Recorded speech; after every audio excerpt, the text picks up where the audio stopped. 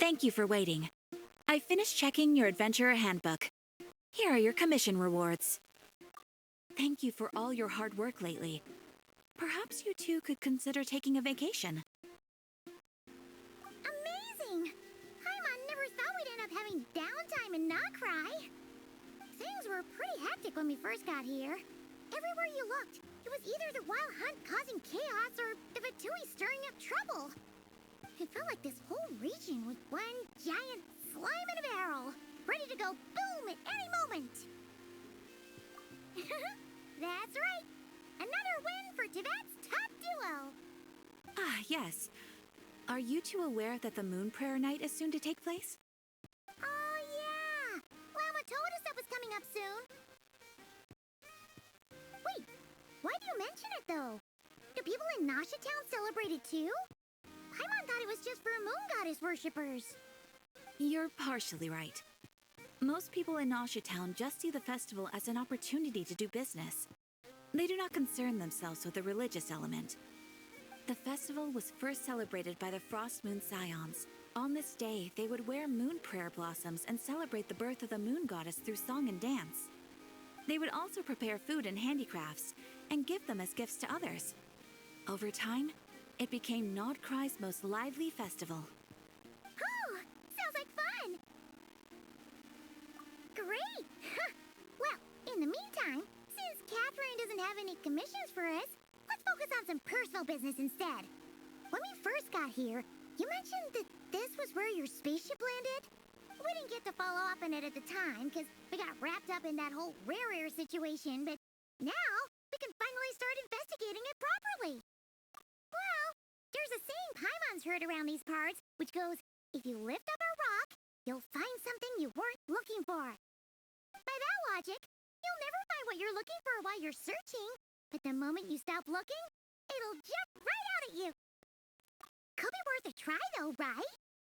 Anyway, Paimon suggests we focus on other stuff we want to do for now, and just keep an ear out for spaceship-related intel as we go.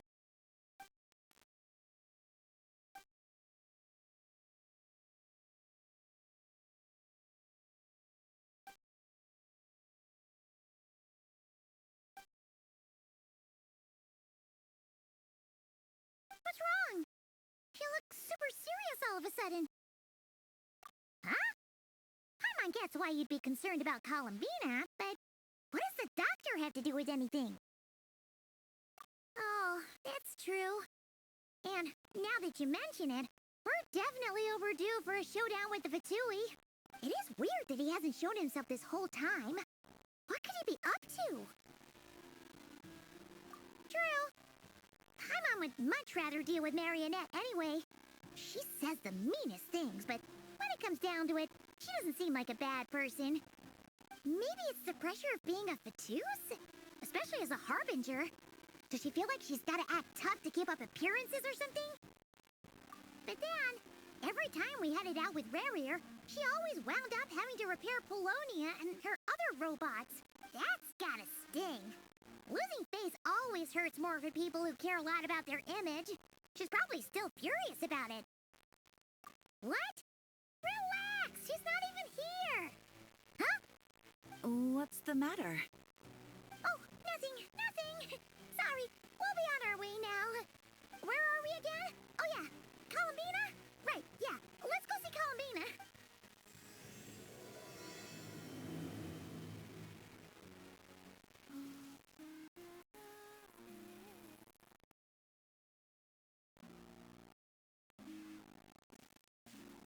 Hey, she's sitting up. Is me sitting here a rare sight? No, we just thought you'd be resting. Perhaps I would have been, were it not for the sudden arrival of some unexpected guests. Not that I consider it a disturbance. After all, you are the only ones who are free to enter. Would it not be a little unfriendly of me to lie down while we speak? I didn't realize you put so much thought into little things like that.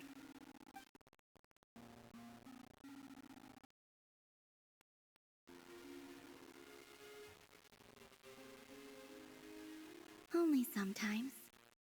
There have been moments lately where I think about you and your companions.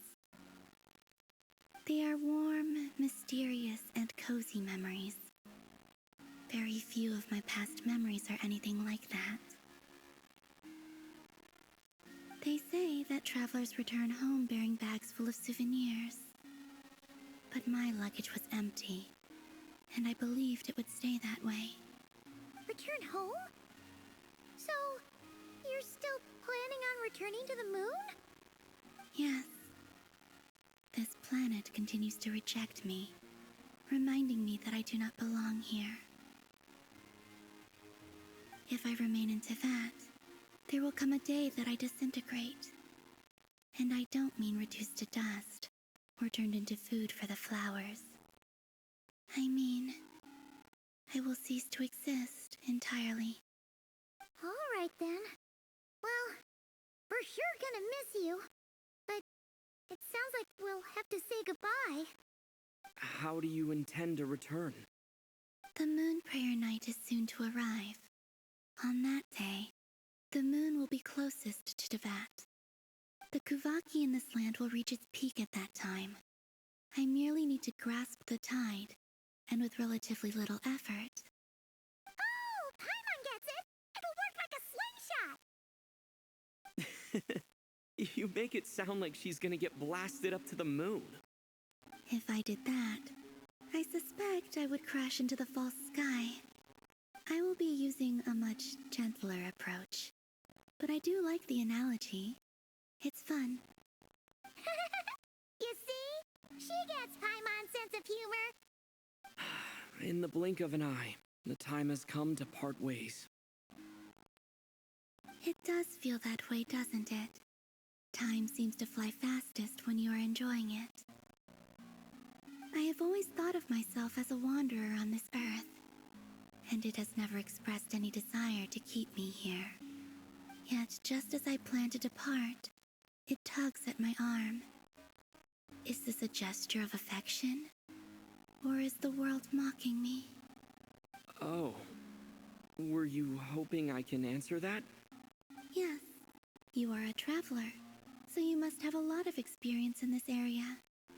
Then, what I would say is, enjoy the moment.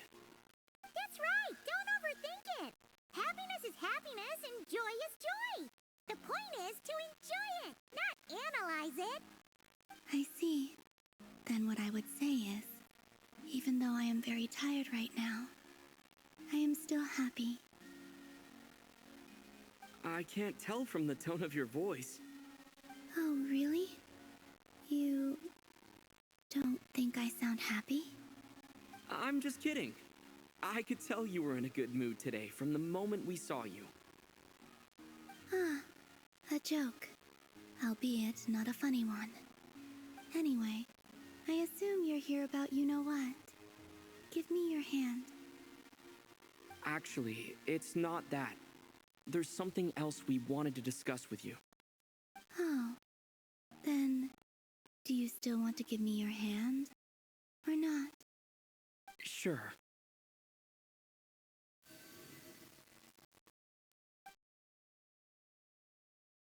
Thank you.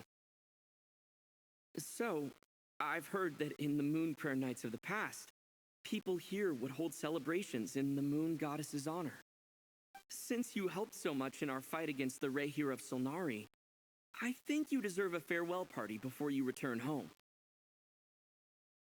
I haven't asked everyone else for their opinions on this yet, but I'd like to invite you to join the upcoming moon prayer night. I've never joined a moon prayer night before. I'm not sure what I would even do. Oh, don't worry about that! We take care of everything! All you need to do is show up. Of course, there's no need to force it if you're not feeling strong enough. It's just, this kind of felt like a golden opportunity. But they call me Kutar, and the Fatui have an arrest warrant out for me. I shouldn't appear in public right now.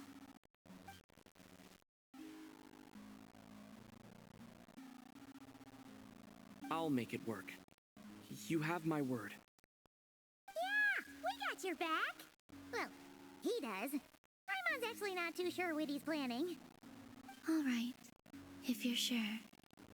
I will not refuse your invitation. I suppose it wouldn't hurt to pack a few more sights from this world into my suitcase before finally learning what my homeland looks like. Oh, if you see Lauma, please tell her that my answer to the question she asked me is neither yes nor no. Rather, it is, there is no need. That was kind of cryptic, but sure. Guess it's between the two of you. We'll pass along the message. Bye for now.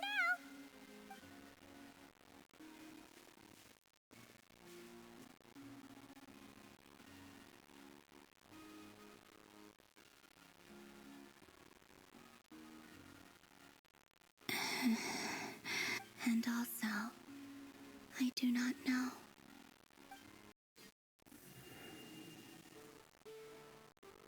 Since she's agreed to join the festival, let's go see who else wants to take part. Lauma's gotta be the person most familiar with the Moon Prayer Night. We should start with her. Also, what exactly is your plan to keep her safe? Not sure yet. I'll figure something out. What? Are you serious? And Paimon even gave you her vote of confidence back there. When did you become so sneaky?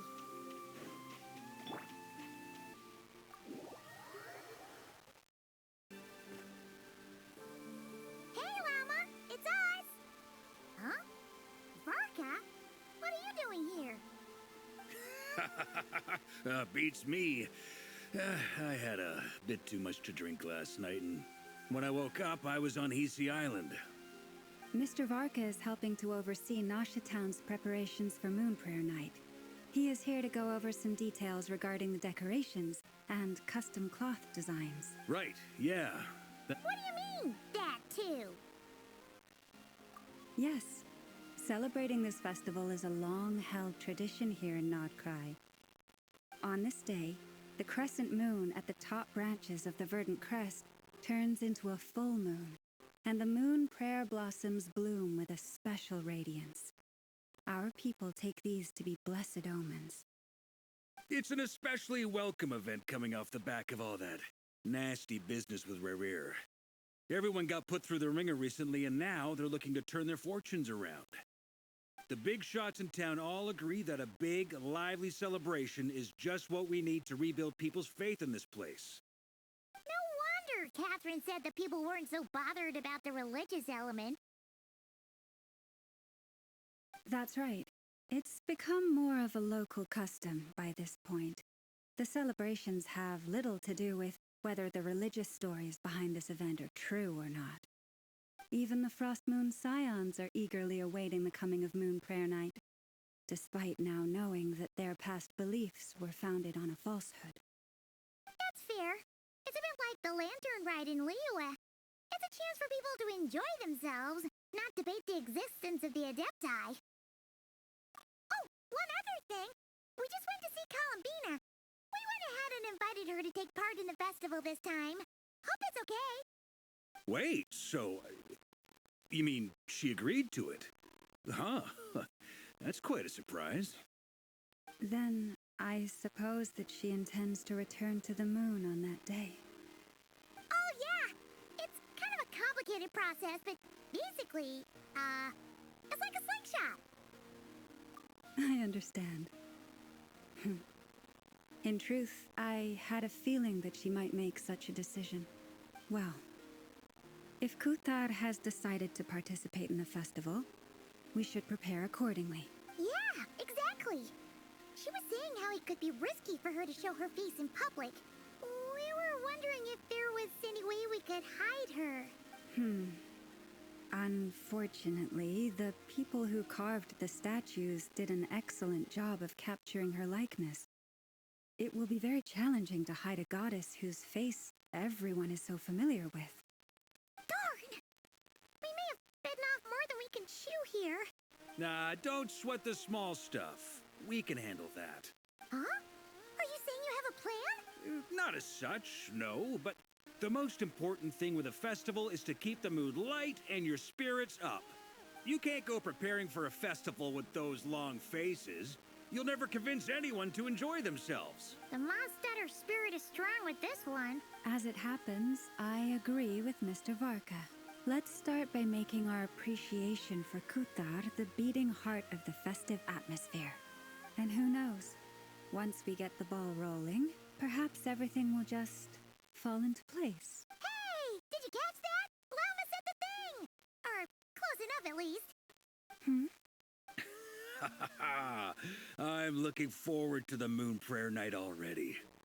We have a festival in Mondstadt called Windbloom, and you can always tell which couples are celebrating it for their first time by the smiles on their faces. Big, beaming smiles like their whole face is glowing. And I have a feeling we'll get to see that same smile on the Moon Goddess's face at this festival. Not quite the same, surely. Anyway, I'll take care of business in the city, but I'll have to leave the decor up to you and the Frost Moon Scions. No one else can capture that traditional aesthetic quite like you guys. But lastly, there's the final key element that brings the festival to life. Companionship. Before you leave, let me show you something that we've been preparing. Mr. Varka had asked to see it already, so you may as well tag along. Also, I have some further questions about Kutar's decision.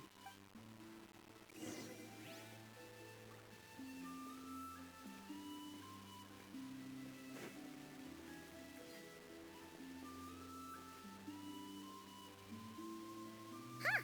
What's this? They sure look like they're having fun. I believe so. Kuhenki seem very skilled at playing drums like these, although I'm not sure where they learned it from. Maybe it's an innate talent? In their eyes, they're probably just playing with toys. Wanatar!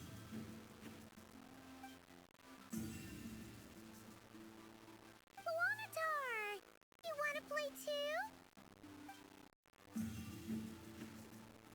Yeah. She looks more confused than anything. Maybe we can teach her next time if we get the chance.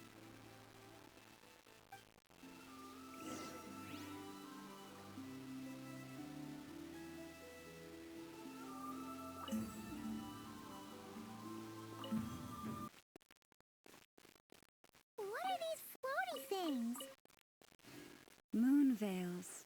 We hang them from buildings in the city during the festival. When you look at the sky through them, it creates a lovely misty effect.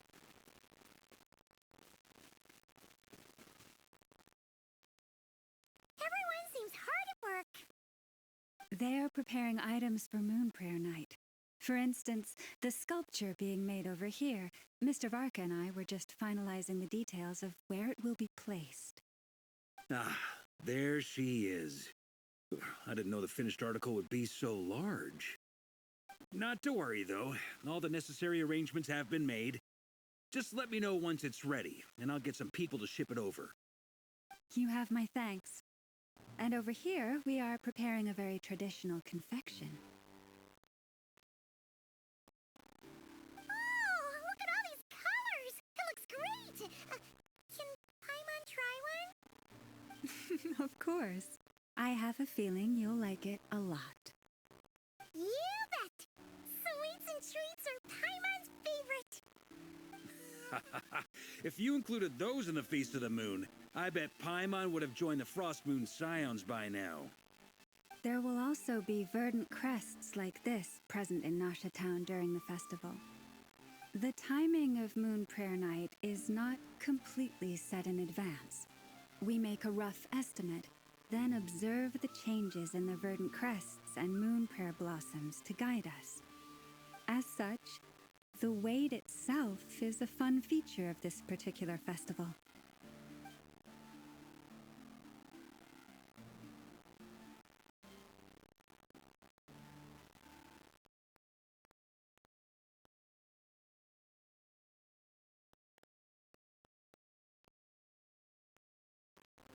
Let's talk here. To tell the truth, I am very surprised to hear that Kutar is willing to participate in the festival. I once asked her if she'd be willing to stay with the Frost Moon Scions. I could introduce her to everyone, and we could be a family to one another. She did not answer, but she has not appeared here since. I took this to mean her answer was no, but if that were the case, she would not have accepted this invitation. Ah. I see. Maybe she is right. Maybe the Frost Moon Scions of today no longer need a moon goddess. But my wish was not for her to come here and be worshipped as a deity. I simply wanted to offer her a place to stay. I'm sure she believes that showing herself here might invite Fatui intervention, and as such, she does not wish to cause us trouble. But what really pains me about all this is that this is her birthplace. She ought to belong here, yet no one has been able to grant her shelter. I think I'm qualified to weigh in here. When someone's about to depart on a long trip, what they need is blessings, not burdens. We should wish her the best, not make the journey harder than it already is. Anyway, she's agreed to attend, hasn't she? All we need to do is simply respect her decision. I see your point. Yes, she will soon depart after all. Our job is to leave her with some happy memories. Besides, who's to say her journey to the moon is a one-way trip? It's not like she can't come back and visit if she wants, right? Paimon agrees wholeheartedly. Festivals are all about having fun, so let's keep it simple. All right, I'm gonna head back to Nausea Town soon. Want to come with? I'm guessing you have some other folks to visit there. Sure thing, let's go. Bye for now, Wilma. Thank you all. Goodbye.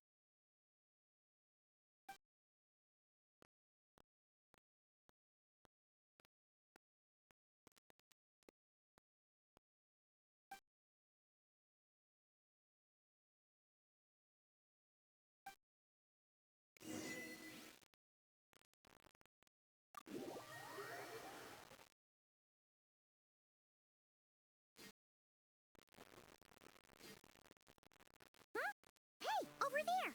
It's Durin and Albedo with Flints. What could they be chatting about?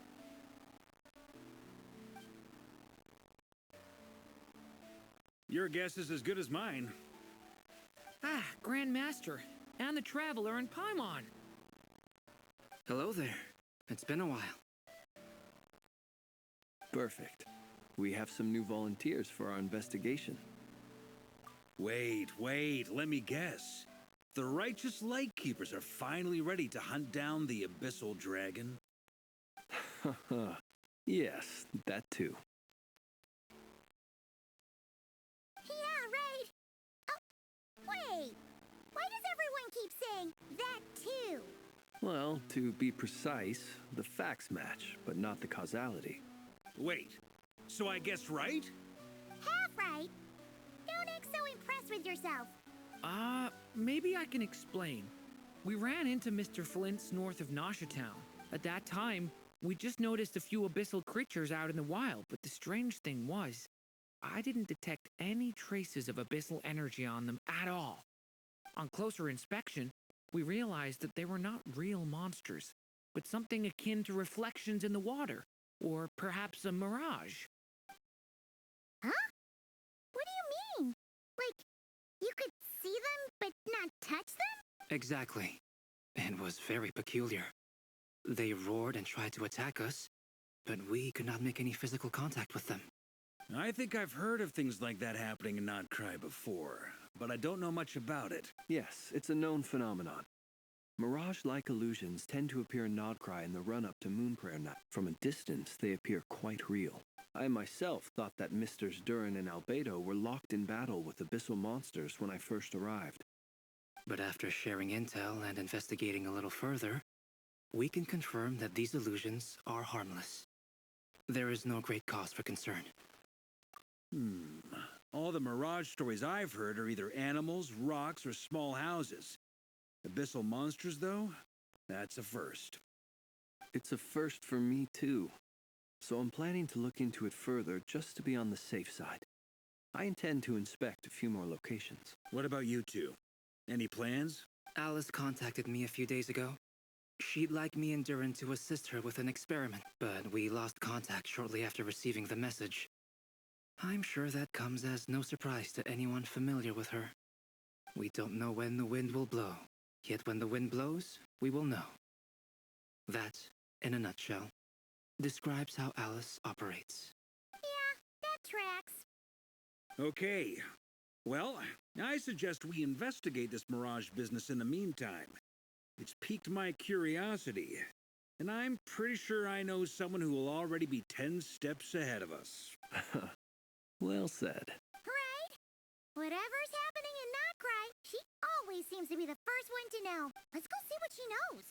We can invite her and her staff to the festival while we're at it.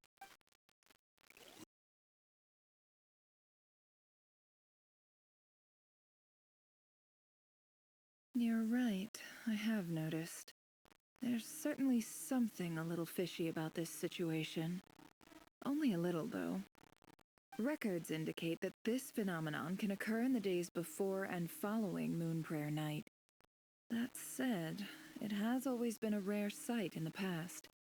The odds of encountering these phantoms are similar to looking up in the night sky, happening to see a shooting star, and managing to make a wish before it disappears. But this time, either everyone's getting lucky, or they're appearing far more frequently than usual. Yehoda's out gathering intel as we speak. In the meantime, let me check off some points of interest. First, the Abyss.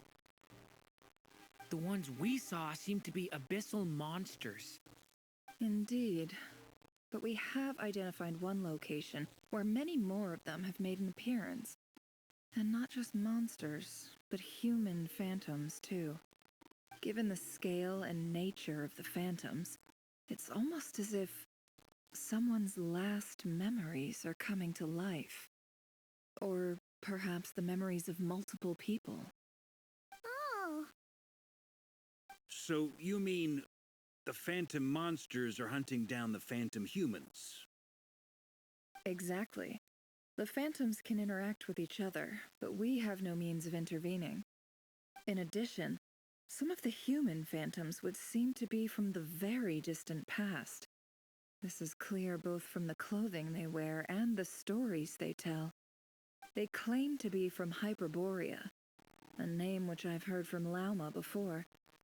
If this is true, it means they must be from 6,000 years ago. Did Paimon hear that right? 6,000 years? It sounds like this merits further exploration.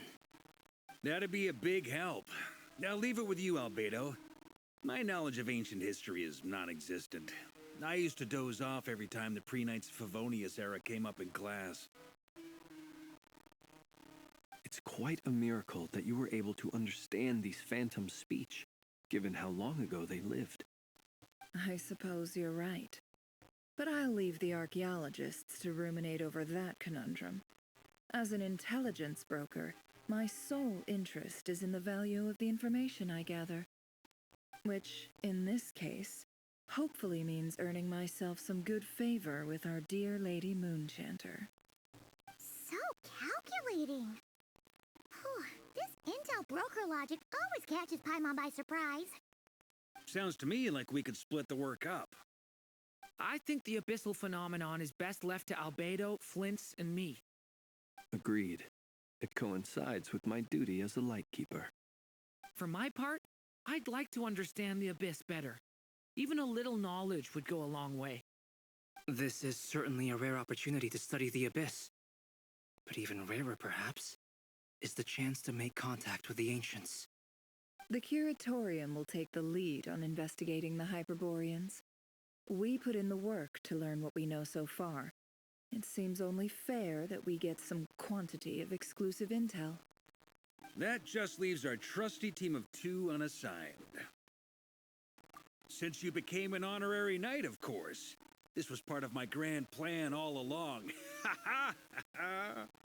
Oh yeah, by the way, we managed to convince Columbina to come to the Moon Prayer Night celebrations. Would you and Yehoda like to join too? She agreed to that? Huh. Quite an achievement. Never underestimate the traveler, I guess. I'd be happy to join. No point shutting myself inside when the streets are all decked out. I doubt any clients will be visiting during the festival in any case. And Yehoda loves a party, so I'm sure she'll jump at the opportunity. No, no, no, no, no, no, no, no, no, no! Way to contradict me in front of... Wait, no, that's not what I have bad news, boss! So many people. Alright, everyone inside! Quick!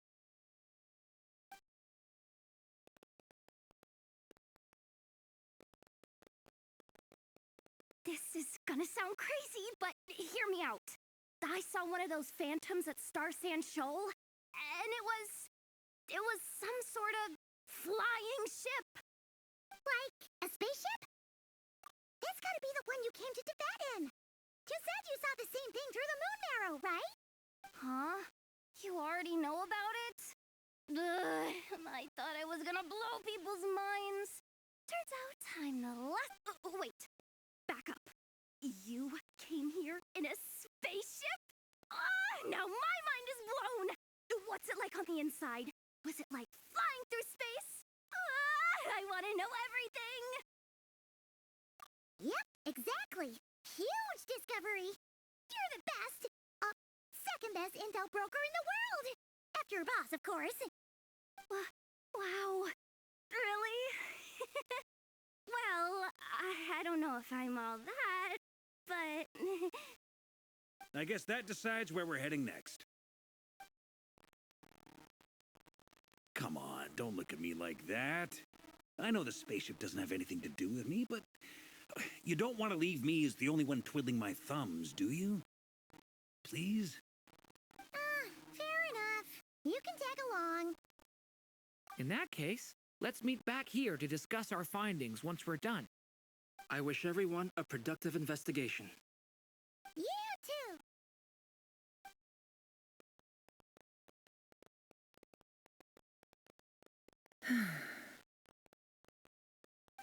What's up, boss? Aren't we gonna head out? Tell me, Yehoda, when did the curatorium start giving out intel for free?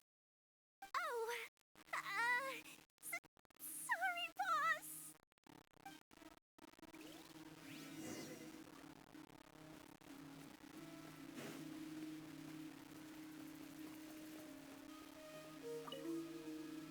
We can't unshare information any more than water spilled on sand can be put back in the bucket.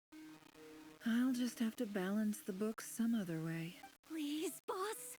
There's gotta be another way. Who knows? Depending on what they find, maybe this will work in our favor. Please don't find me. Please.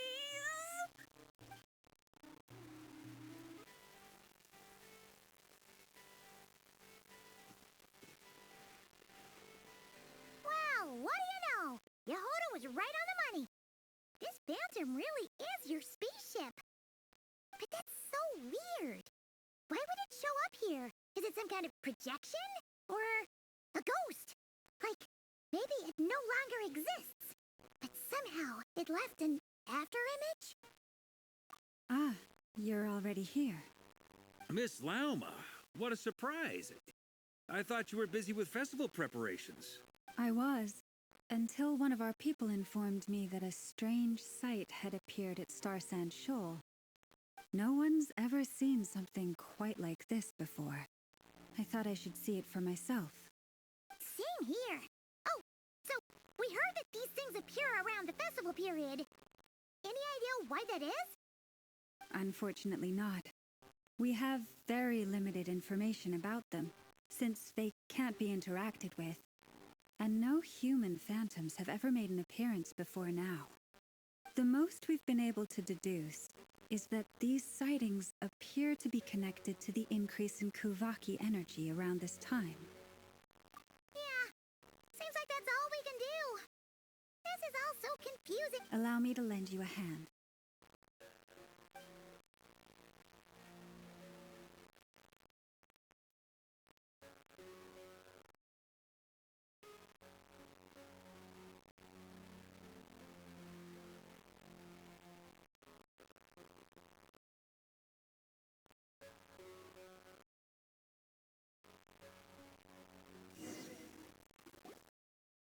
Everyone, our friend here should be able to provide us with some information.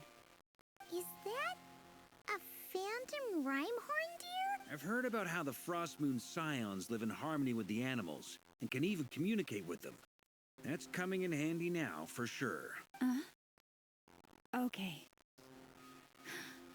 Yes, I understand. Then how about this?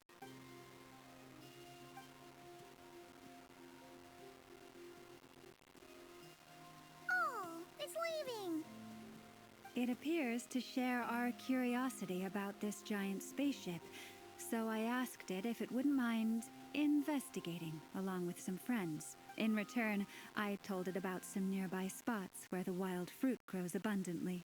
We may live in a different era from these phantoms, but I trust that the terrain, climate, and ecology here are more resistant to the effects of time than some things are. Let's give them a moment and hope for the best.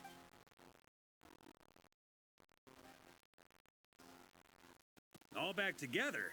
Must have been a lot of fruit. Indeed.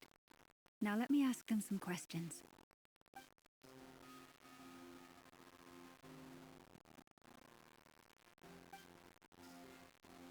It did find a lot of wild fruit, enough for them to feast for a long while. This puffin circled in the air several times, but didn't spot anything out of the ordinary. Certainly nothing to do with the spaceship. Huh. Well, it definitely makes sense to get a bird's eye view. Indeed. Other than that, I was also thinking that the world these phantoms see is also different from ours. Oh, I get what you mean. The wild fruit exist in both times and spaces, but there might also be things that only exist in that space-time, which we can't see. Good point. Great thinking, Lauma. Blunthorn rhinos can use Kuvaki to shift great rocks, but this one says it couldn't get that ship to budge by even an inch. The sniffer mole tried too, but despite being a skilled digger, it could not get through. They say that the spaceship looks robust and undamaged. It seems completely impervious to any and all attacks. Whatever lies within is well defended from harm. So, just like us humans, there was nothing they could do about this spaceship either. Yes, still, they deserve our thanks. We are grateful for all your efforts, dear friends. Now go, and enjoy your feast. I've noticed some other human phantoms gathered nearby. Come on, let's go talk to them.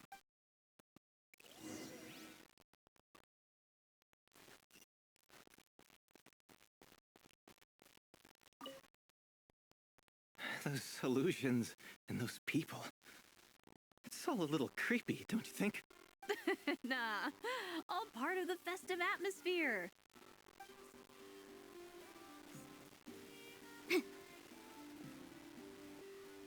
What is this thing? I've never seen it move, and there's no way to get in. Goodness knows. My grandpa says it's been sitting here at least since his grandpa was still alive. What about his grandpa? Did he say anything to your grandpa's grandpa about it? Huh? I don't know. In all likelihood, it was here back then, too. Hard to imagine something this huge could move. Guess that means that as far as they're concerned, this ship's been around a long time. Have you ever seen anything like this? Nope. Never seen or heard anything this weird.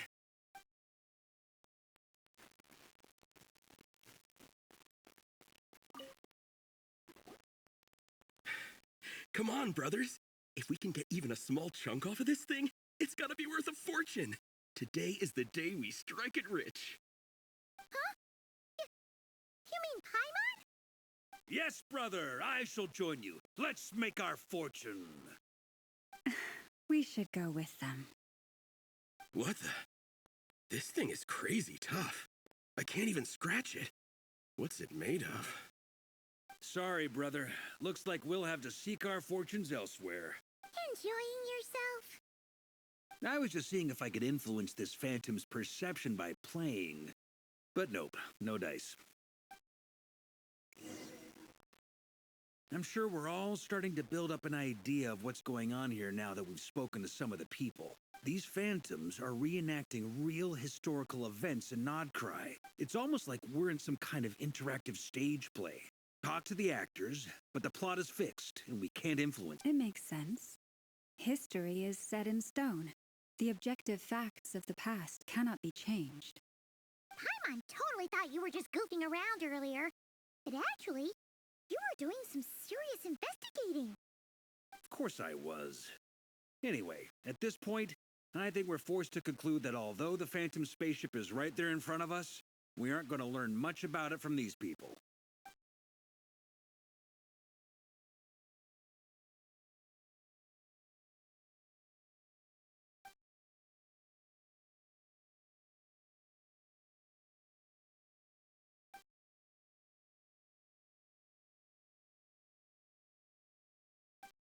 Don't be discouraged. If nothing else, this is proof of the ship's existence. And think about it. So many people tried to hack their way inside, but no one could get the door open. It's made of very tough material. To me, that says that we'll either find the ship itself or the story behind it. It's just a matter of time. Huh. Every now and then, when Barca gets serious, he actually does seem like Grandmaster material for one. I wonder how the others are doing. Let's head back for now. Sounds good. Also, drinks are on me if Team Knights of Favonius is the first to finish. Wait, we have a team name now? Am I in Team Knights of Favonius as well? You're very welcome to join. We've even got a cathedral ready for you. Isn't that technically blasphemy? You wouldn't dare make a joke like that if Barbados was in earshot. Nah, I'm sure Barbados doesn't mind a little harmless blasphemy once in a while.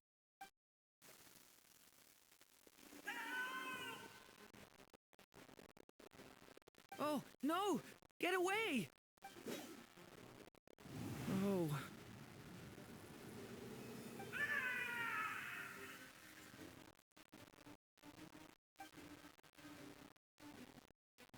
I know it's hard to stomach, Mr. Duran. But as I'm sure you've noticed, there is nothing we can do to intervene in that which unfolds before us. But we have to at least try. And try you have. But are you aware of how many unsuccessful attempts you've made now? I wasn't keeping count. I'm afraid this is the 39th failure so far. Or the 5th if we're only counting this particular victim. There are no indications that these phantoms may be altered in any way. You seem to have calmed down a little. I'll make us a fire. You should rest and have some water. Feeling any better now, Mr. Duran? May I ask a few questions? Be my guest. What exactly are we witnessing here? What happened to those people? My guess would be that we are seeing Nodkrai during the Conrian Cataclysm. Would that be accurate? Conria. That is correct. As you know, once the Abyss senses even the tiniest crack, it floods in and spreads like wildfire. There was a time in the distant past when it permeated all of Nodkrai, causing immeasurable harm. The people paid a terrible price to heal this land.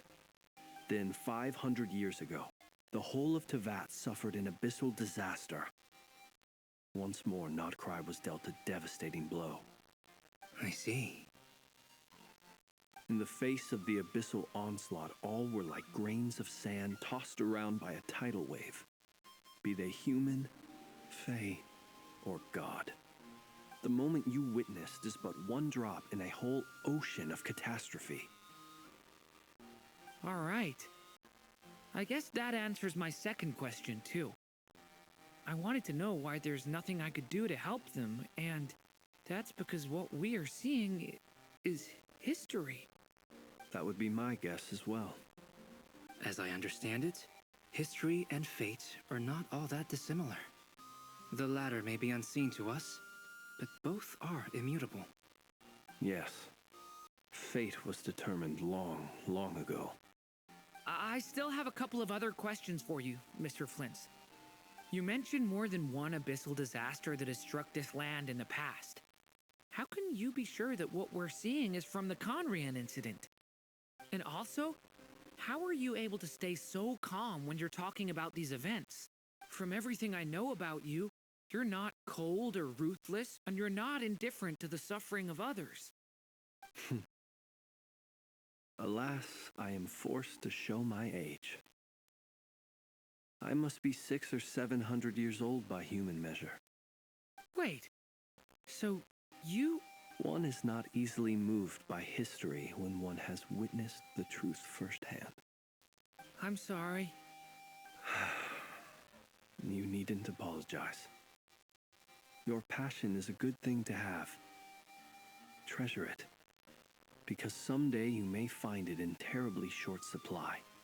Now, at the risk of offending you, I have a question in return.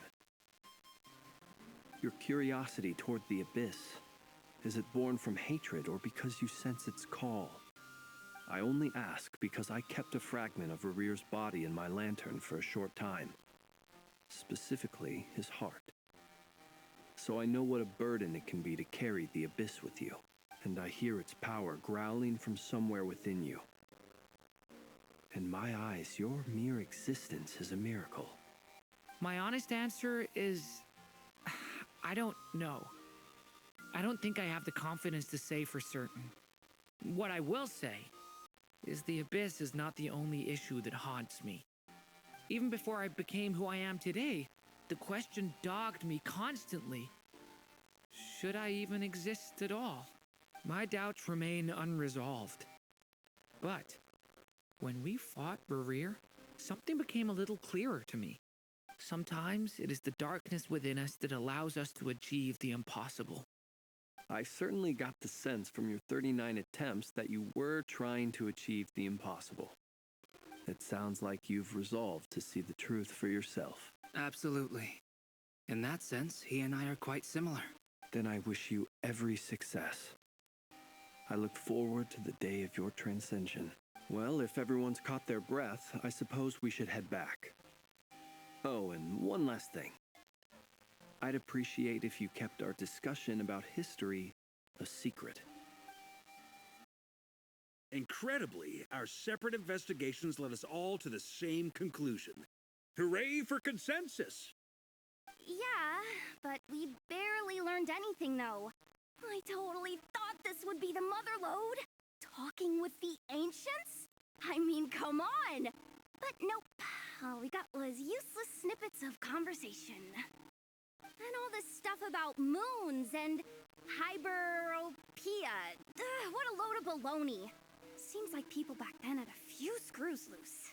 I understand your frustration. We found the same issue. Each phantom only showed a very brief moment in time. There isn't much value to be found in these miscellaneous fragments of a civilization's history, no matter how glorious it may have been. If there's a silver lining, it's that these phantoms are harmless to the present reality. They shouldn't get in the way of the festivities. Paimon agrees. And not just because it's the first thing she understood in this whole conversation. You look disappointed, Nefer. Is something the matter? What do you think? We all worked our tails off, but the only one to gain anything from it was you, Lady Moonjanter. Well, please do share the Hyperborean records with me. I will gladly inscribe them in our people's documents. Oh, duh! Yeah! That was it! Hyperborea! Hyperborea. I'm serious. Only an expert in the Frost Moon Scions and their history can turn these records into valuable research material. The alternative is to let them gather dust on the curatorium's storage shelves until the pages turn yellow. Nefer, you're wise enough to know that cooperating and sharing the profits is the best course of action here. Well, that goes without saying. Sure, let's do that. Huh? But didn't you say we aren't supposed to give out intel for free? Sorry. Shutting up. Now is not a good time to push Nefer's buttons. Anyway, back to Moon Prayer Night. I'm thinking that we should prepare something a little special, aside from the usual decorations and so on. You mean a parting gift? Can't go wrong with food. Although, does food go bad on the moon? Perhaps a lantern would be a better choice. It might be dark up there. It could prove difficult to light a lantern on the moon. Magical stones might serve that purpose better. What about a clockwork mecha model from Fontaine? I've got a whole bunch at home. I use them for fighting practice in my free time. None of these sound like things she would be even remotely interested in. But we don't interact with her enough to know what she likes. Yeah. It would really save us the guesswork if someone could find out what she's into. Wait, what the? Traveler? They're all looking at you. Great! Haha, problem solved. Now, I need to stop by Dory's. Gonna need her help sourcing a bunch of stuff for the festival. Then let's leave it there for now. We all have our own business to attend to. Traveler, if you find out what Kutar likes, let us know right away.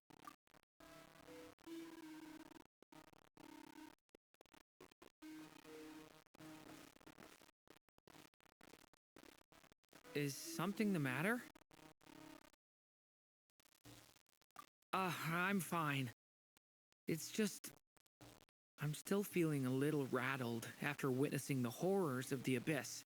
But it's okay. This is something I have to work through. I'll be all right. Thanks for your concern. Well, don't put too much pressure on yourself. If you ever feel like something's wrong, physically or mentally, we're here to talk. Come on. Stop treating me like a kid.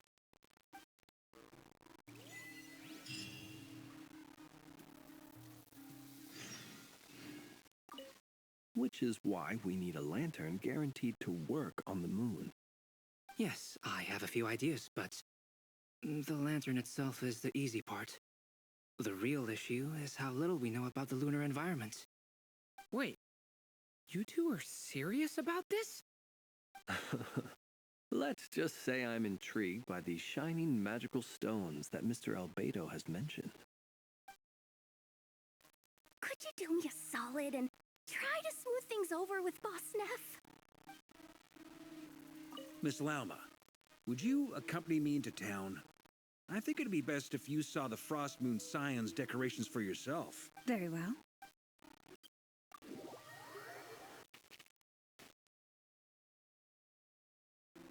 Columbina, we're back! Huh? She's not here. Weren't there a few Kuhenki here last time, too? Where did they all go? Walkies? For Kuhenki? You're not pets, you know. Oh, well. Looks like we just came at a bad time. Let's try again tomorrow. There's still a few days until Moon Prayer Night, so we're in no rush. Besides, she needs time to rest anyway.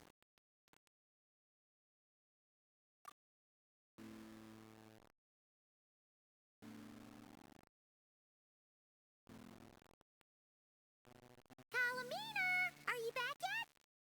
Oh, how strange. Looks like she still isn't here.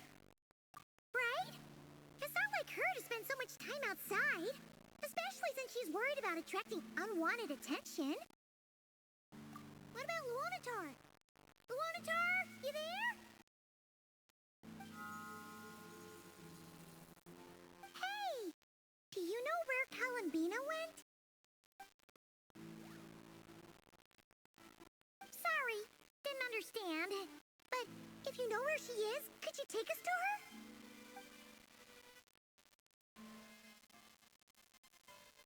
Yeah, that's even stranger. What about them? Oh, that's not good news. They change color when columbina gets weaker, right? And they look super pale right now. Good idea. She might know what's happening.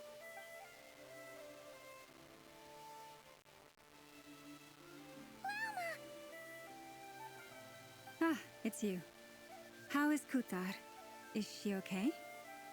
No, she hasn't. I came here to check on her after I noticed the flowers had changed color. Based on past precedent, she must be very weak right now. Even getting up to walk would be a struggle. It seems unlikely that she wandered off outside. Not to mention that she doesn't do that at the best of times either. So yeah, this is super weird. No. Very few people are in the know about Kutar's whereabouts.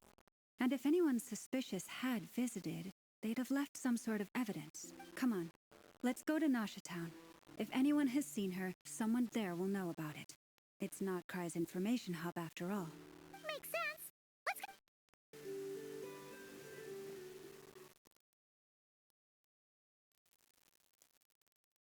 Wait a moment.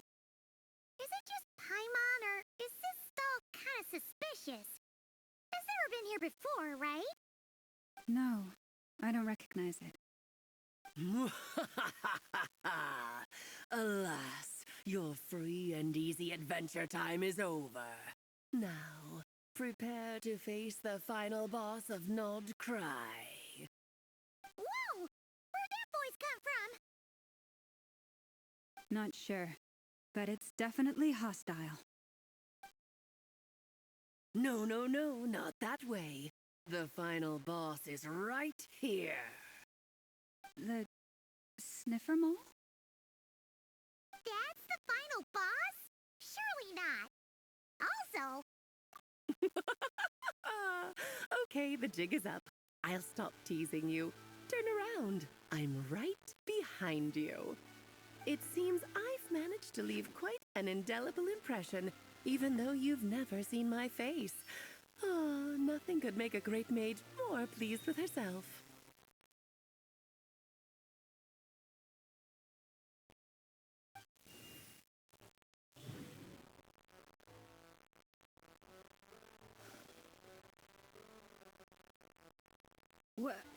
What is going on? I've heard that all the big shots in Teyvat have long, wordy titles that stun people speechless when they make their entrance. Unfortunately, none of them are affiliated with the Hexenzirkel, and we ourselves keep a very low profile. The notorious name-dropping doesn't quite work for us. Still, I, for one, think I'm really quite amazing. So that didn't stop me from coming up with a title anyway. Alice! It's really you this time? Not a lantern or a Dodoko, but Alice in the flesh? Oh, that's right. So, what do you think? How does it feel to finally meet me? You look like... Oh, that's the first thing you thought. A little surprising, but that actually makes me very happy. Because that means that when Klee grows up, she'll be just as stunningly beautiful as her mother. So she's a friend of yours? Kind of. This is actually the first time we've seen her in person. I see. Madam Mage, that was, quite a powerful entrance. I certainly won't be forgetting it anytime soon.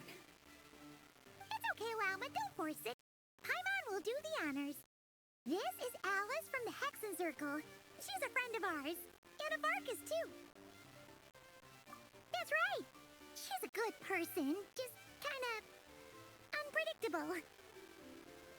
Well, what is the human heart if not unpredictable? Hmm? If we could not do as we please, how would we differ from machines? I am Lauma, Moon Chanter of the Frost Moon Scions. It is a pleasure to meet you. Oh, I know. Before you got here, I spent a good, 15 minutes getting up to speed on nodkrai's present situation. In other words, I've read the whole in the last episode part, so we can skip the pleasantries. Fair enough. Well, Miss Alice, I can already tell that you have quite a unique personality. You'll get used to it. Paimon sure is. So anyway, what are you doing in Nodkrai, Alice? Oh, I thought I told you already. This time, I'm the final boss. And what a formidable foe I shall be. Powerful, confident, decisive, and good luck finding my weak spot. You will never succeed. Oh, drat! My one weakness, and you found it in an instant. Fate has been dealt a devastating blow. Thus falls the great Dodo King. Why are you playing along with this nonsense? For funsies, of course. What's wrong, Paimon? Are you disappointed in me? Am I a gigantic letdown? No, it's just... you seem like a busy lady. And this is the one time you've shown up in person. Paimon figured it would be for something more high stakes than just goofing around. You're quite right. I'm here in Nodkrai because something big happened. Something big enough it caught the attention of the Hexen Circle. It concerns the 3 moons, Tevat's borders, and of course, the moon goddess you are currently searching for. Kind of. Why don't we discuss this over a pot of tea? My main reason for coming on this trip to Tevat was, of course, to have some fun. But I do technically have a job to do as well, namely, maintaining the stability of Tevat's borders. I'll skip over the complicated parts, but to sum it up, abyssal energies are all that lie beyond Tevat's border. We'd find ourselves in a real pickle if they ever made it through. And the phantoms you've been seeing are a sign that the border has been disturbed. No wonder they tend to show up around Moon Prayer Night. Is it because the real moon is now so close to us that its power can cross the border? In part, but only a negligible amount passes through. Just enough to influence the verdant crests and so on. And as you've noticed, there has been an unprecedented number of phantoms appearing this year. The influence of the moon beyond the border cannot explain this. No. There is another far greater factor at play. The trilunar syzygy. A trilunar syzygy? Eons ago, before the heavenly principles came to Tevat, it was the then 3 moon goddesses who controlled the laws of this world. Oh, that's exactly it! The 3 goddesses split these powers amongst themselves, promising never to consolidate them into one singular body. This was meant to keep the world stable. But, fast-forwarding to the present, the eternal moon's marrow is with you, while the iridescent moon's marrow, which should never have appeared in this world, has been retrieved. Add that to the presence of a moon goddess in the flesh and... the power of all 3 moons is gathered here in Nodkrai. There hasn't been an event like this since the War of Funerary Flame. And it's having a noticeable effect on Tevat's borders. Because I wish to give my darling daughter a peaceful, sunny environment to grow up in. Is that a good enough reason? Kinda sounds like you're dodging the question, but it does make sense. Well, that's one reason anyway, and the most important one. The others are a little complicated to explain. For instance, cleaning up after dearest Miss R. Albedo could tell you more about that if you're curious, but right now, I have a more important question to ask you. Why are you collecting the moon marrows? I see. Nicole told me about that legend once. Nicole?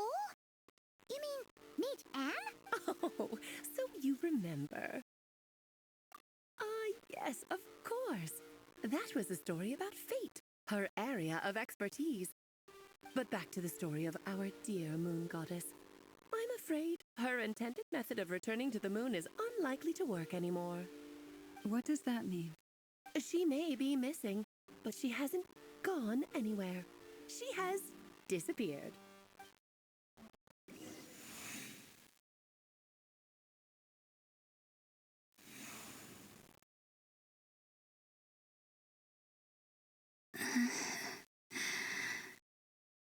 My body is so heavy. Wait, no. It's my mind that's heavy. My arms and legs are as light as a feather. What's happening to me? I feel drowsy, like I've been asleep for too long. Is it daytime or nighttime? Is the moon out? I think I'll go for a walk.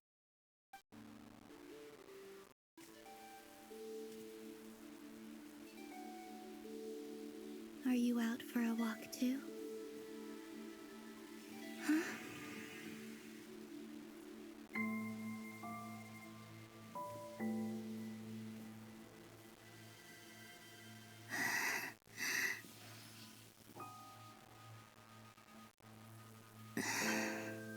The day has come at last.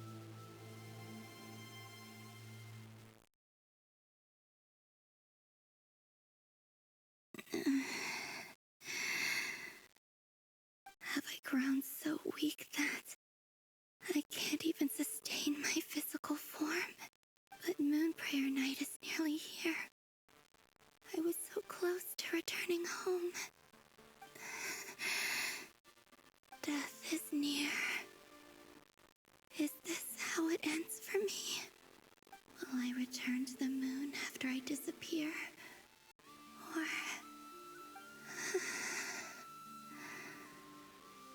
I don't want it to end like this. So far, at least, I still exist. Even if not physically, I can still feel. But as my power wanes, I'm sure that too will fade. I suppose I might take one final look at this world.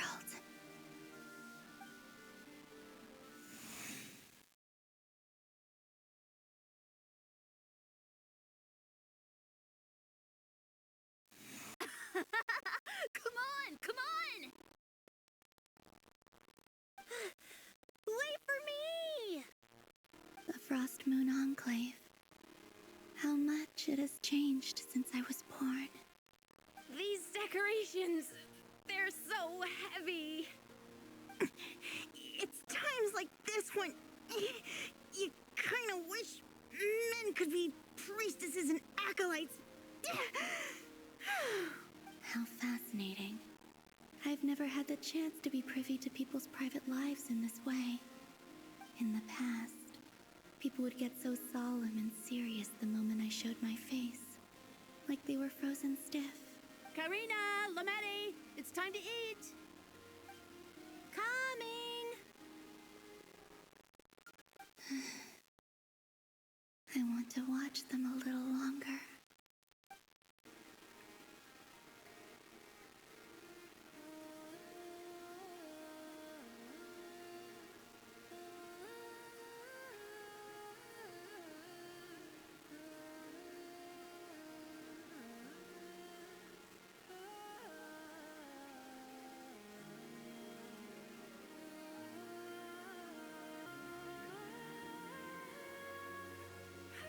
So just fill these balloons with air, right?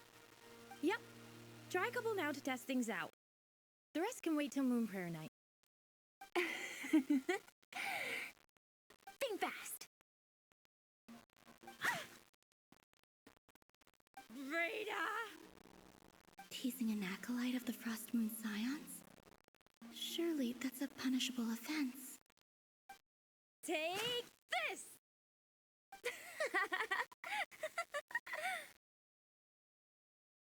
Huh?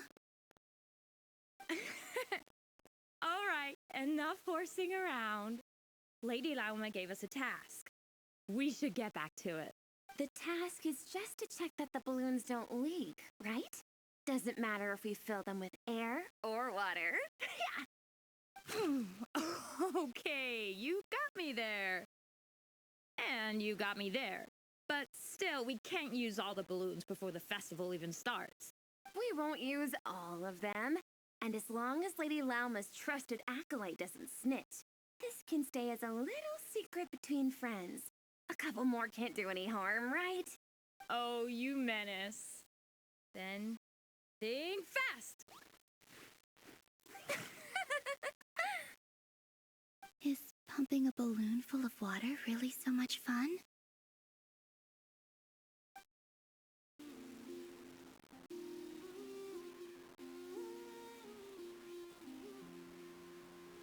I'm sure you're both tired from playing all day. Come on, eat up. A plain, humble meal. That has always been the way of the Frost Moon Scions. Huh? How come Lamatti got a midsummer berry dessert? Oh, I always get Lockaberry. I don't mind sharing. You can have a bite of mine if I get to have a bite of yours. They're sharing food? I've never shared food with anyone before. Even at the Harbinger tea parties, everyone just ate off their own plate. And when I couldn't finish my food offerings from the Frost Moon Scions, they'd leave the leftovers out under the moonlight for the animals to claim. Hey! That was 2 bites! Oh, then you can have another bite of mine. Oh, you too. Oh, don't fret now. Here, have some of Granny's too. So this is what it means to be family.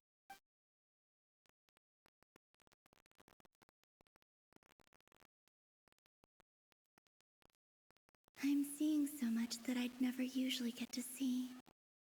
They'd never act like this when I was around. It's nice, being able to just watch people in peace in these final moments. What a rare opportunity. I think I'll go take a look around Nasha Town, too. Maybe the Traveler will be there. After the War of Funerary Flame, the moon goddesses were no longer recognized by Tevat. They lost the whole foundation for their existence. That's why the moon goddess's strength is fading. She cannot withstand the world's rejection of her. To be more pedantic about it, the moon goddesses did something to offend the heavenly principles, and that's why they were ousted. Something of a recurring theme in Tevat's history. Theoretically, speaking so candidly should put me in their crosshairs too, but they can't tell me what to do. I'll say whatever I want. Anywho, the Moon Marrow energies were but a drop in the bucket for her, and that battle against the Ray Hair of Solnari only weakened her further. Fortunately, it happened close enough to Moon Prayer Night when the Kuvaki concentration here is high. That's the only reason she managed to survive this long. What do you mean, fortunately? You said she disappeared. We're too late. Oh, what a headache. I thought this was all common knowledge. I guess I have some more explaining to do. Okay, buckle up. It's time for another lecture.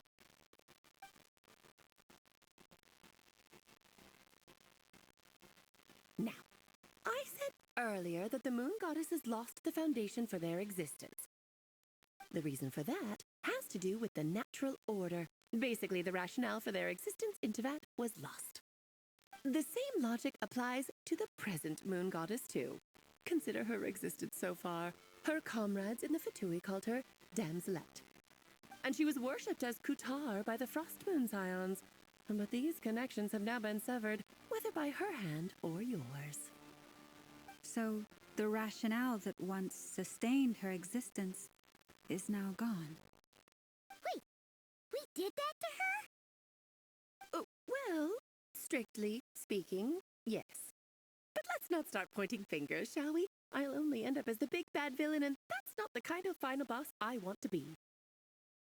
Of course I do. I'm only the greatest mage in the whole entire world. Now, if you wish to find your moon goddess, there are two problems we need to solve. Firstly, we'll need to strengthen the connection between her and Tevat, at least enough to sustain her until Moon Prayer Night. Strengthen her connection. But does that mean I'll have to rally all the Frost Moon faithful behind this? I'm afraid a bygone faith and a former home won't be of any help to her now. Do you know her name? Her name? Oh, yes. Names are very important things. A name is a fundamental concept that anchors one's entire existence. Then your first job is to find it. As a moon goddess, I'm sure she must have a name she identifies with.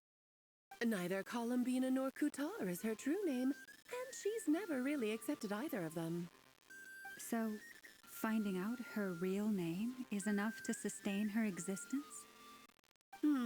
Yes, I know it sounds like a small step, but every journey begins that way.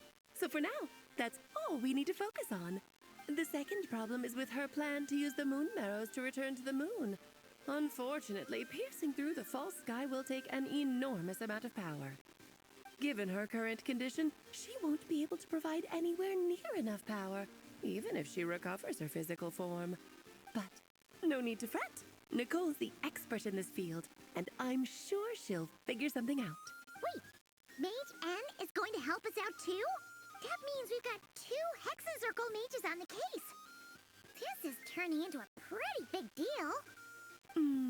Actually, this is more of a side quest for me. Like you said, I'm a busy lady, so I can't stay for too long. I'll have to return to Tevat's border soon. That's the upside you get for looking out for my little Klee. Hopefully that will incentivize you to carry on keeping her company in the future. Anyway, jokes aside, you'd better get moving. It will take quite a miracle for the moon goddess's consciousness to hold out till Moon Prayer Night. Oh, I suppose I might as well tell you where Nicole is before I leave. Off you go now. Time to meet your new friend. Oh, yes, and a little suggestion. Don't forget to mind your heads. What? I wonder how Durin's doing. I should really go see him before I head back. You really are super busy. I most certainly am. There's so many children I have to keep tabs on just in Mondstadt. Durin, Albedo, Venti, Varka. Klee didn't make the list, huh? Of course not. Klee is my pride and joy. I have no qualms about her, because she's the best child in the whole wide world. Yeah. Klee's a little angel. I'm glad you agree. Well, all the best. See you when I see you.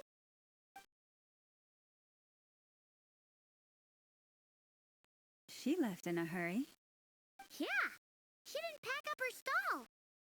Should we handle it for her? I must say, I'm now very curious about her daughter. Klee, wasn't it? What's she like? That's a long story. Come on, we'll fill you in as we go.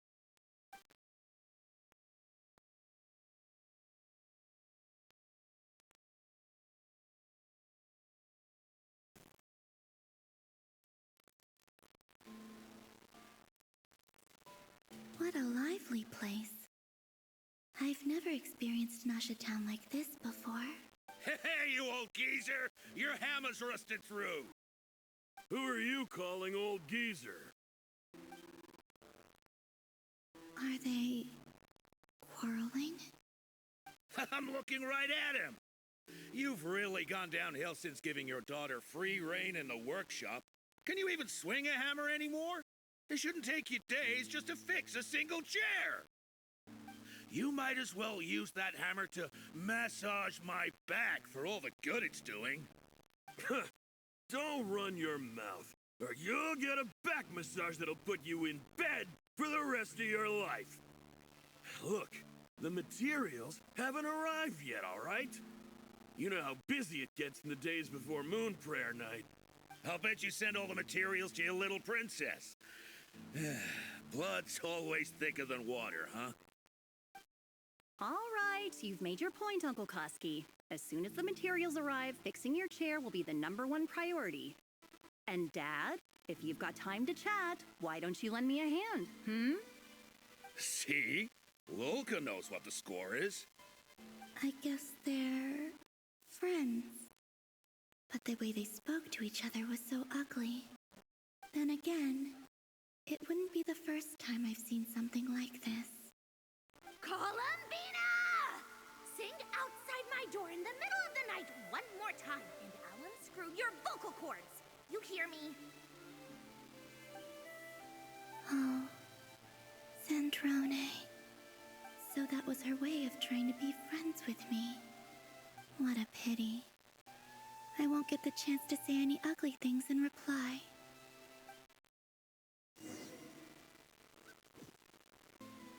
Hey, have you decided what to give her for Moon Prayer Night? I sure have. She's gonna get the surprise of her life when she's least expecting it. Then I'll whip out the ring and pop the question. The surprise of her life. What a fun turn of phrase. Cool, I get the picture. You can spare me the gushy details. Ooh, looks like we have a customer. Hello there, ma'am. Would you like some Moon Prayer Night candy? Huh?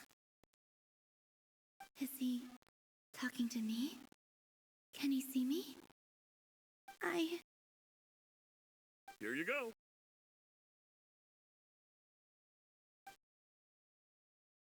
Oh.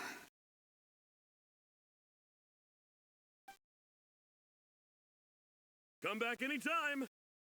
Right. Now, where were we? I don't know why, but I still held out hope.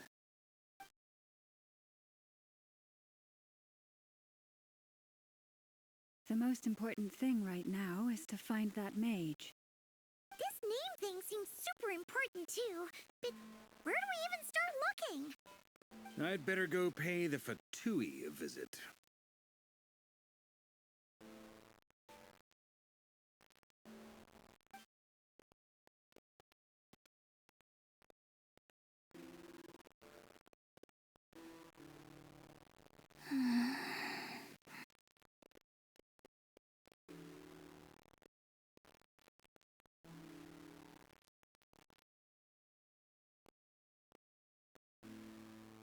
Columbina?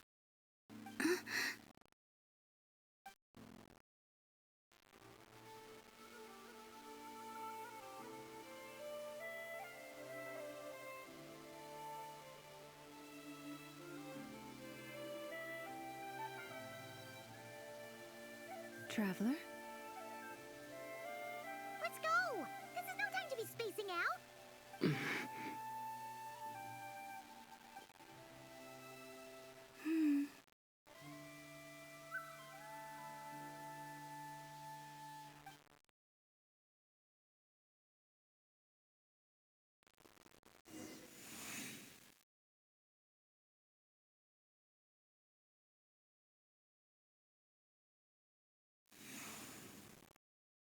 Where are they going? They mentioned a mage and a name? So, Mr. Varka, are you acquainted with this Nicole? Or should I call her Mage N? Ah, not really. We've never met, though she has come up in conversation. From what I've gathered, Alice kinda took Nicole under her wing. Taught her how to speak in a more ladylike fashion, that kind of thing. Huh. Hard to imagine Alice as an etiquette coach. Yeah, Alice is a larger-than-life personality, I'll give you that. But then again, that's why she's able to draw such an eclectic mix of people into her inner circle. If I remember correctly, being an interesting person is actually one of her main entry requirements. So, if you ever wanted to join the Hexenzirkel, I'm sure you'd both be eligible to apply. Hey! Don't go around making promises on Alice's behalf! I wouldn't dare. I'm just trying to paint a picture of the Hexenzirkel for you. Okay, sure. Anyway, since none of us have ever met Nicole, how are we supposed to find her? We can't just go up to every woman in sight and ask, "Hey, are you Nicole?" Maybe something she's wearing will give it away? Like a wind bloom pinned to her chest or something. Wait a minute. Alice never said Nicole was from Mondstadt. Oh, true. That would be this young lady, then?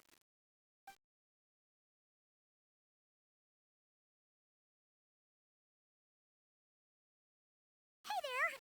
Sorry to disturb you, but are you Miss Nicole? Varka, Knight of Boreas of the Knights of Favonius. Alice might have mentioned me before. Mm-mm. Have we got the wrong person? Sorry. Well, this is awkward. When I shook my head, I meant, no, Alice hasn't mentioned you before. Huh? Where is this voice coming from? My apologies. For certain reasons, I am unable to speak. This is the only way I can communicate with you. It might take some getting used to, but I hope you can understand. Hey, it's fine. I'm more shocked by the fact that Alice never speaks about me.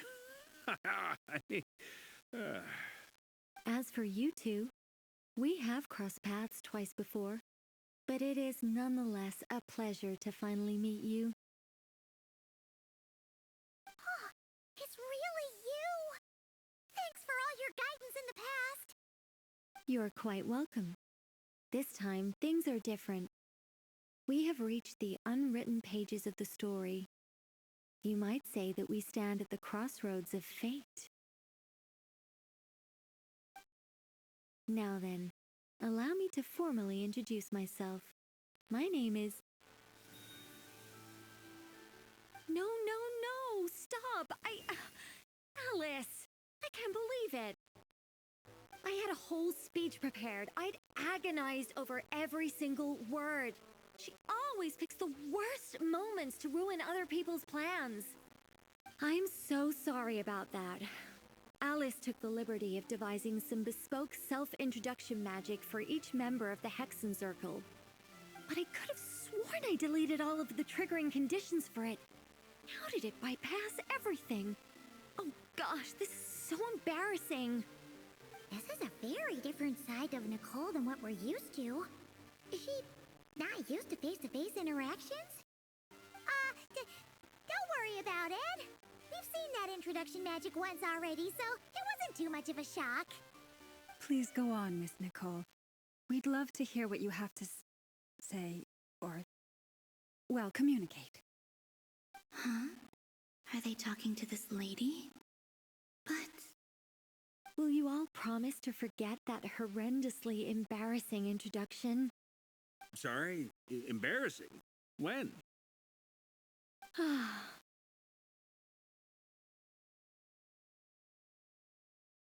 Yes, my name is Nicole, and I am one of a very few angels who have retained both their preferred form and their power. The Traveler and Paimon should be no strangers to this concept. There is another of our kind in Natlan. They call her the Lord of the Night. Right! Paimon remembers her. Yes. Well, I have retained more of my power than she. It's because I don't have a long-term duty to fulfill. To be more specific, no. We'll be here all day if I get into the specifics. Moving on.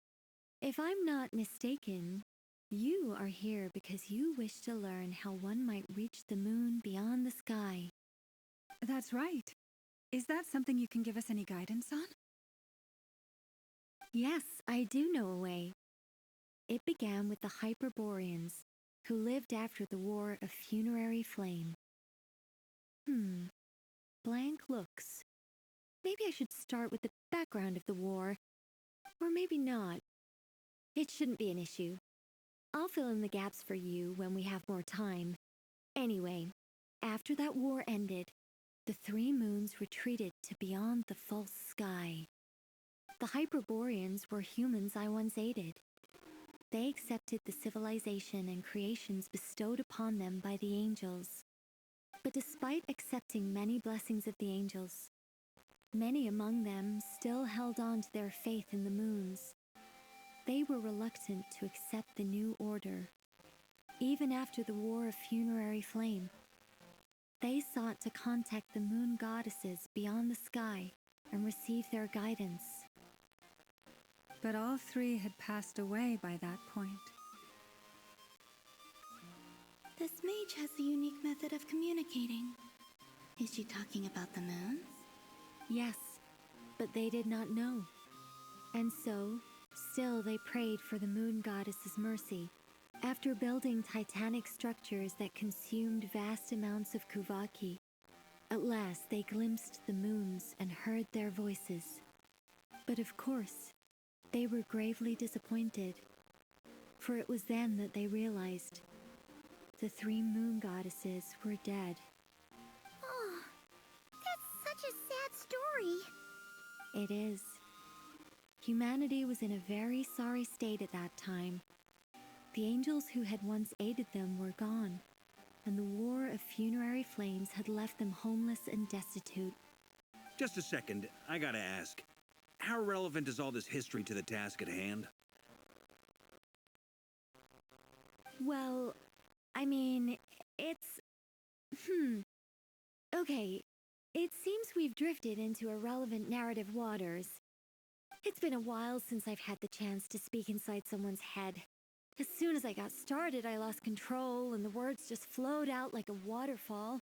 What I'm trying to say is... Right, yes, that's it. The relevant part is the ritual created by the Hyperboreans. The fact that they bypassed the false sky and saw the true moons implies that they successfully built a connection between Teyvat and the outside world. Which means, with enough Kuvaki and a sufficiently stable connection, it should be feasible to send one person over the border. Okay, so they built some kind of portal? Oh, yes. A portal. Yes. Is something wrong? You sound disappointed. I just didn't expect you to summarize it so well. It turns out I could have said all that in one word, if only I'd managed to think of it. No, please, it's fine. This is invaluable knowledge. I'll be sure to record and preserve everything in writing. Oh, really? Well, in that case, I suppose I could backtrack and add some more detail. I did gloss over a few things so far. Whoa, whoa, whoa, time out! Let's summarize what we've got first. The Hyperboreans were the last ones to use this method, right? So we somehow need to find whatever structure they built and make sure there's enough Kuvaki to power it up. Luckily, we have the moon marrow of both the eternal and iridescent moons, so we're all good for Kuvaki. Which means the key issue we need to focus on is finding the place. Am I right so far? Yes. Although I expect the structure is long gone by now. That said, what if we could take advantage of the phantoms to travel back to a time when it still existed? Well, travel back isn't quite accurate. It's more like we'd be creating a handshake between 2 points in space-time. We wouldn't even have to pick a time when it still existed. It could just be a time when it still appeared in phantom form via projection, or we could project our own phantoms, fold them together, and... You look lost. Was that too hard to follow? Yeah, things got a little, technical there. Paimon's brain is reaching capacity. All right. Let me think about how to put this more simply. Okay, got it. Over the next few days, I'll search for phantoms that we can use. Once I find one that meets the criteria, I'll let you know and we'll regroup. By completing certain rituals, specific individuals will be able to enter the phantom and make it to the Hyperborean structure. If everything checks out, and it looks feasible, we'll just need to wait for Moon Prayer Night, and we can send the Moon Goddess back home. I'm really skimping on the detail here. Is this making any sense at all? I think so. For now, we'll just wait to hear from you. Yes. Basically, yes. Great. Counting on you. In the meantime, we'll focus on finding the Moon Goddess's name. My name? Are they looking for a way to stop me from disappearing? Excuse me, Miss... Go on, Miss Nicole. This conversation was a little all over the place. I didn't catch your name. I am Lauma, of the Frost Moon Scions. Ah, I did wonder. I noticed that you listened very intently when I spoke about Hyperborea and the moon's history. If you'd be interested, I'd love to visit you this evening and go through it again in greater detail. Also, if you were serious about making a record, it would be too risky to simply write down the raw details as is. I would suggest some tweaks. Maybe rewrite the stories as fairy tales or fables, perhaps even prayers. Anyway, we can cross that bridge when we come to it. So, see you later then? Oh, and no need to prepare anything. Just a cup of tea will do. See ya! She seems friendly. It's just... It's so nice to find someone who's actually willing to listen. I've been dying for a chance to finally go through all this systematically from start to finish. Any longer and I'd probably start forgetting it. Now Paimon gets why Alice told us to mind our heads. Ha ha ha ha! What did I tell you? A lot of quirky people in Alice's orbit. Now then, the next order of business is, where do we start looking for the Moon Goddess's name? Maybe the rest of what Nicole has to say might give us some clues. Once I've heard her out, I'll summarize the salient points and share them with you all. I'm also inclined to review our other documents. Yes, our faith was first established by our Hyperborean ancestors, but many of the more factually accurate records are from after Kutar's birth. Sounds like we're gonna follow Columbina's journey through Teyvat, huh? In that case, we'll start by heading to the Frost Moon Enclave. Sounds like a plan. Take this with you. I'll see about getting in touch with the Fatui.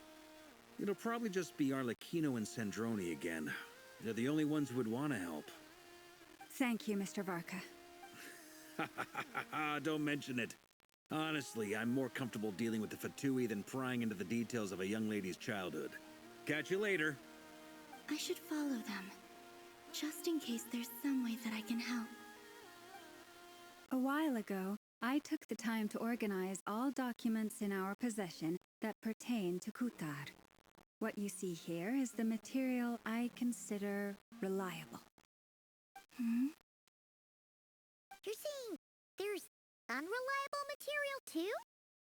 Yes. Most of the information we have was transmitted through an oral tradition. Inevitably, some of her stories were mythologized and deified over the years through countless retellings. That's why I organized them into reliable and unreliable. There's no sense seeking answers in history unless we can ensure the veracity of the historical record. Makes sense. All right, let's take a look through.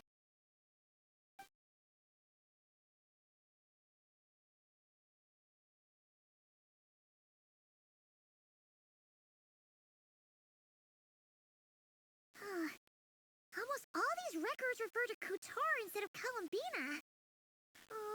Although neither of those is her real name. Paimon's not sure what point she's trying to make.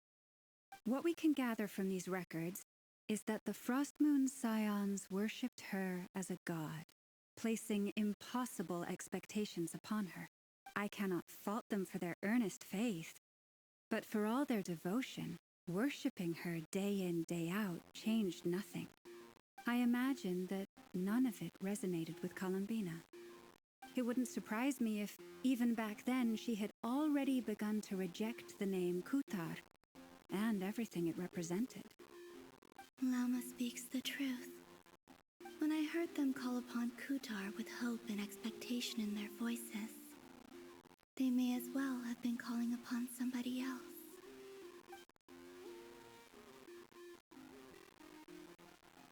Well, that's a bit complicated. I looked at the level of detail, perceived authenticity, prose style, and how realistic their portrayal of Kutar seemed to be. Amongst the Frostmoon scions of today, only I know of her existence, and I alone have spoken to her face to face. As such, I know that there are certain things she simply would never do. That being said, I have sensed some changes in her lately. Changes? Me? Oh, seems like this is getting us nowhere. Oh, for what it's worth, why don't we check the unreliable sources too? Sure.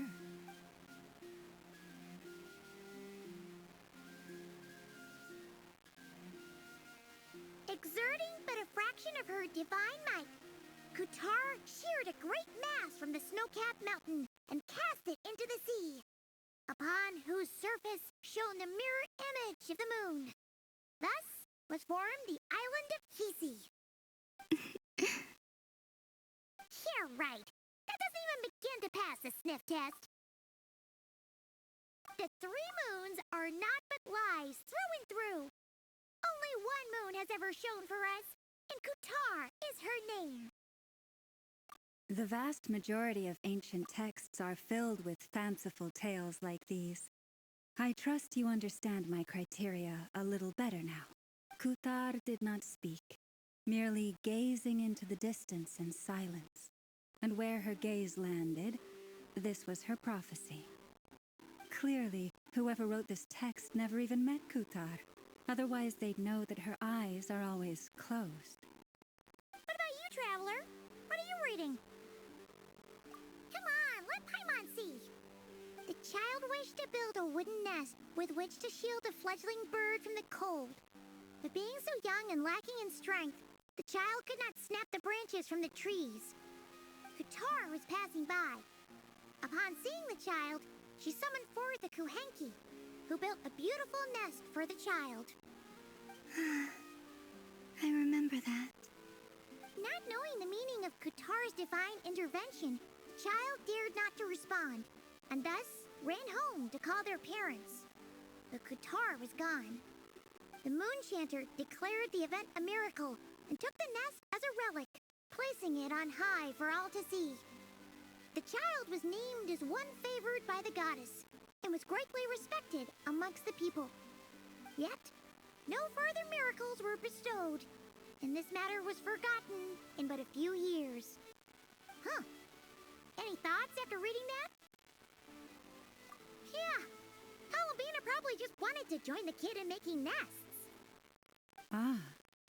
I'd originally considered this a fabrication, because Kutar did not perform any similar actions in subsequent records.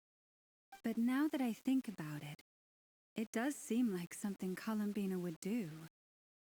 It's just that... She didn't know how other people would interpret her actions. She was probably worried about making things difficult for people. So, she gradually stopped joining in. Yes. Oh, that's so sad.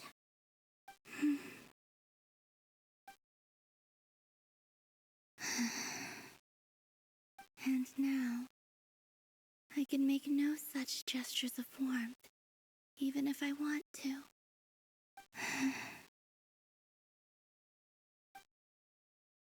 Still no name. That's a bit of a shame. But we did learn some interesting stories. That's gotta count for something. Barca said he was gonna...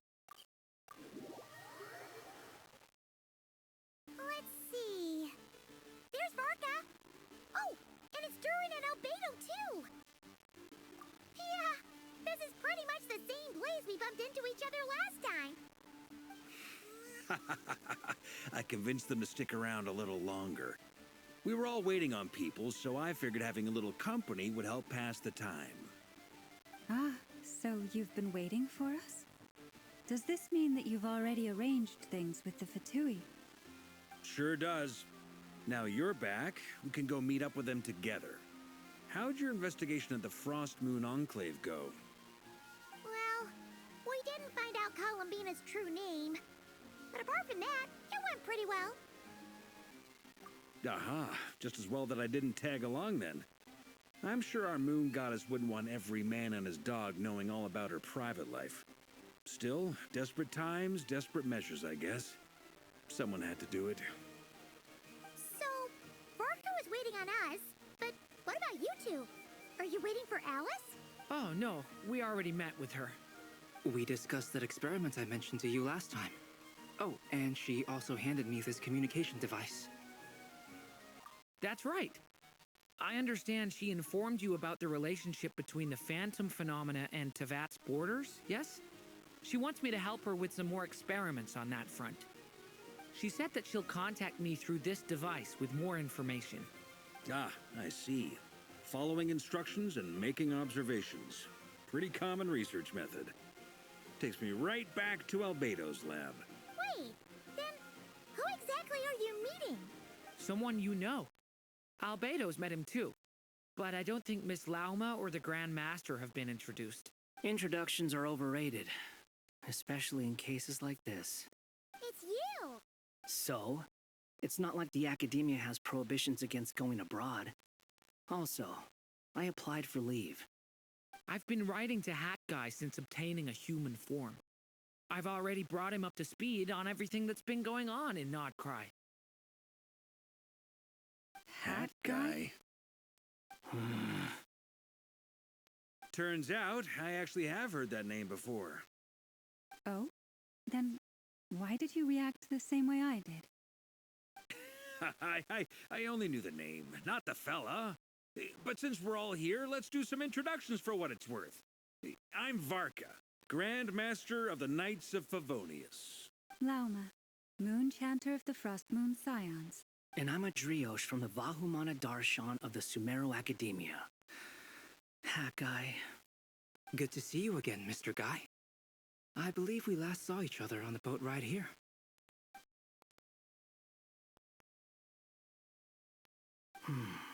Mind you, the only reason I came here is because there's someone I want to look into.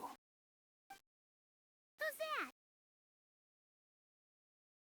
The Doctor, also known as Dottore, second of the Fatui Harbingers. From the tone of your voice, it sounds like there's bad blood between you. I was reviewing our archives and noticed that a lot of information about him was missing. Left a bad taste in my mouth. That's all there is to it. Dottore, or Zondique, as he was then known, once studied at the Academia, but he got kicked out before he could graduate.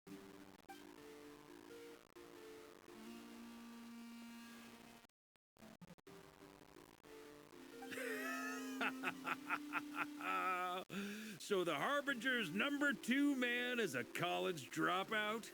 Ah, how embarrassing for them. Last we heard, he was planning something. We actually heard that a few times before, even coming to nodkrai. But we haven't seen a trace of him since we got here. He only appears when something interests him.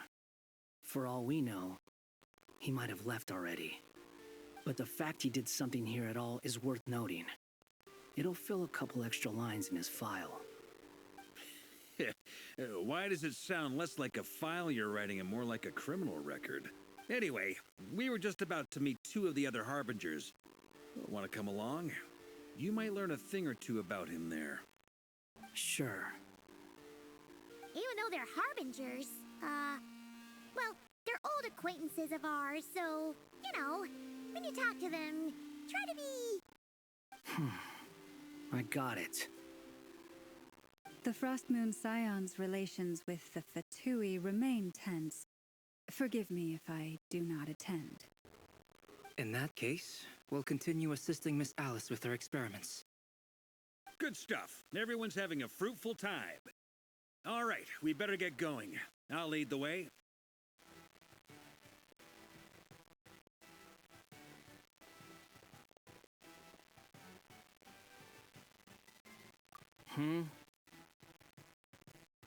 Well, yeah, that's obviously part of it. But I'm not the only one who has a score to settle with him. Neither you, nor Lesser Lord Kusanali, nor I want to see him meddling with things again. What's the hurry? Don't worry. Pigeons always know which way home is.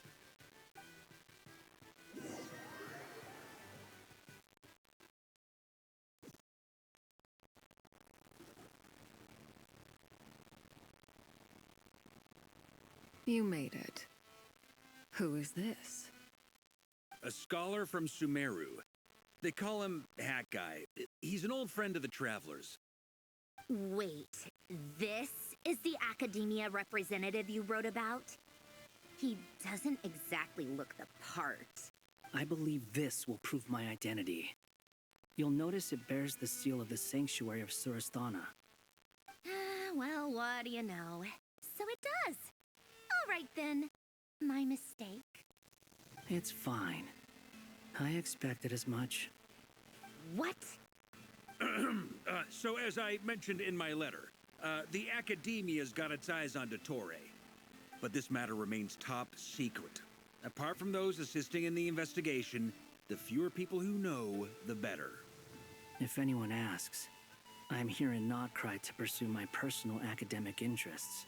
Gotta say, Varka, you did pretty well to keep all this under wraps for so long.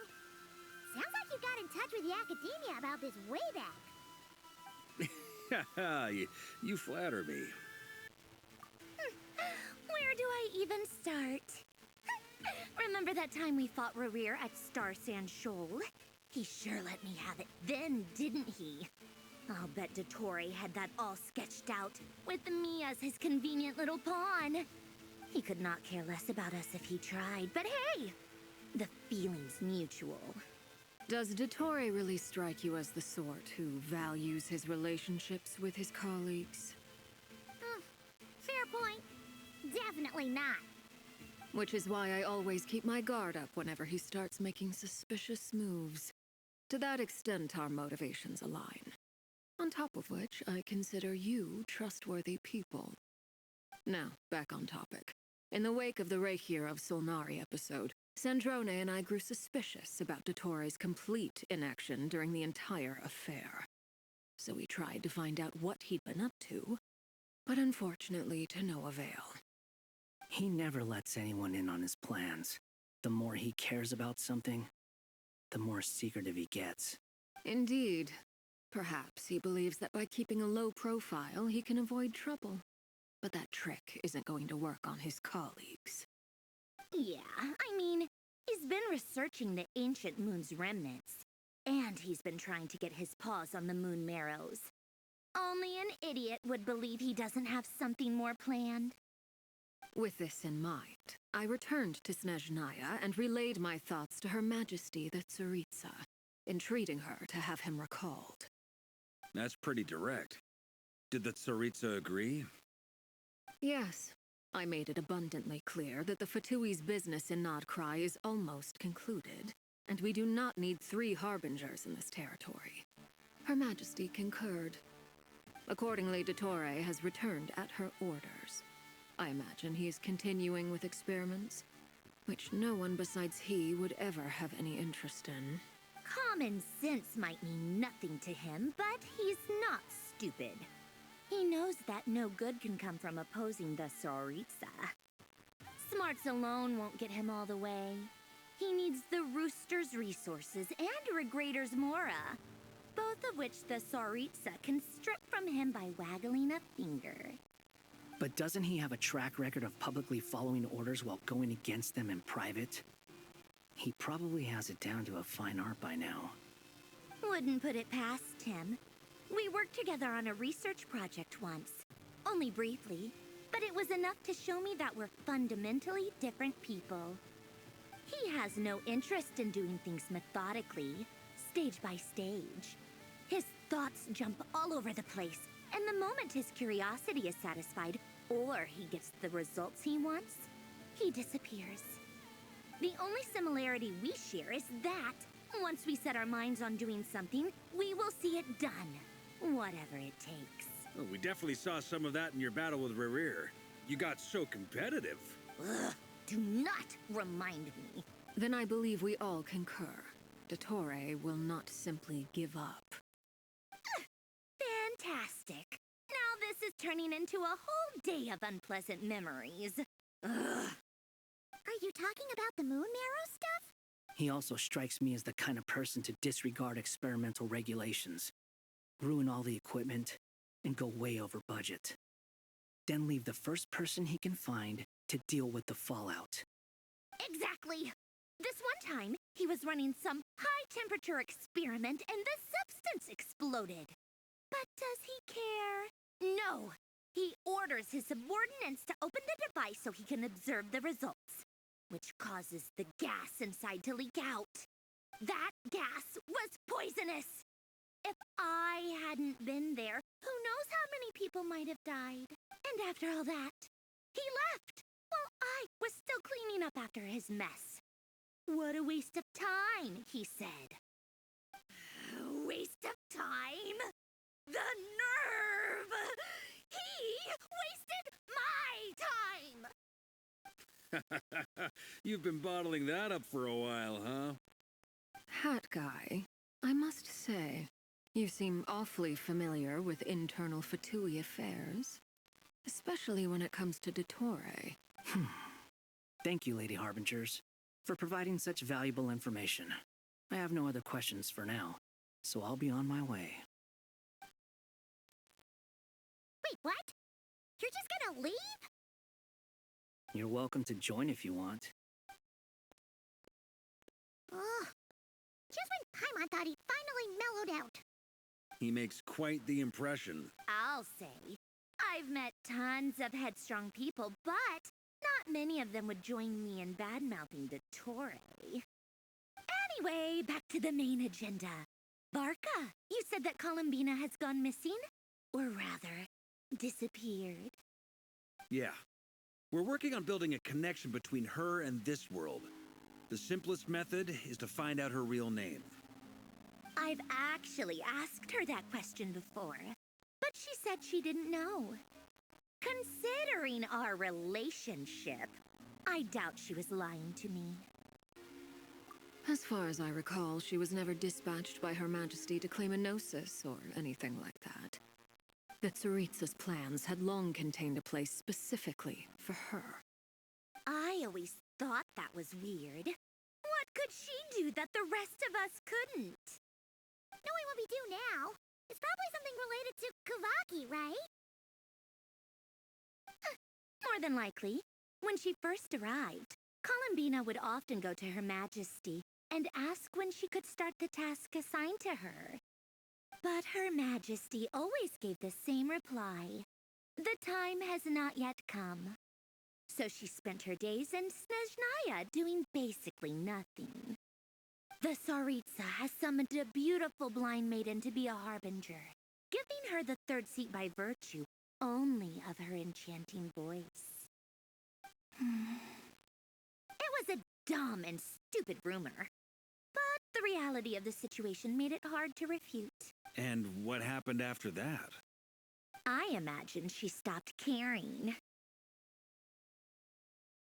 She no longer seemed to care why she had been recruited, and Her Majesty never gave her any missions, so she just continued to sing in the flower garden. For my part, I was busy. So busy, in fact, that watching someone be that idle had me fuming. But still, I got the sense that she had long been used to a life of other people claiming she was needed when she wasn't. I just felt that having a place to stay would cost me something eventually. And so I waited quietly for the day that I would have to pay the price. And on the other end of that spectrum, you had me. Someone once told me that I had the lousiest work and the toughest luck. That's a good way of putting it. I forget who said it, but those words have always stuck with me. But you've done your job exceptionally well all this time. Because at heart, you are a conscientious person. What is it? Something come to mind?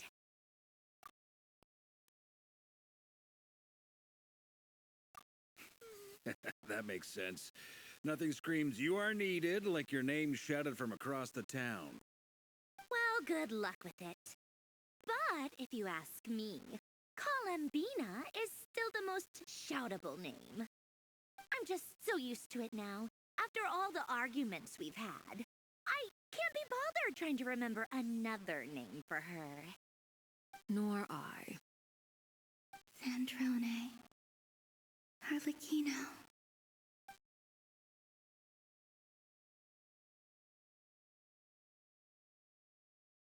Huh!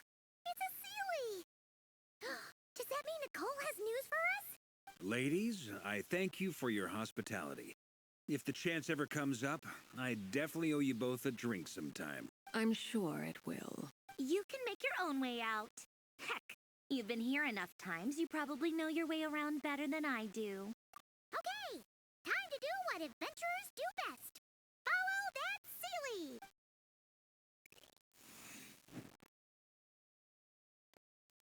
Here you are.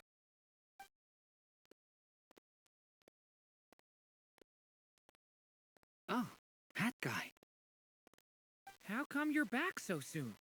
Did things go all right with the Fatui? Fine.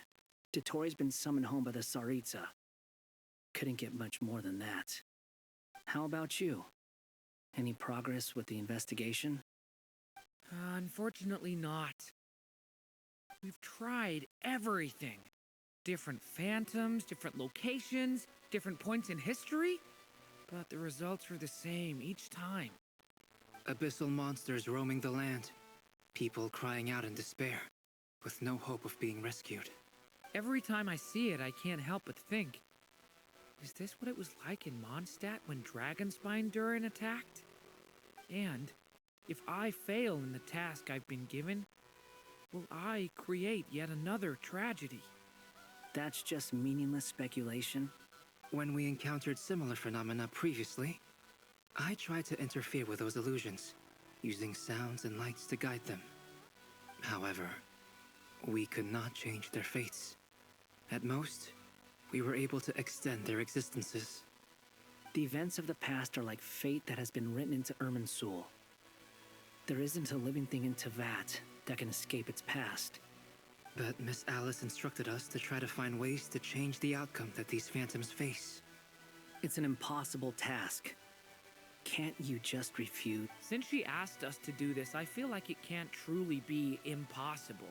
Or if it is, well, mages can make the impossible possible. I could not have been born as Durin otherwise. But you also said that your past 39 attempts were fruitless. That's true. But you're still going. Yes. After this many futile attempts, surely you realize that you're not doing this because you still believe what some mage told you. It's because you want her hypothesis to come true. It's something you wish for deep inside. So, think for yourself about what you want to do. As long as you don't believe it's futile, it isn't. Yeah. Previous experience indicates that we cannot touch the phantoms, which limits the effectiveness of our interventions. If we want to clear this hurdle, we need to break this rule somehow. Same thought here. Following the same rules means repeating the same failures. Reducing ourselves to mere playthings of fate. So you mean we need to figure out a way to make contact with them despite knowing that we can't? Yes, and I suspect that's something only you are capable of. Everything in Teyvat is logged in Irminsul, but the withering that once occurred in Sumeru was a sign that the Great World Tree was being corrupted. This corruption allowed things that should not have existed in Teyvat to appear. This is tantamount to rewriting reality to an extent. You're saying abyssal power might be able to affect those phantoms? No one's ever tried it before. If you're gonna try it, it'll take courage. And you have... Is anyone there? Has anyone seen my daughter? She's missing. I have to find her. I hear someone inside. Spargana? Are you in there? Ah! If I can use my abyssal powers to warn him that there is danger here, maybe it'll change his decision. Maybe he'll stay away. Yes. The important thing is not the nature of the power, but rather how you use it. To intimidate and obstruct. Sounds about right for the Abyss. Let me try. I should be able to influence that thing. Have you seen a little girl? What? This isn't the time for that! Just run!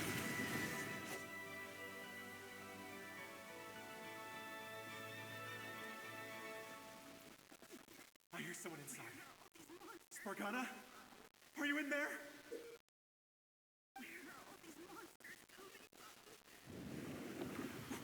What is this?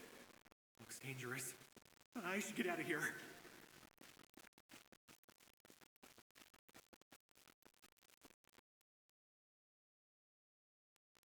He really left. Ha! We did it! Don't celebrate too soon. Follow him. See what he does next.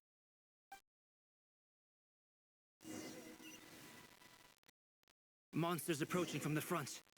You need to stop them and create an opportunity for him to hide. Hey. No, there's monsters ahead.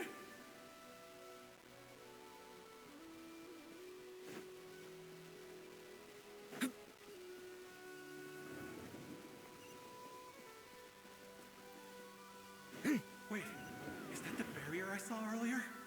Why is it appearing now? It's as if someone's controlling it.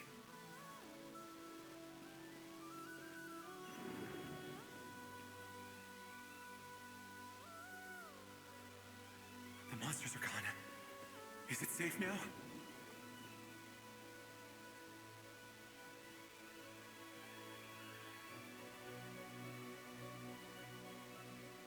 The barrier's gone too. How odd. Anyway, I guess I'll keep going. Quickly.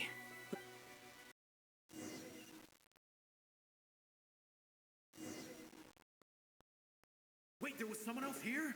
Don't go any further. We've got anti-monster traps laid out everywhere. But my daughter must just be up ahead. I have to go. This way's blocked.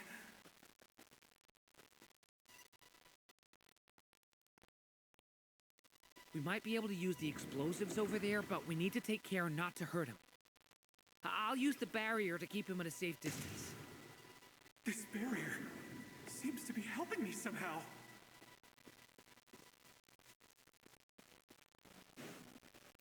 Hey, wake up!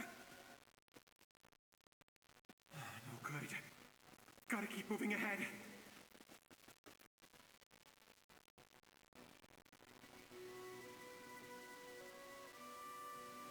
So many monsters!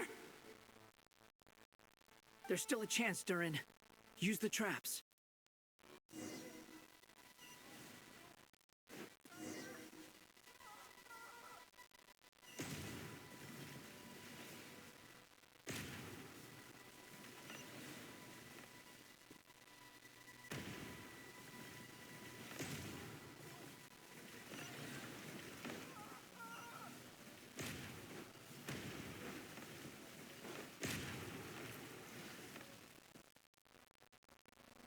This is a new development. I've never seen this happen before.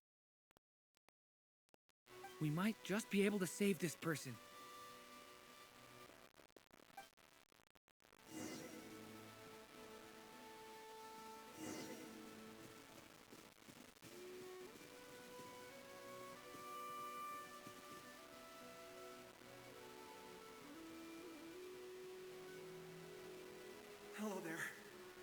Have you seen my daughter?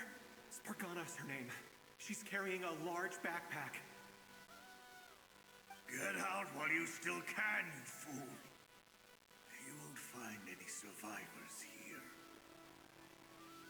But I can't just leave her here. She must be so scared right now.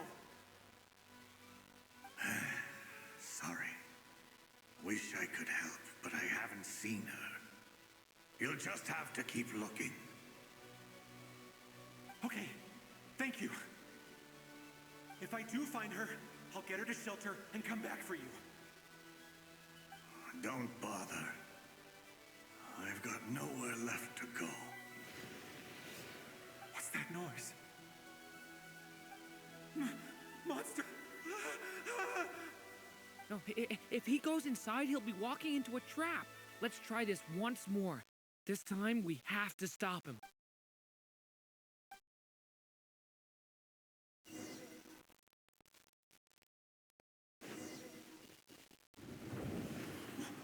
Why? How will I know where Spargana's gone like this? You know what? I'll trust this strange barrier. It's gotten me this far after all.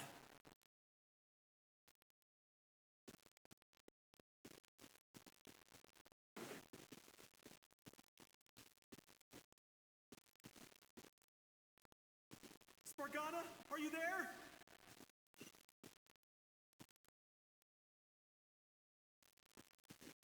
Hey! What? Hey! Let us out!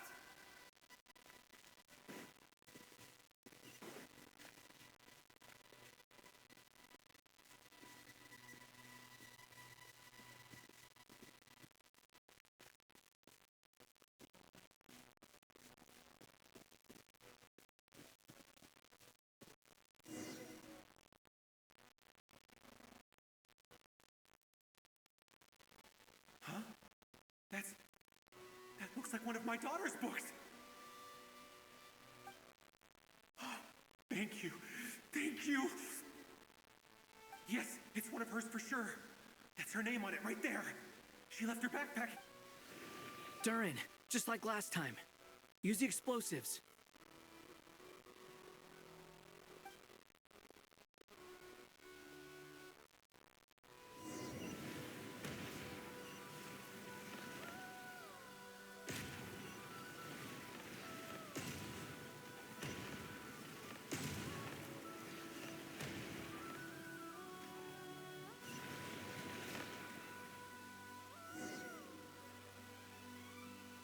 It won't work. There's not enough left. If he makes it in, he'll die. But then, this clue could be the key to him finding his daughter. It might not be the only one. Better he misses that clue than loses his life. I guess so.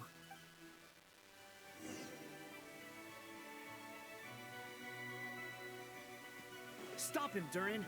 We can't let him get any further in. It's my daughter's book! She's passed this way! Why? Why won't you let me go in? I've searched and searched and searched just for this! But how will I find her without any clues? I no longer have anywhere else to go.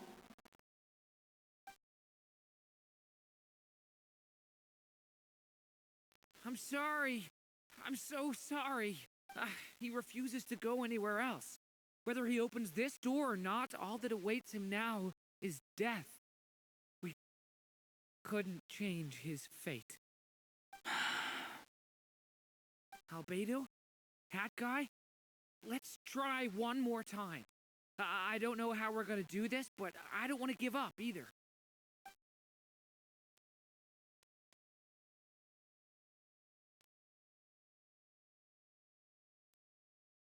Why am I here? What's going on? All these scenes running through my head. Where are they from? Huh? What's going on? His reactions have... How many times have I... What's happening to me? Huh? Wait. Who are you? You can see us now? I feel like I always could, but that I only just realized you were there. I'm sorry, I don't know how to describe what I'm feeling. But you were the ones guiding me using that marked barrier, right?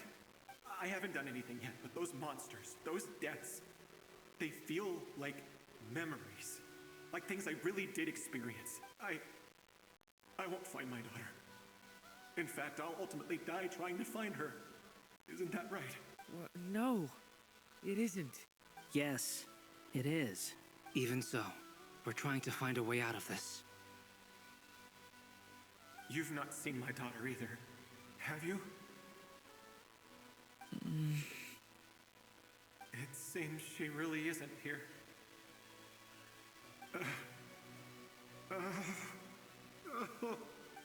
I'm sorry we couldn't help you. I'm just tired. Maybe this is destiny.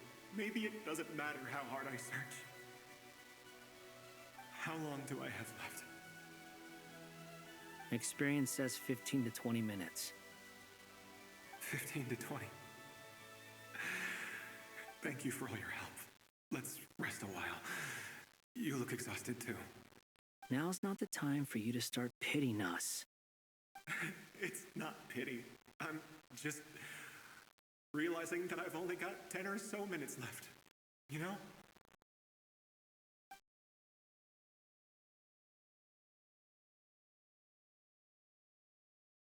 You say you're from Mondstadt, yes? A place with windmills, where people enjoy limitless freedom? And you're from Sumeru, where they've built an academy into a giant tree? Yes. It seems you've never heard of either place. Those names are unknown to me, I'm afraid, yes. Have you heard of Hyperborea? I have, but I heard that it was destroyed in the distant past. I see. That was where my ancestors once lived. What about Delphi Pytho? Was it later rebuilt? I've never heard that name. Then what about Salvindaknir? I have seen that name on stone tablets on Dragonspine. But I'm afraid the only things left of that place are its ruins. I see. Sure enough, there was no way to turn this around, huh? I'm sorry. I was the one who asked to chat, but it seems like we're too many ages apart. There's barely any common ground to start from. It's all right. We did hear something new, at least. From how you speak of your lives, things must be going all right for you, I guess. They are. Mondstadt is a place of freedom and happiness. There's a lot of good people in the church and the Knights of Favonius, and even outsiders find that it's an easy place to feel at home. We have festivals a few times a year. Everyone gets together to drink, sing, and be merry. Sumeru is a lot more uptight. Not really the kind of place where you can relax. It's a nation fraught with problems wherever you look. But if all you want in life is to seek knowledge, I guess it's pretty much paradise. That's wonderful.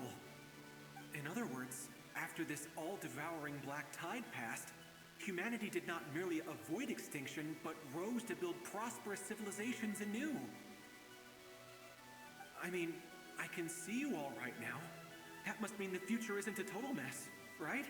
That's true. Well, time's almost up. Let's part ways, I think. Might be best if you don't waste too much time on me. The chances are slim, I know, but I'd like to spend these last few minutes looking for Spargana. If things work out, I'd love to tell her about what I've heard. May we meet again. Well, or not, most probably. In that case, may your wishes come true.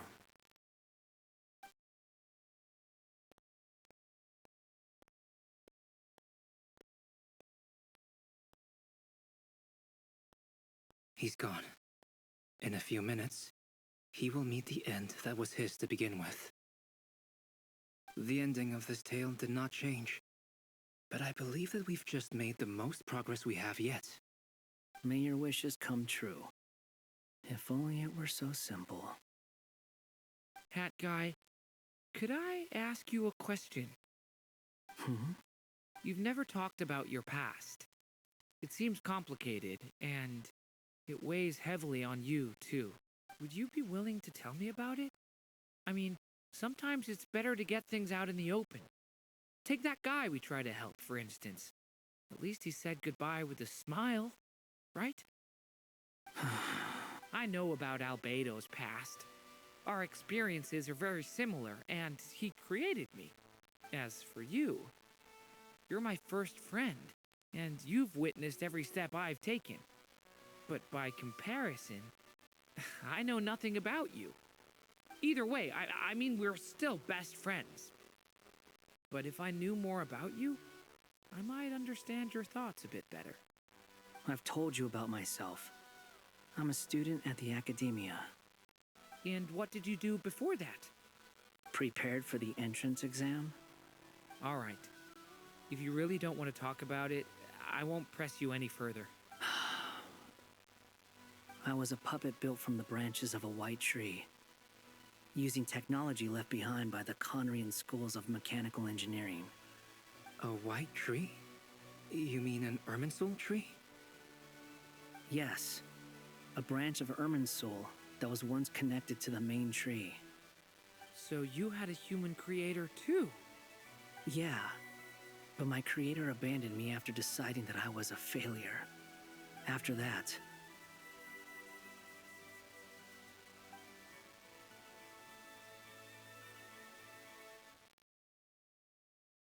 Durin, resisting the influence of the abyss, suppressing the urge to destroy, trying to do the right thing. None of these things are easy, but no matter how hard they are, trying to rewrite past wrongs is far harder. You asked me if you would create a new tragedy if you failed. I told you there was no point speculating about that, but the real answer is, yes. You absolutely will. That guy. But at least you've got people here to help steer you away from the wrong path. So, just keep aiming towards the light. I will. I promise. All right. Break time's over. Hello? Durin speaking. Hello, friends, it's me. What have you been up to, I'm detecting some unmistakable fluctuations here at the border. The amplitude isn't particularly high, but they're completely different signals from the ones before, and the scale is comparable to those I've detected previously. Alice, we were unable to save that person. However, he appears to have retained a portion of the memories gained through that cycle, and was able to hold a conversation with us. I see. Well, that is rather odd indeed. It definitely merits further attention. Could I trouble you to keep trying the same approach? I need to gather some more data. Counting on you. I should probably have Nicole come and check this out as well.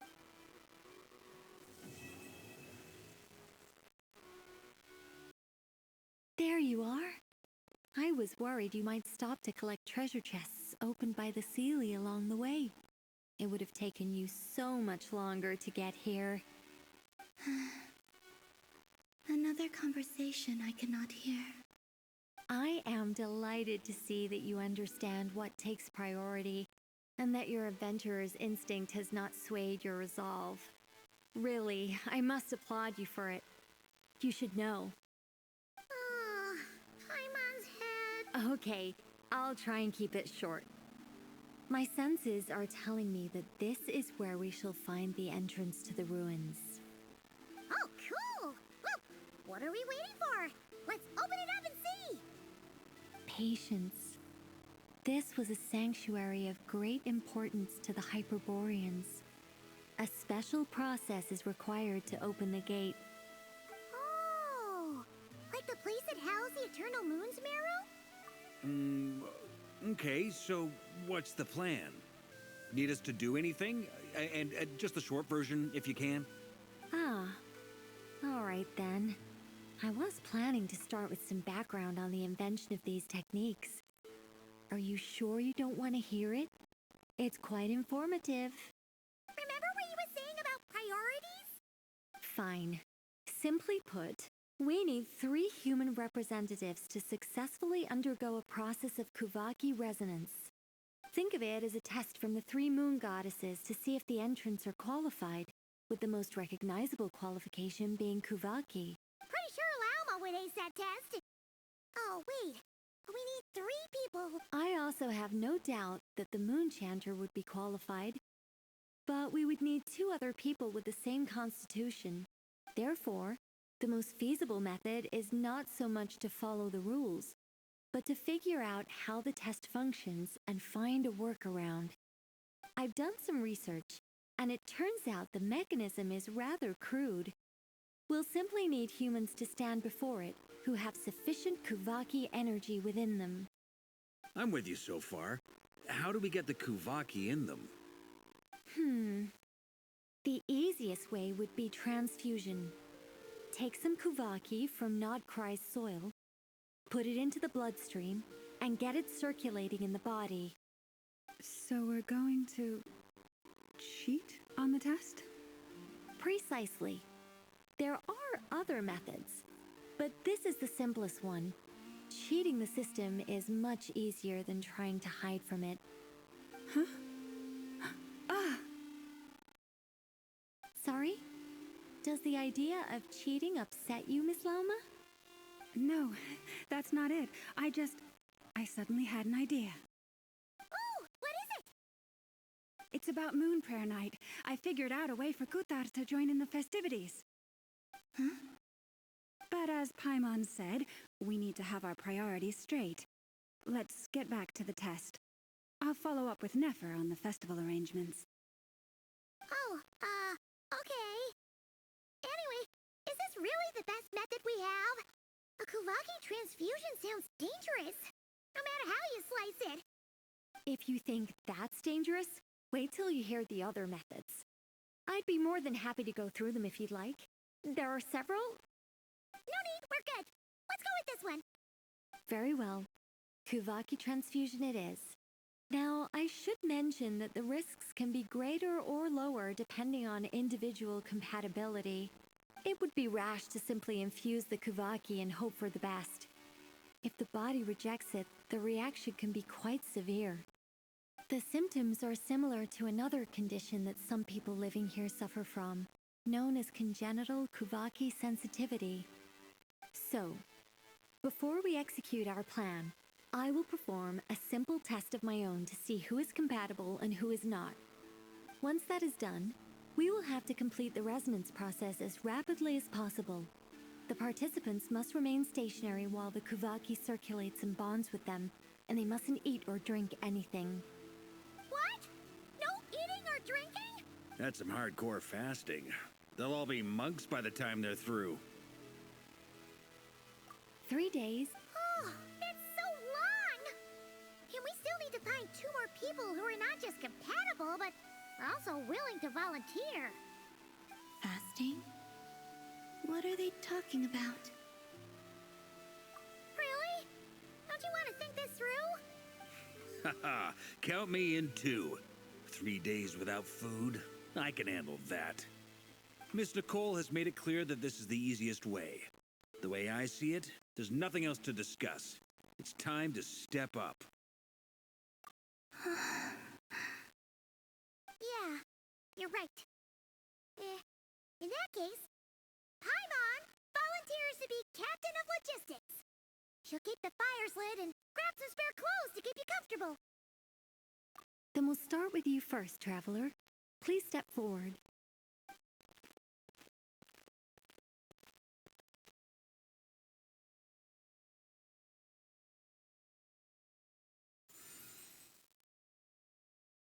How's it going?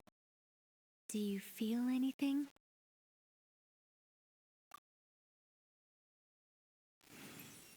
How about now?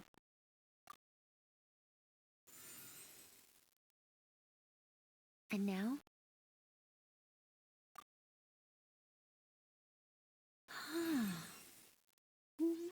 What about now? You guys, it's not a competition, you know. All right, I'm officially impressed. Even as a descender, You can withstand far more than I imagined. It's like I summoned a giant stone titan to arm wrestle you, and your arm hasn't even moved an inch. In my last attempt, I infused 5 times the amount of Kuvaki required. Yes, safe to say, compatibility won't be an issue for you. You're eligible to join. You're next, Mr. Barca. Sure, here goes nothing. All right, I'll start where we left off. 5 times the required Kuvaki dose. Whoa, whoa, whoa, hey, wait a minute. How's it going? Ooh, no, not great.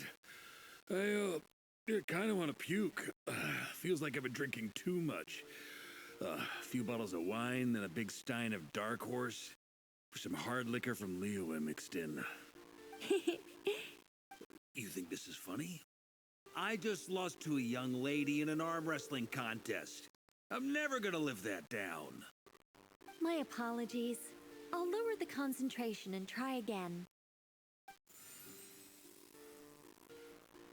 Oh.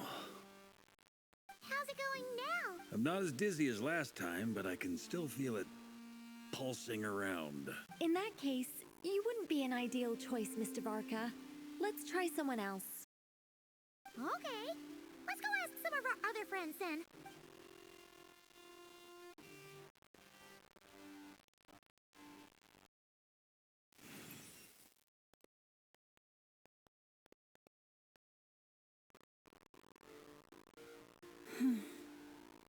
No surprises here, Miss Moonchanter.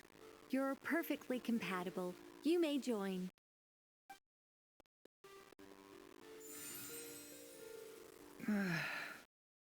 I'm getting a slight headache. Shame. You were so close. Whoa, I'm itching all over. Allergic reaction. We can't have that. Huh? Well, are you gonna start a what? The Hexenzirkel is an organization that cares for and protects children. We will not have them do dangerous things. Not even tests.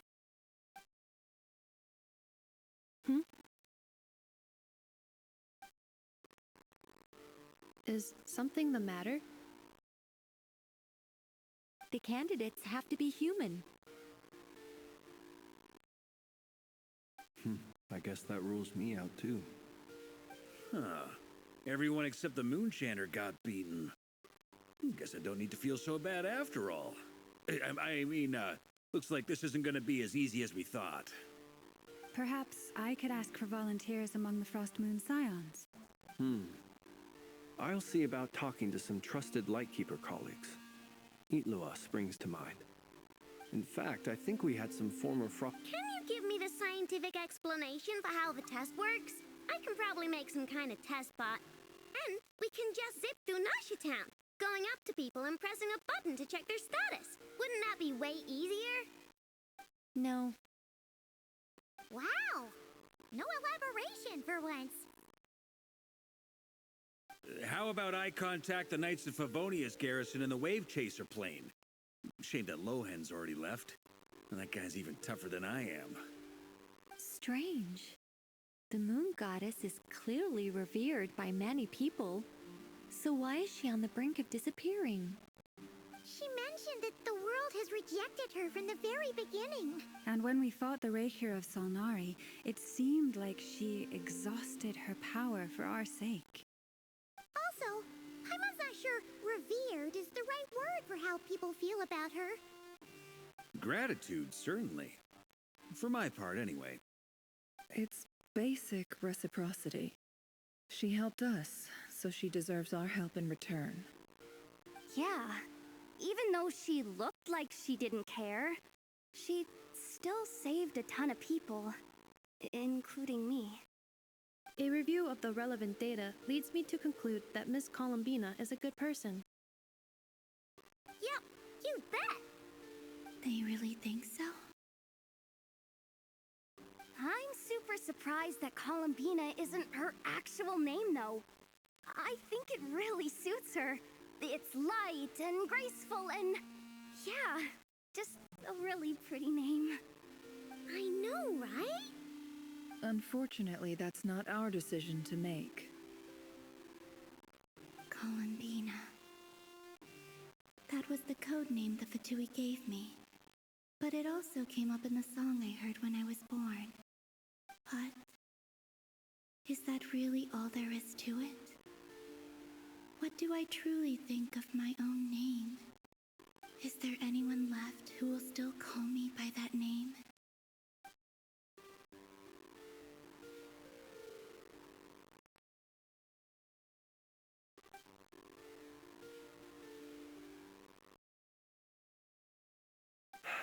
Moon Prayer Night is getting closer by the day. We're running out of time. We need to look for other candidates. Then allow me to try. Huh? What are you doing here? You contacted your friends via the Adventurers Guild. Sandrone has been keeping an eye out for something like that, so she informed me. Since I have the ability to accommodate a moon marrow, I should prove to be a suitable candidate. Arlecchino. When can we begin? I see. We can begin right away.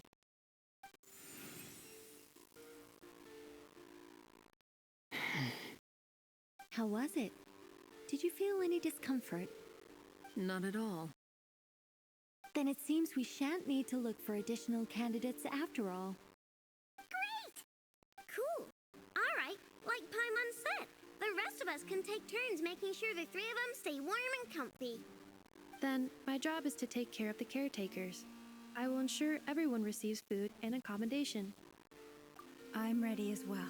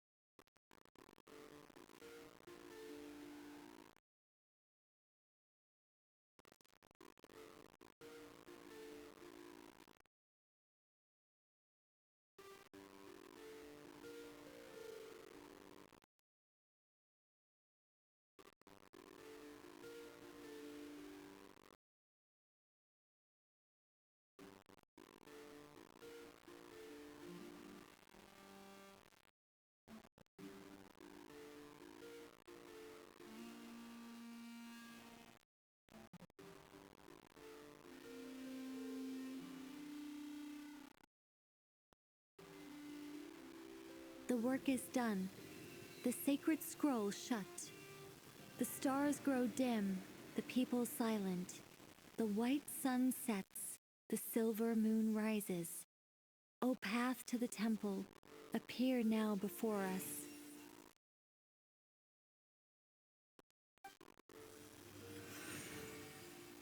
Wow! It really opened! So that's what all this is about. They've been trying to open this gate. Come, let us enter. It might be best to eat something first. Take care to chew properly and swallow slowly. It will give your body time to readjust to the digestion process. They will head in soon. They will need to enter this gate.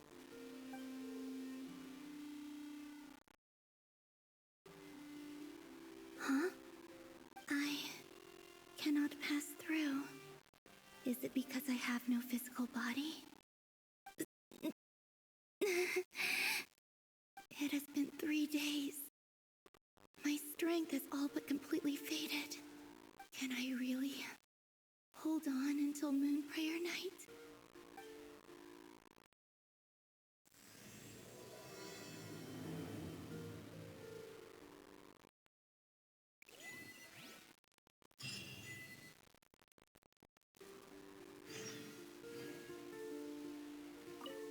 It's good to know you're all well. Puts me at ease.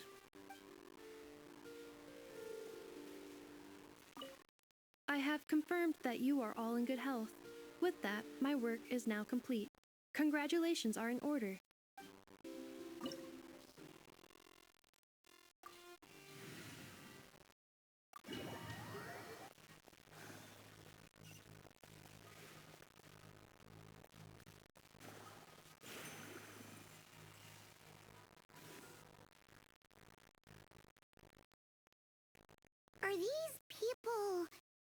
Judging by their clothes, they appear to be phantom Hyperboreans from the distant past. That could mean they have some clues about the moon goddess's name, right?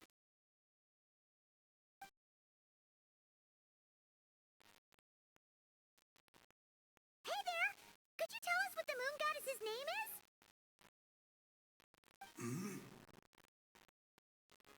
Sorry. That's probably a weird question, huh? How do we explain this? The moons are long gone, and their goddesses are dead. Their names no longer mean anything. When a new moon goddess is born, we will surely know her name. We have used every last resource at our disposal. All that remains is to wait, patiently and quietly.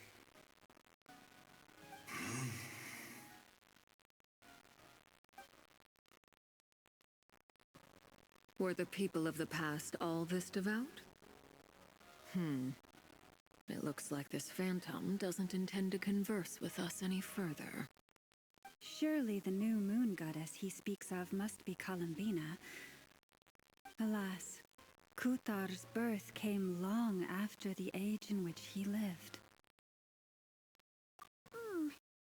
But, maybe if we find a phantom from a more recent age, they might know Columbina's real name. True. Keep an eye out. We should be able to tell which era they're from by the clothes they wear. Yeah, you've been pretty talkative this whole time. What changed? Oh, nothing. I'm fine. You all make good points. When the Hyperboreans speak of moon goddesses, they mean the three from truly ancient times. I can't imagine they would know anything about our current moon goddess. There once was a time when the moon goddesses blessed them greatly and protected them from harm. So, when the war between the gods and dragons plunged the world into chaos, it seems they looked once more to the moons for help, praying for a new goddess to be born. Yeah, that checks out. Let's continue on. Who knows what else we may discover? The moons have left for now, but they would not abandon us forever.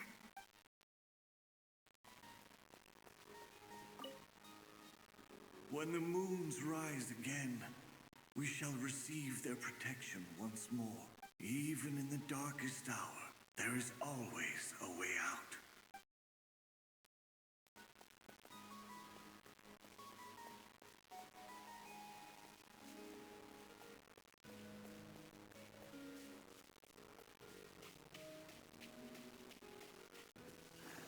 There's a door blocking this path. Not a problem. Try this.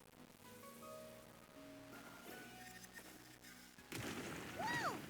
How did that door suddenly collapse? This device was maintaining the door's integrity. Remove the core, and the device stops working.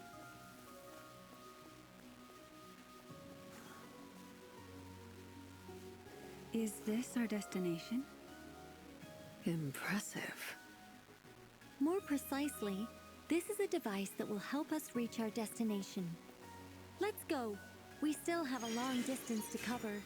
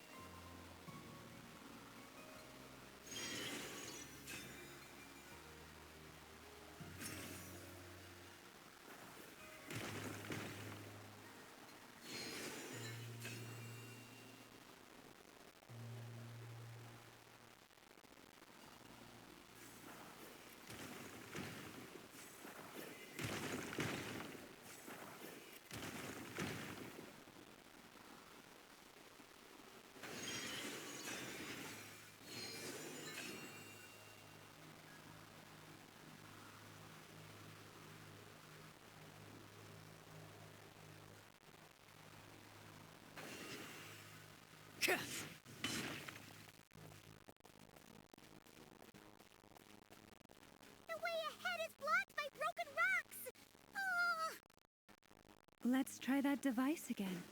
Remember the door from earlier?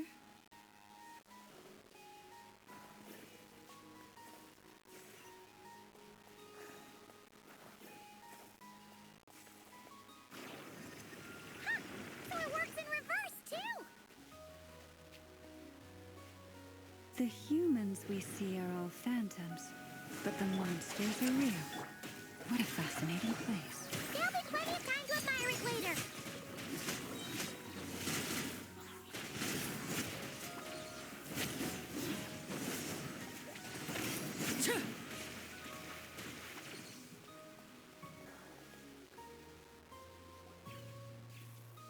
Ooh, there's a whole bunch of artwork in here.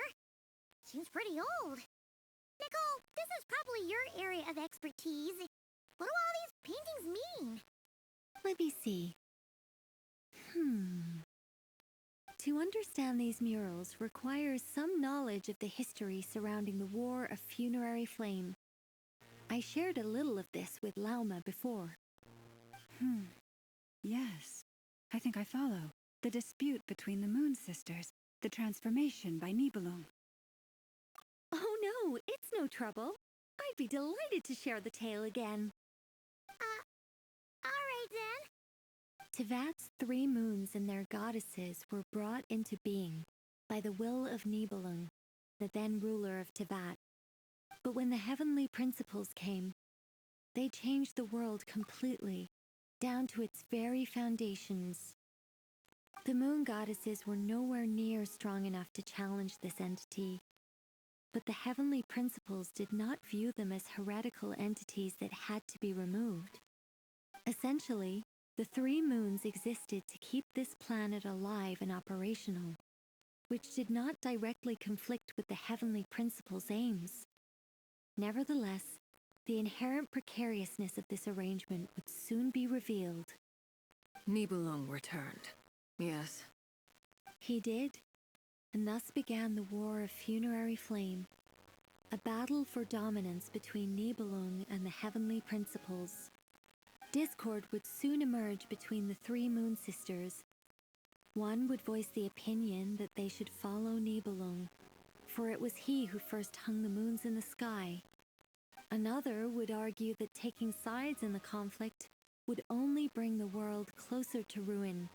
There was no telling where it would lead, especially since their creator had returned, bearing the perilous power of the abyss. Nibelung would eventually discover their disloyalty. He had all 3 imprisoned before transforming the moons into weapons with which to fight against the heavenly principles. What? Weapons? Yes, the very moons that had once defended the planet became instruments of death and destruction, striking terror into the hearts of all living things. And although the heavenly principles and the 3 moon sisters had once been at peace, it now seemed that the moons posed an unacceptable threat to Tevat. It is possible that the heavenly principles did not know of the goddess's imprisonment. If so, the weaponization of the moons would surely have been viewed as an intentional breach of the peace agreement. Regardless of who knew what, when, the heavenly principles shattered 2 moons and flung the other beyond the skies. Whether the goddesses managed to escape Nibelung's captivity after his fall, nobody knows. But this much is certain. From that day on, the moons no longer belonged to Tevat. The rejection slowly drained their power until eventually they passed away. So that's the full story. You say the moon ceased belonging to Tevat from then on. Why then would Columbina be born here? That is perhaps due to the lingering connection between the Frost Moon, which was not shattered, and this world.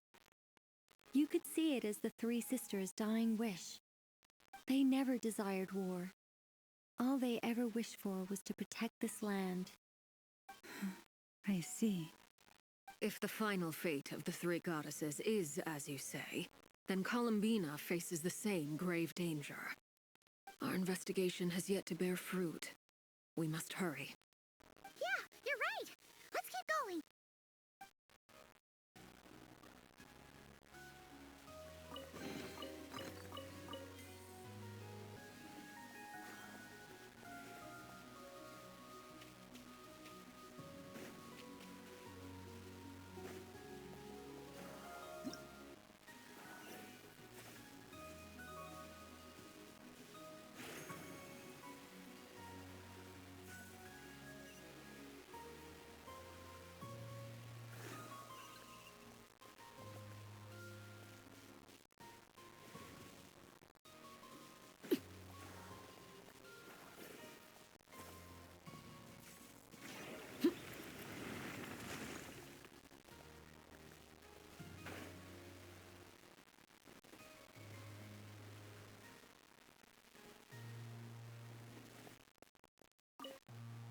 Should we trust him to keep his promise?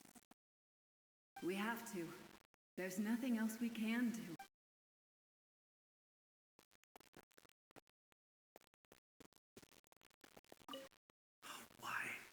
Why do the creators of this world no longer show mercy upon their people?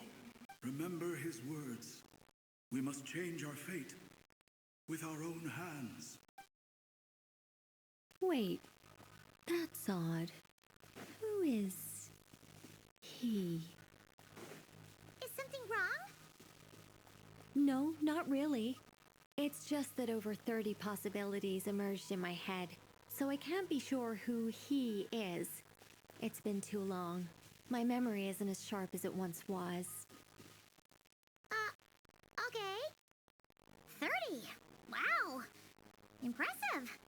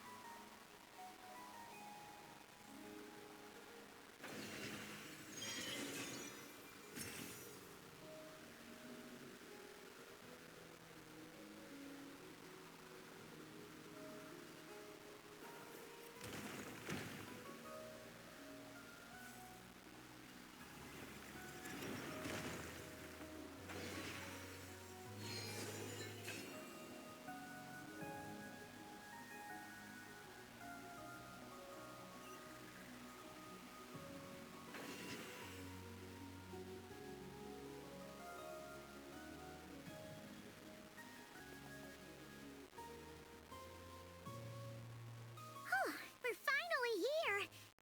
Guessing we'll need to activate this thing? Indeed. I was a little worried about that at first, but as we got closer, I sensed that the Kuvaki within it flows unimpeded. It should be functioning normally. The only issue is how to activate it. It's looking a little worse for wear. What about the cores from some of the other devices we've seen? Can we repair it using those? In all likelihood, yes.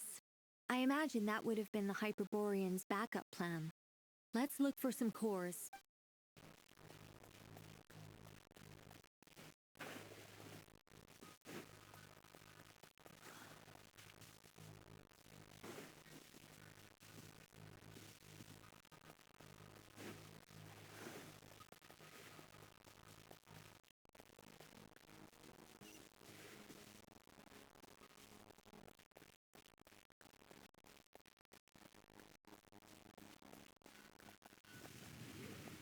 Show no mercy! Shower me with praise!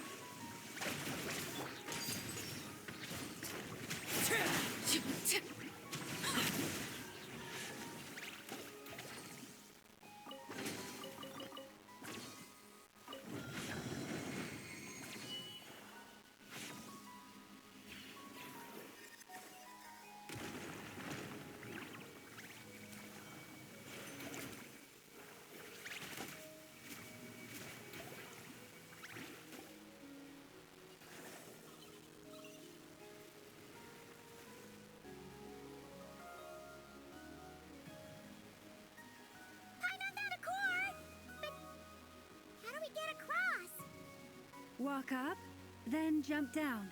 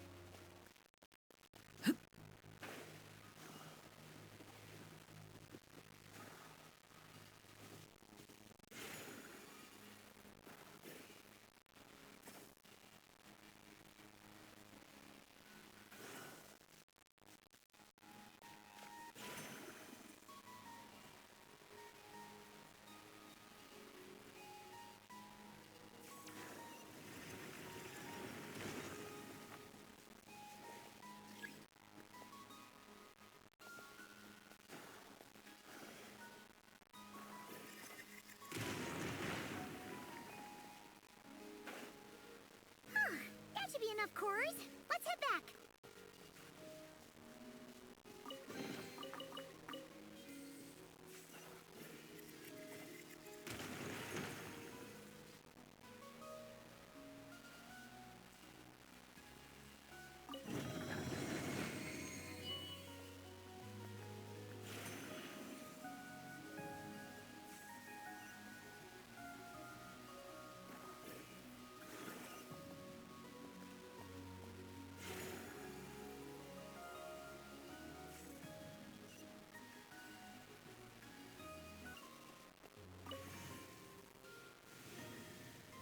The device is up and running. It's hard to believe that the ancients were capable of constructing such things. Simon sees our destination! It's right up ahead! Yes, let's go.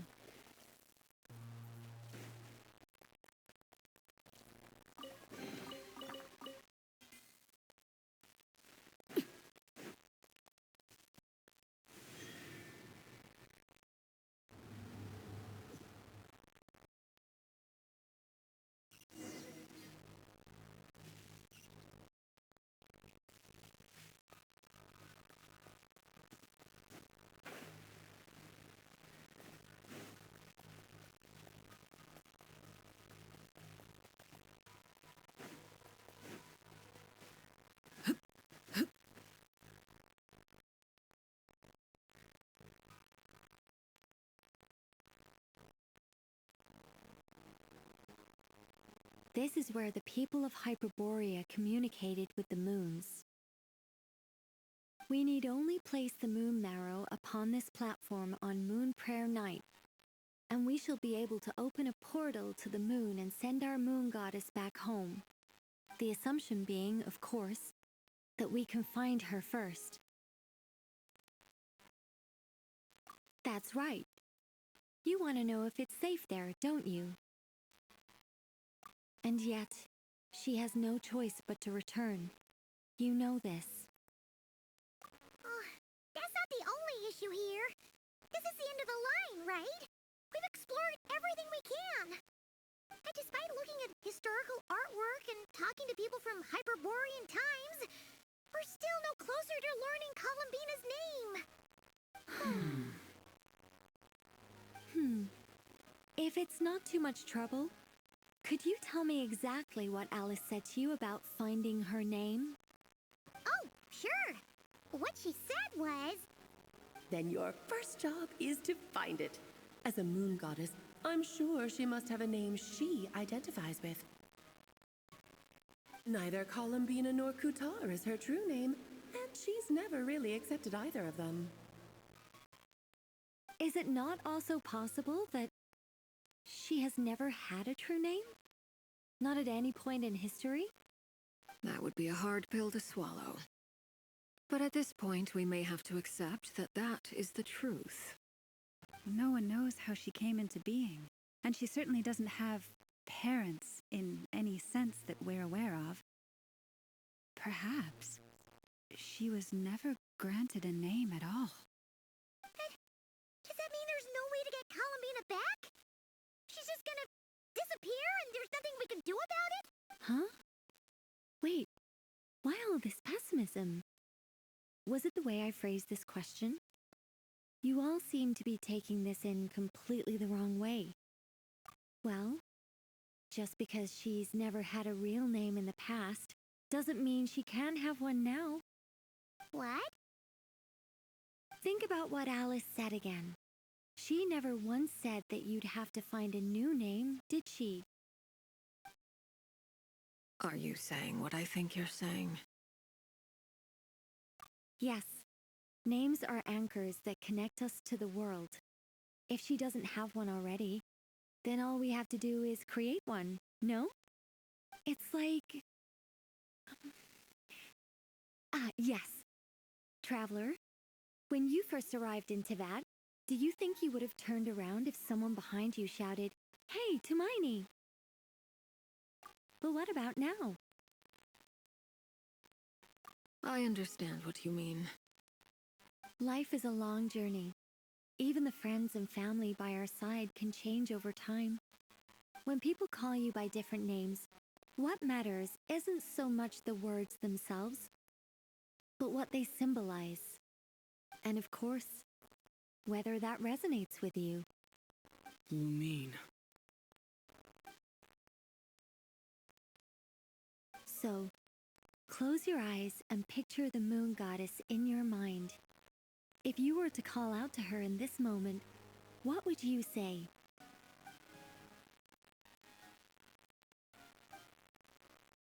Columbina. Columbina. Paimon would call her Columbina too. She has long forsaken everything that Kuthar represents.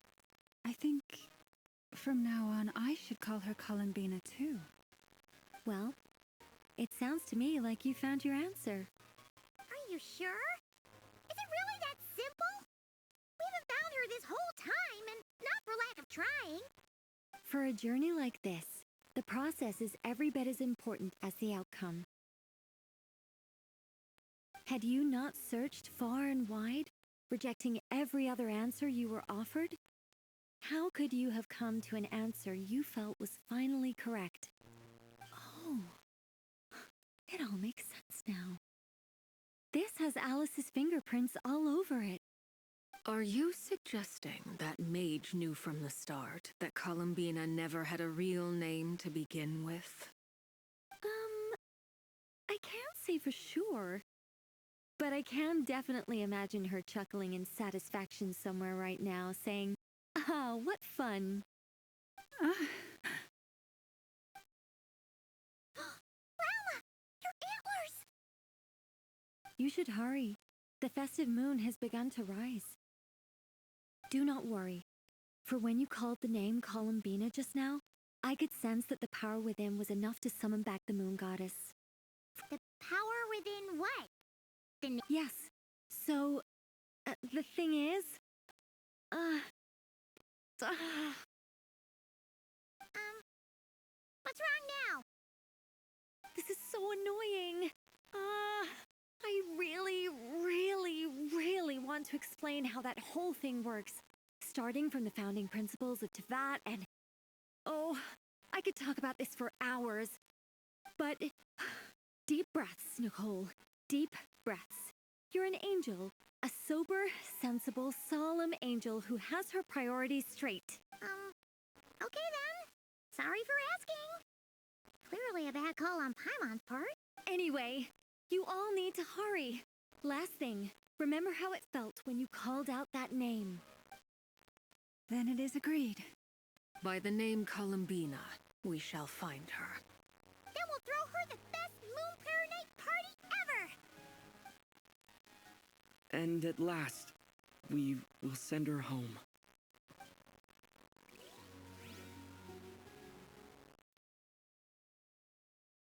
I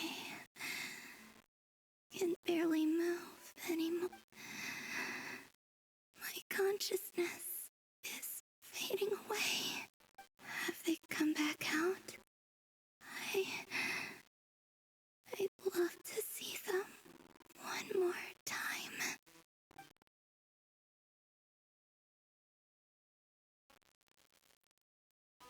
They didn't make it.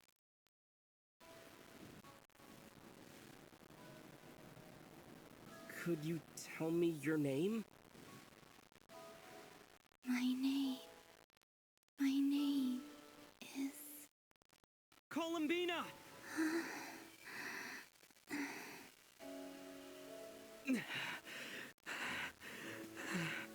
Columbina! Are you here? Columbina!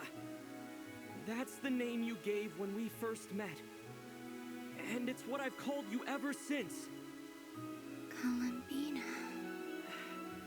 It's a fine name. I have many fond memories of Columbina, and so do all of your friends.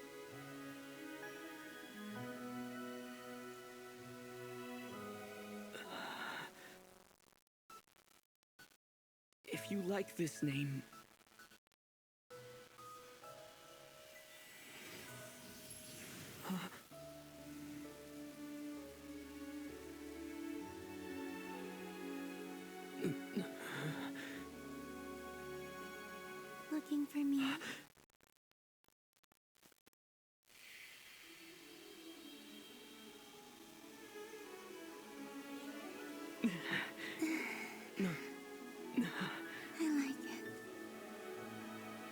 can carry on using it. My name is Columbina Hyposelenia. Columbina Hyposelenia. That's a wonderful name. I never thought that Columbina would become my real name. But after I met you and my other friends, the things that this name stood for slowly began to change. It went from being a Fatui code name to something my friends call me.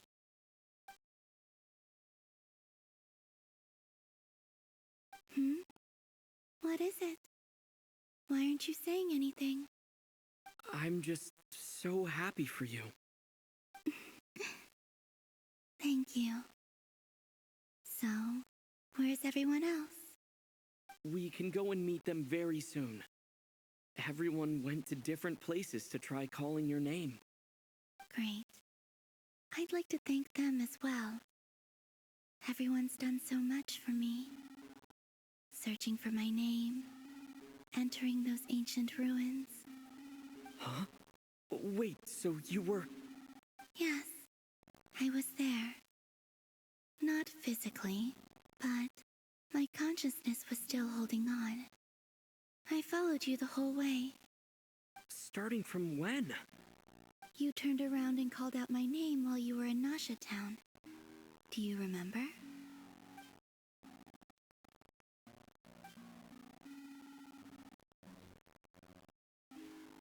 Let's go. We don't want to keep them waiting. Sure. In that case, come with me. But... Hmm? Before that, could you call my name one more time? Sure. Come with me, Columbina Hyposelenia.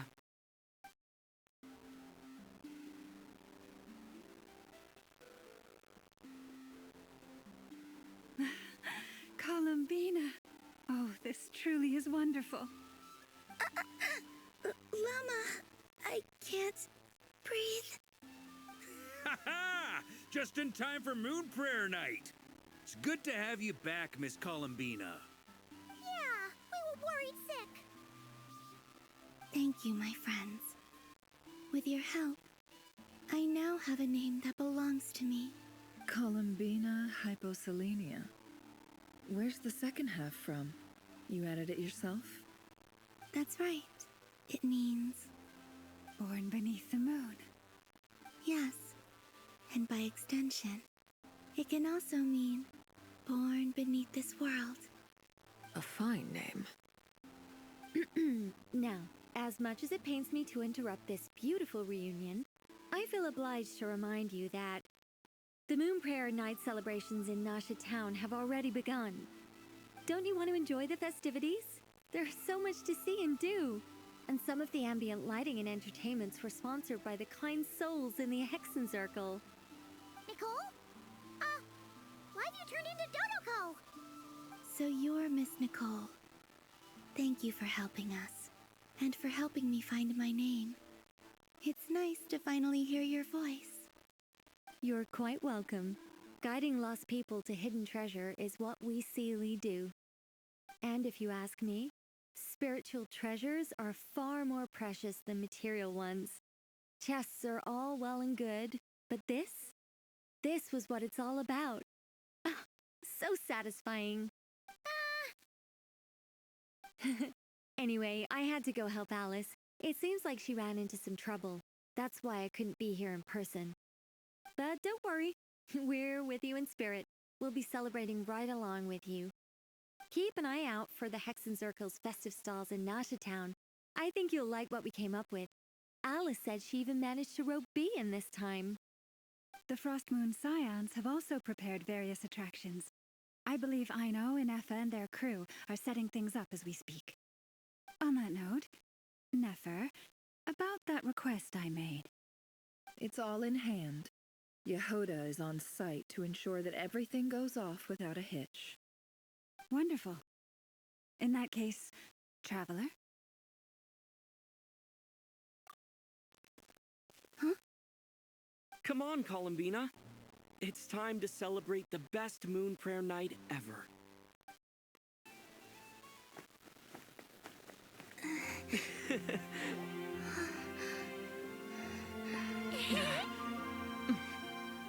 Hey, young lady. Would you like some moon prayer night candy? Happy moon prayer night. Oh, yeah.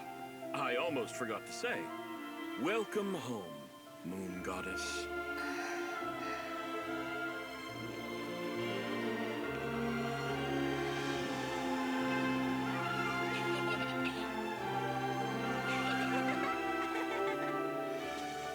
Welcome home, Moon Goddess. Welcome home, Moon Goddess. Welcome home, Moon Goddess.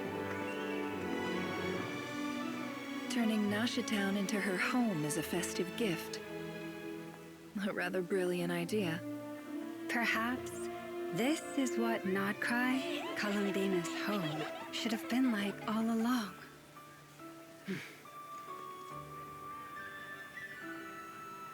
Thank you for the gift. I like it a lot.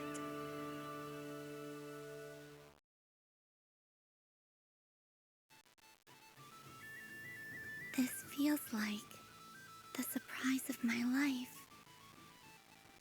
I do. I never imagined I'd ever get to enjoy Moon Prayer Night with everyone so freely. If you're happy, we're happy. Quite a strategy you came up with.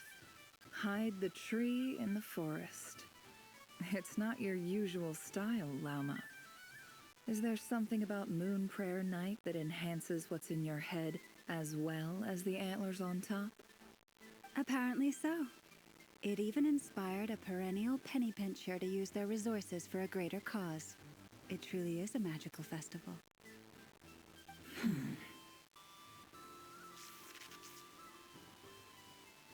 I see it now. This bickering is actually a sign of a strong relationship. Huh? What's everyone doing here? Oh, Miss Columbina, you're back. Yes, I'm fine now. Thanks for your concern. How's your progress with Alice's assignment? Very well indeed. I've never heard her sound so excited. Not like this. This time her excitement seems more serious. Seems like she's had a major breakthrough. She said she'll contact us once she knows more. In the meantime, we're free to relax and have some fun. Enjoy the time off while it lasts. I have a feeling that our next task won't be so simple. I should go. I still have a few things to attend to at the Frost Moon Scion stall. And I think I'll take a look around. With any luck, this once-in-a-year festival will come with once-in-a-year opportunities. Hold up a second. Where's Vark? I believe he made a beeline for the flagship the moment he entered Nashitown. That's Mondstatters for you. They know what they want when festivals roll around. Goodbye for now, Columbina. I hope you have a wonderful night. I will. Well, in that case, don't just stand there. Get out there and have some fun. You'll definitely get a warm welcome at every stall. Oh, also, take this map with you. It's a guide to the festival.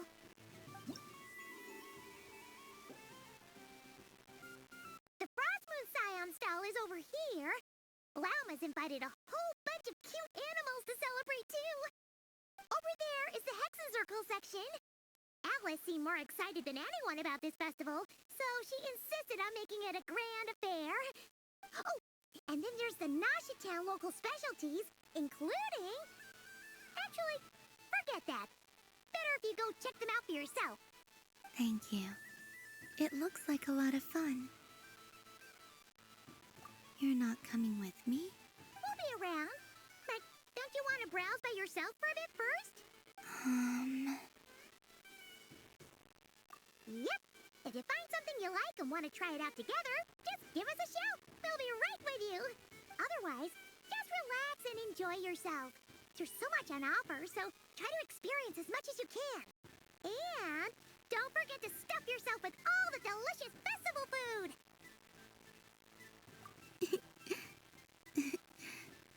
All right then. Off I go. Should I go first? This must be the mage's stall. It feels like I've entered a fairy tale. So this is the Frost Moon Scions area. It feels very familiar. But everyone looks much happier than usual.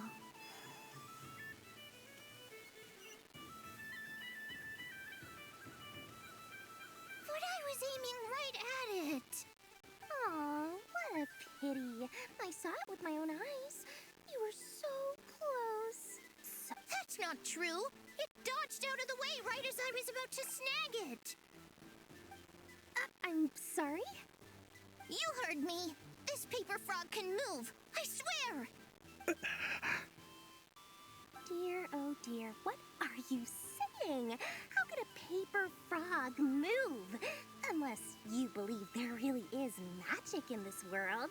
Even if I, the mere humble merchant that I am, knew such magic, surely I would not use it on a paper frog. I'd sooner give Mora legs, so it could walk right into my purse. My dear, dear customer, why not have one more try? This time I'll give you 12% off, a very generous discount for one of my most regular customers. Just think about how much experience you have under your belt now. You're sure to win the next one. Darn, I used up all my coins. I'll be right back. Just gonna fetch some more from my house. Take your time, but don't take too long. This event is Moon Prayer Night only.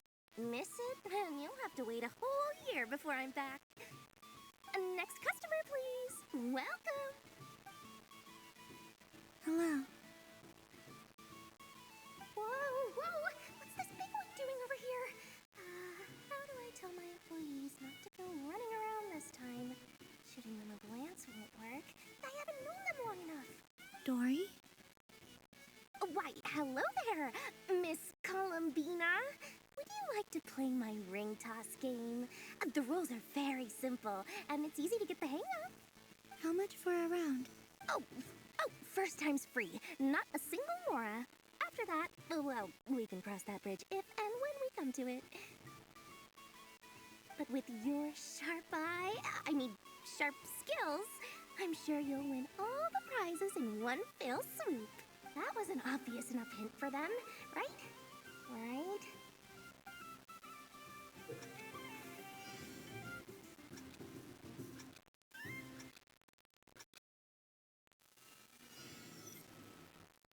Here comes the ring! Oh, peanuts.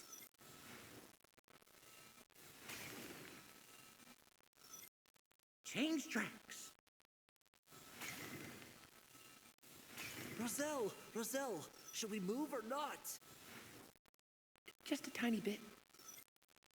All right, then I'll... Oh, sugar plums, not the clock hands. How do I move the legs again?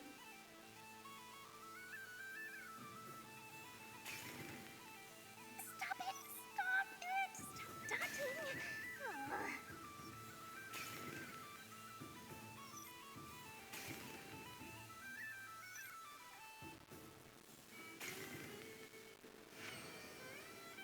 Let's see now.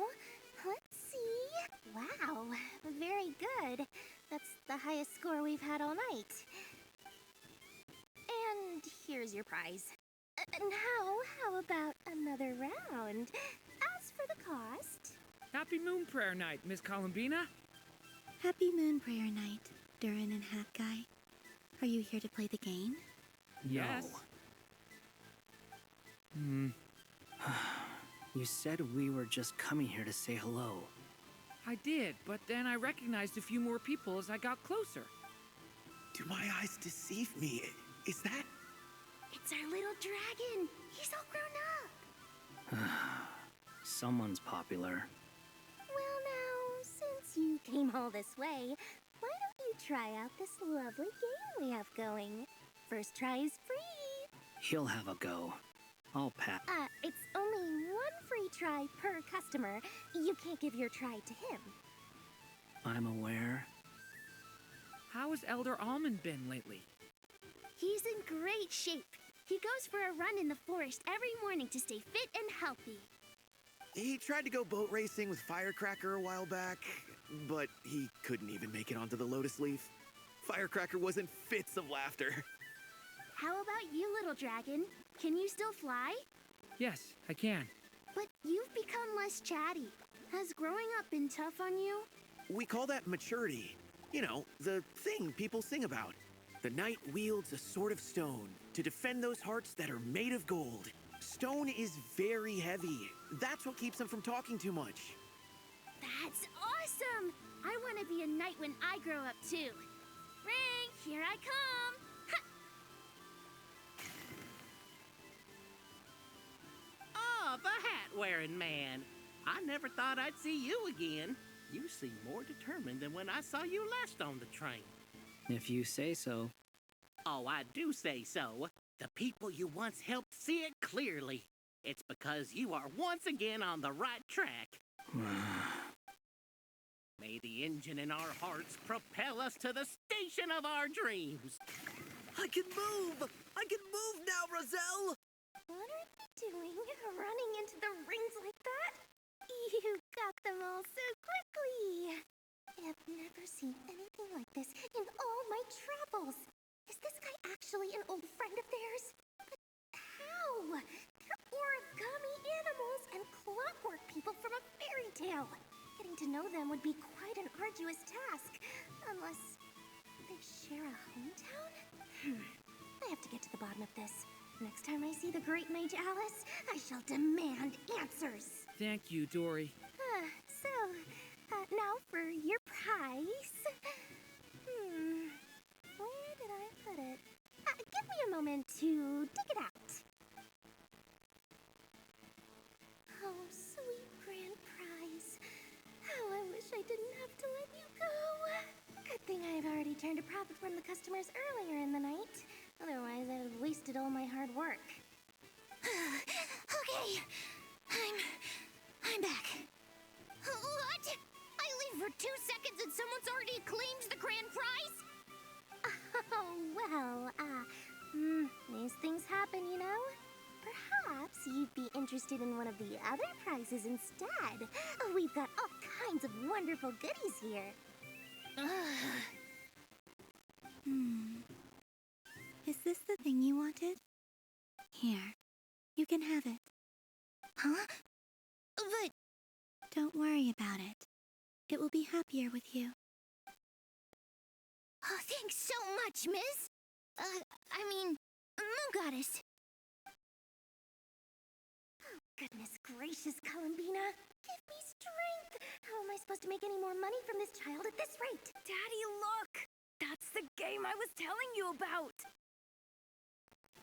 Forget it. She is the Moon Goddess after all. I'll think of some other way to swing this. Maybe I can try to hook this new kid. Huh? Oh, someone already won the grand prize. You can take mine if you want. What? Why? Why are all these bleeding hearts coming here to ruin my business? Happy Moon Prayer Night, everyone. Happy Moon Prayer Night.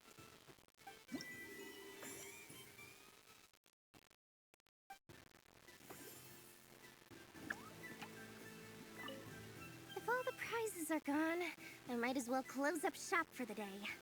But you haven't had your fill of fun yet, right? So the next time a customer shows up, you're going to have to run faster, all right? And remember, run out of the rings, not into them.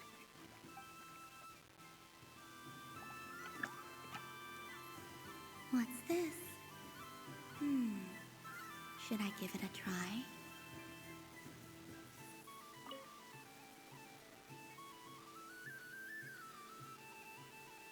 Come on, Citrus. One more round. Just one more. But my neck... oof. It's acting up again. You should take a break. Health comes first. Yeah, Yeah, don't push yourself. We'll find someone else. Hey, don't look at me. I'm the referee. What are we gonna do then?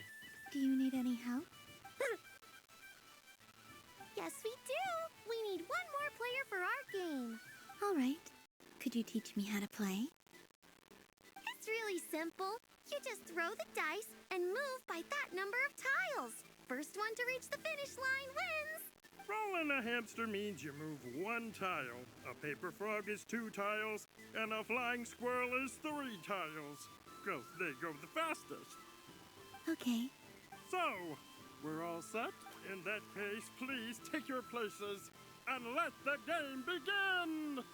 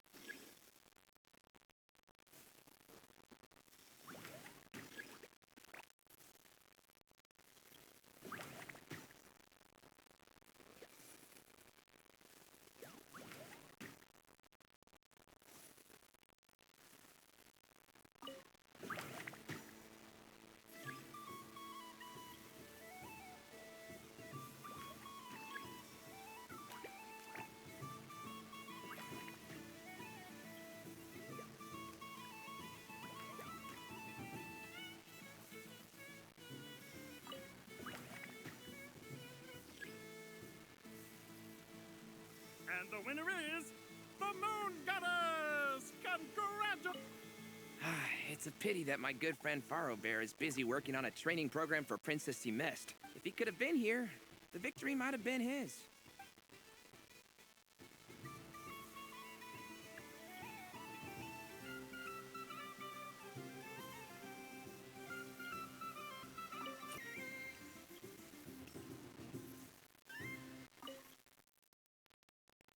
A soft and furry creature that bounces and jumps. Welcome home, Moon Goddess. This one talks, too. Allow me to introduce myself. I am a Dodoko from a distant archipelago, the most mischievous of all my Dodo brothers and Dodo sisters. When the going got tough, I powered through, and when I met obstacles, I boomed them away. That sounds like a lot of fun. Doesn't it just? Oh, but then the trouble started. Recently, I found a lovely beach, the same beautiful jelly color as my hometown, and so I dove in to have a look.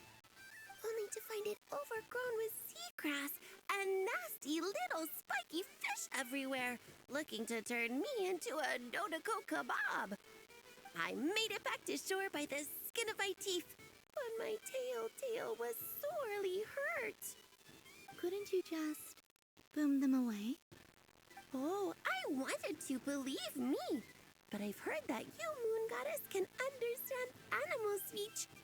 The last thing I wanted was to cause a gigantic fuss and get taken to court by a school of spiky fish. I'd be driven out of these waters for good, and my winter holiday would be ruined.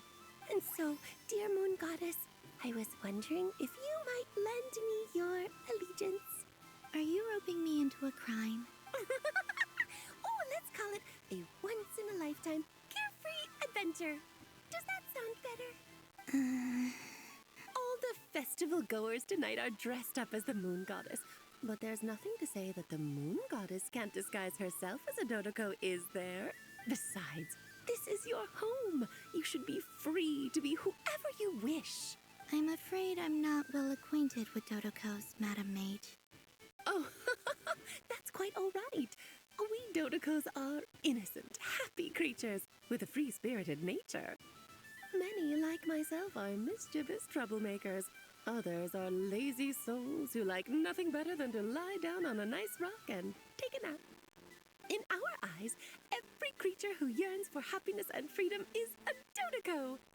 But perhaps in yours, we Dodoko are a fluffier and more mischievous breed of Kuhenki? Yes, that is a much easier image to follow. Oh, wonderful! Then let's play! Grab onto my tail and follow me into the sea! Time to settle some scores with the bad guy!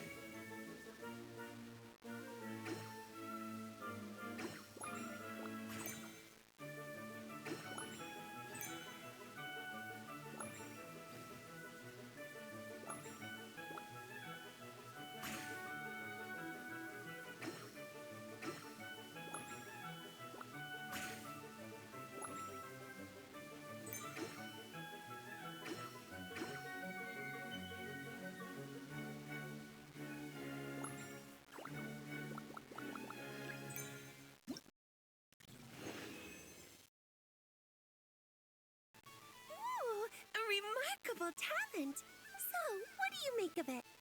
The use of Jumpy Dumpties doesn't come as naturally to me as Kuvaki. But their unpredictability makes it fun. I think they call this... novelty? Indeed! And how did it feel blowing those pesky nuisances away? Not bad. Any guilt? What do you mean? Oh, wonderful! Lovely answers to all three questions. You've passed the safety test. Now I can give this special bomb to you as a souvenir. Remember, if you find any meanies living on the moon, you can use this to boom them into oblivion. I will.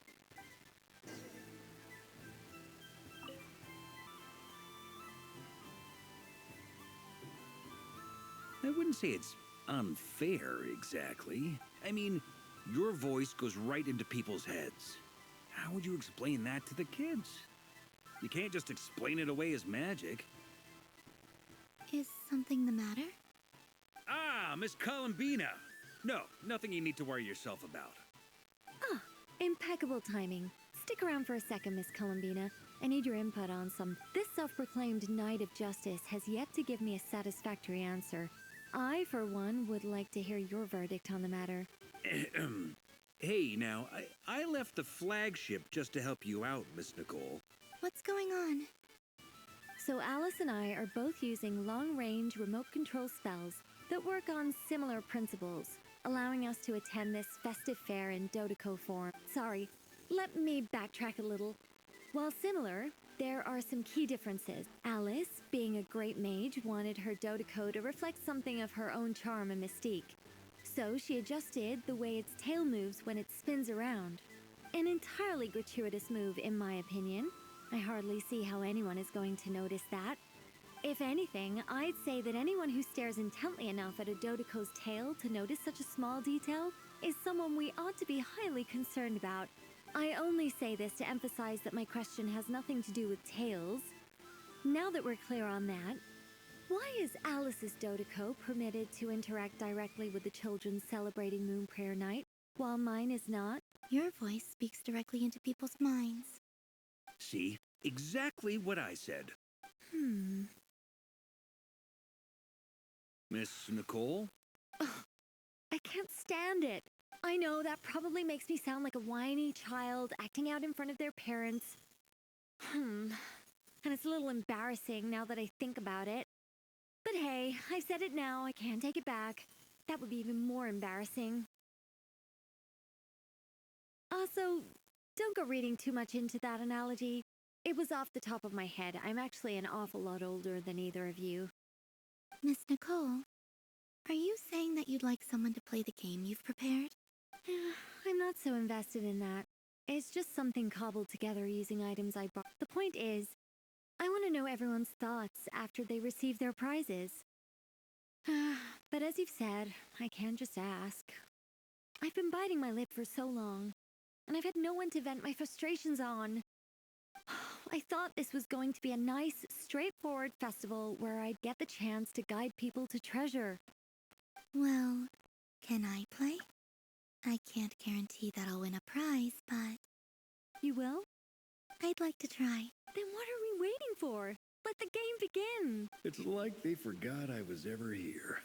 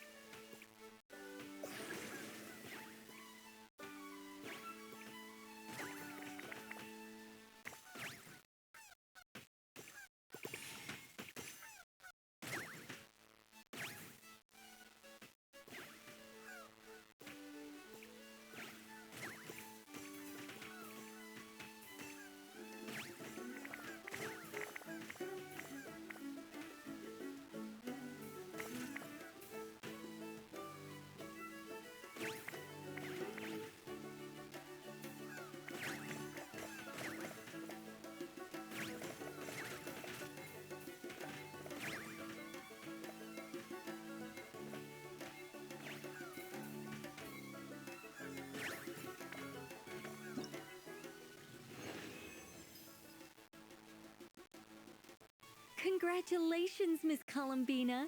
With your great wisdom, you have overcome every obstacle in your path and conquered the great challenge posed to you by fate. Fate? Well, something to that effect. If you'd prefer something more poetic, it could be the icy winds or the dawn. Anything you like, really. You could even go with the challenge posed to you by Dodoko, if that's what you're into. Anyway, you can take or leave my suggestions. Moving on. All my hopes are now resting on this. Can I open it now? Stop teasing me. Please, I'm begging you. No more talk. Just open. Wow. What a lovely sculpture. Classic and cute at the same time. Thank you, Miss Nicole. I'll always treasure it. Ah, there we go. Music to my ears. You have my sincerest gratitude, Miss Columbina. Thank you for sharing your precious time with me and fulfilling my wish. Don't mention it. You've all done much to help me. And still, I'm the one receiving all these gifts.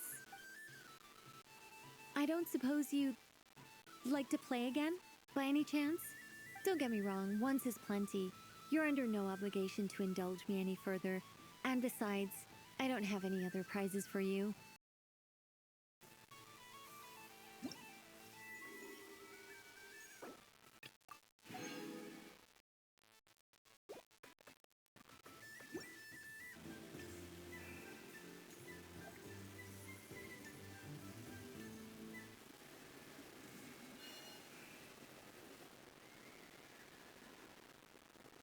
Dodoko's Whirligig! Come check out Dodoko's Whirligig! Ah, welcome home, Moon Goddess. Might I ask what... Ah, it's a very special amusement sponsored by the great mage herself. Ride on a soft and furry Dodoko and embark on an unforgettable adventure. I say that, but I'm just following a script here. Who is this mage, anyway? And what the heck is a Dodoko? I'd like to ride. No problem. But, Are you by yourself? Is that not okay? Oh, no, it's fine. It's just that each Dodoko can accommodate 2 passengers. Would you like to bring a friend along? My friends. That should do it. Now, we just need to get everyone else to draw something on it too. But we gotta keep it a secret from Columbina. Traveler. I want to go on that ride. Will you join me? Let's go then. Don't worry. Paimon will do the rounds. You go have fun. All right. I think we have to wait in line over there. Please take your seats. For safety reasons, you mustn't try to leave the ride before it comes to a complete stop. All right, you're all set. I wish you both a wonderful journey.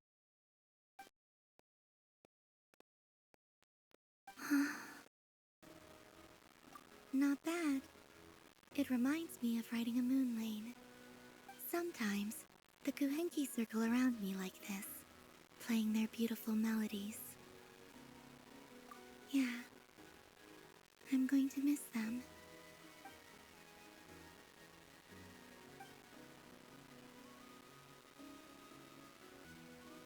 It does. I've felt scared in the past, too. But this is a little different. You know something? I got to see a lot of fascinating things during my disappearance. I saw how the Frost Moon Scions act around their families. So different than how they used to act in my presence. And I also saw how they interact with their friends. It made me curious at first. Why do people act so sincere when they're worshipping gods, but save their truest, warmest feelings for each other? Slowly, I came to realize that it's because they trust one another. They know, deep down, that they'll be accepted for who they are. All of it. The good and the bad. I know. I knew it the moment you started calling out my name. What I fear now is the end. I fear losing all this the very night I have gained it.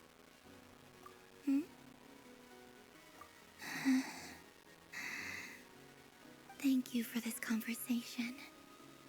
Thank you for listening to me. Don't worry. This fear I have, and the unknown that awaits me, they cannot hurt me.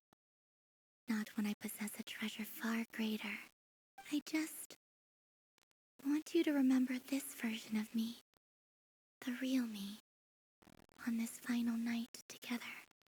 Dear passengers, Dodoko's awesome adventure has come to a close. Please leave in an orderly fashion, and we look forward to seeing you again in the future. Don't want the journey to end, huh? Don't worry, you two. There's always another adventure waiting just around the corner.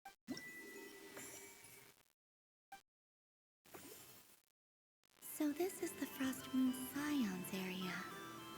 It feels very familiar. But everyone looks much happier than usual.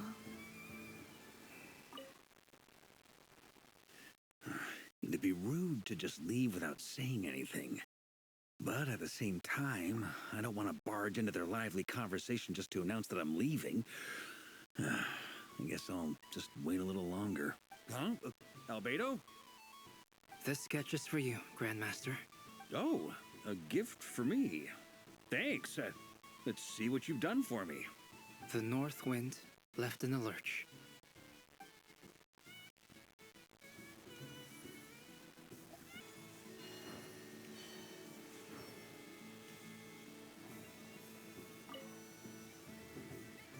Fun ride, huh? You and Columbina look pretty sad to leave. This isn't gonna make Paimon dizzy, is it?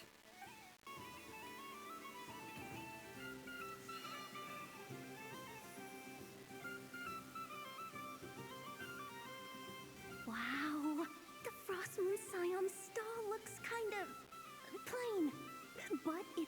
pretty cool once you get into it.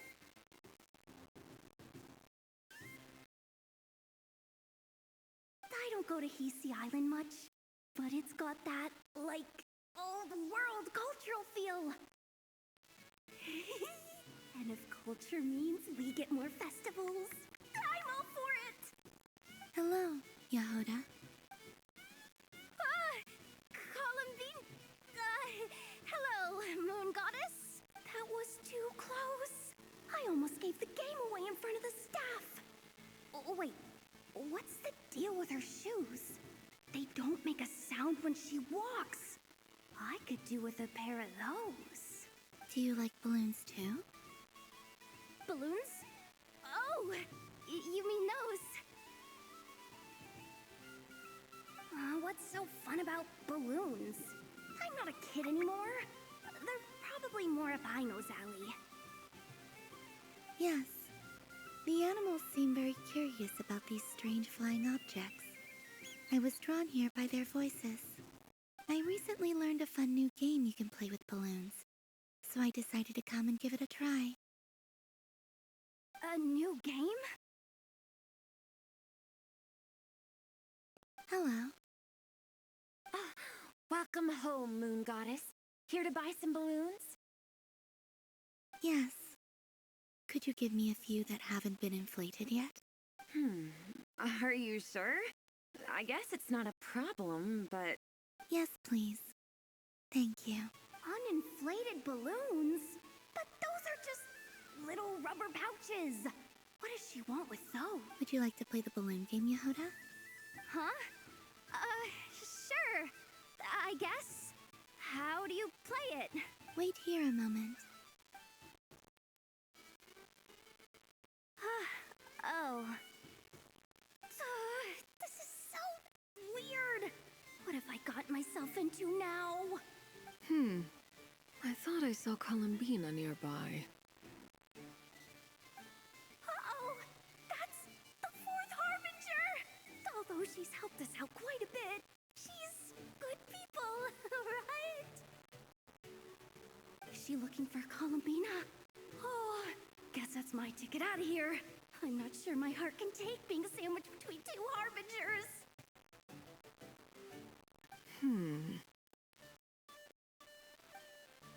Which stall is she checking out? Oh, it's that other Frost Moon Scion's one. Try on the headgear, see what it's like having antlers or animal ears for a day. Oh, I wouldn't be caught dead wearing that stuff. So embarrassing. I have enough gear to carry as it is. Wait, what? She put it on?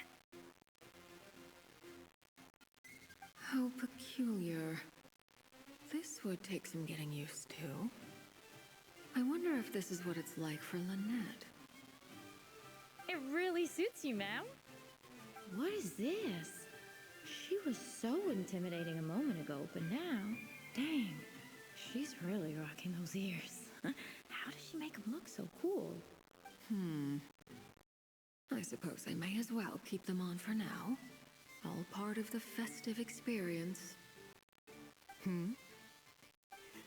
She's coming this way. How do you do, Miss Yehoda? Oh, jeez. Don't talk to me while wearing that thing.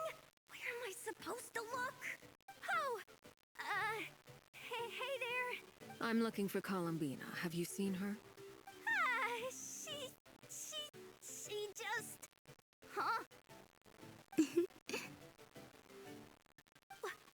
Oh, wait. Is that what she meant by balloon game?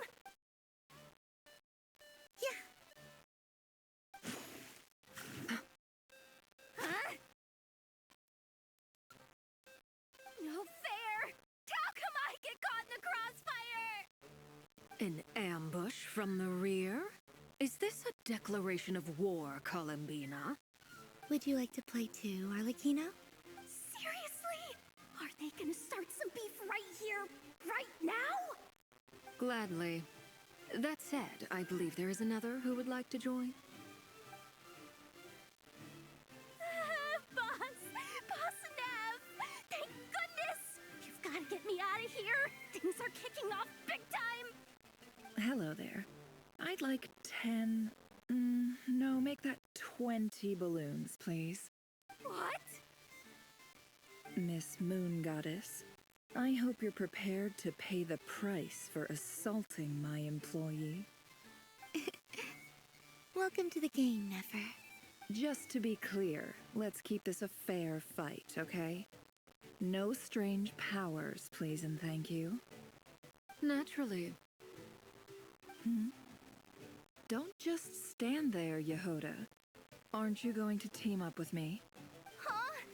Do I have to? Of course. Don't forget, the curatorium has a reputation to uphold. I knew something like this was gonna happen.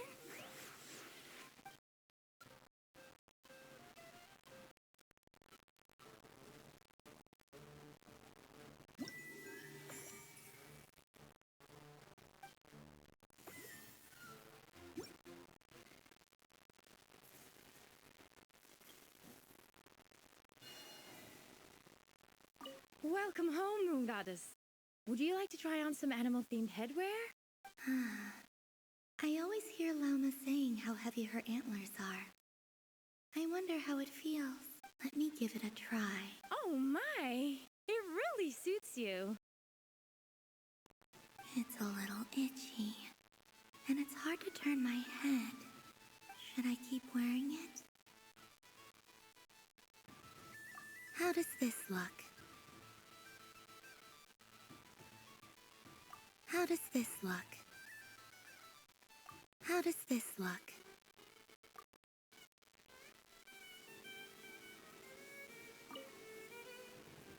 I've seen Linny and the other children play this game before. It would seem that it's not a bad way to relax, once in a while.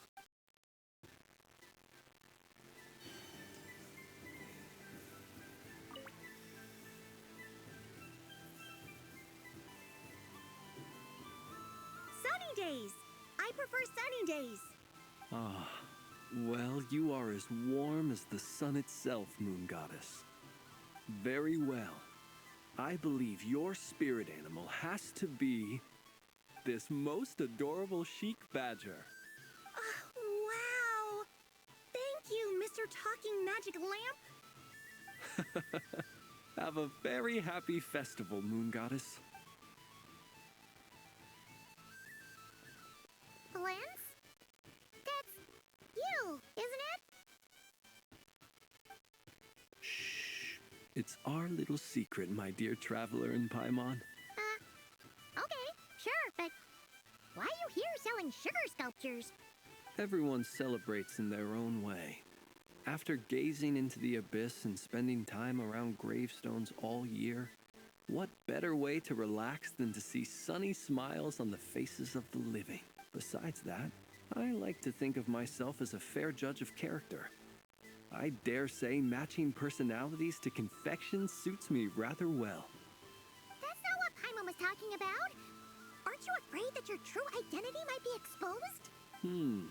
Should I be? There is all manner of magic in the air this moon prayer night, thanks to the work of the great mages. I see Miss Columbina is hiding in plain sight. Why should I not do the same? Why miss this rare opportunity to enjoy a special evening in my true form? Fair enough. You got a point there. People who don't know you will probably think you're just a talking lantern. Well, now that we see eye to eye, what brings you here? Not a search for your spirit animal, I presume? Ah, well, actually... Here, see for yourself. Oh, this is... How wonderful. A beautiful idea. Yeah, we just met Barca, and he said that having everyone draw their own section was kind of boring. So, he did your bit for you. Ah, Varka. Ever the maverick. I see his artistic skills are truly one of a kind. In that case, I shall paint something on Mr. Albedo's behalf in a short while. What? Ahem. Welcome home, Moon Goddess. Whew, that was close. Hello, Flins.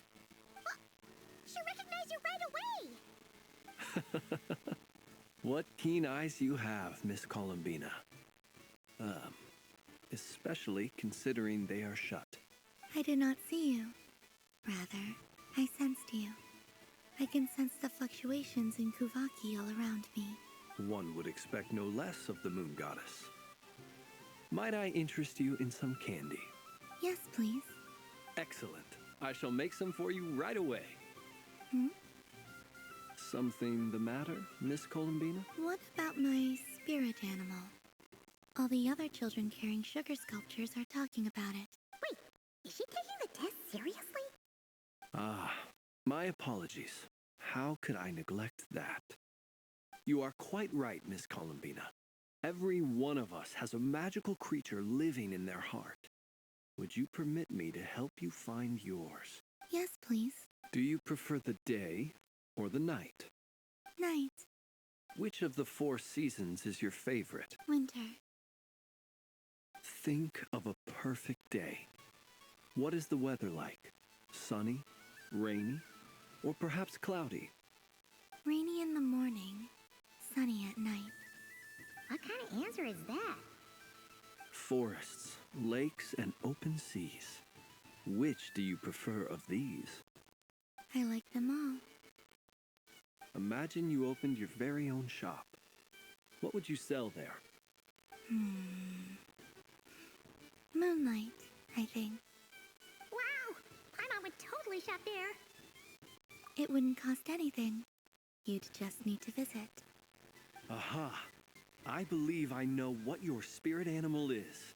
Here, for you. Oh, it's a Kohenki! Indeed. A free-spirited being with a deep love for all things here in Nodkrai, who selflessly lends her aid to as many people as she can reach. It is the perfect fit for you, Miss Columbina. Thank you. It would be my honor. But you shall have to forgive me. We have known each other for quite some time. I doubt there is any answer I could give that would come as a surprise to you. So instead, would you accept this sugar sculpture as a token of our friendship? It's a lantern. Hey, why don't you two go enjoy your candy over there? Paimon wants to try out this spirit animal thing too. Right, Blitz? Come on, play ball. I got this drawing done. But I want to hear Paimon's answers. But it'll probably take ages. Paimon's a complex soul. And we don't want your candy to melt while you wait, huh? Oh. Okay then.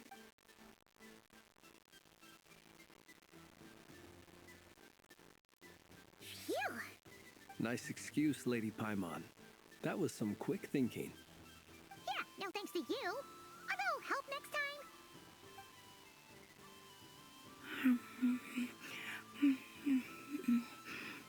It's sweet. Is that Lockaberry? I wonder what flavor the traveler got. This way, this way! It's the candy-selling lantern! I'm coming! Of course. Traveler, maybe we can share? Yes. I found out recently that people share their food sometimes, so I'd like to try it. Or is that a no? Thank you.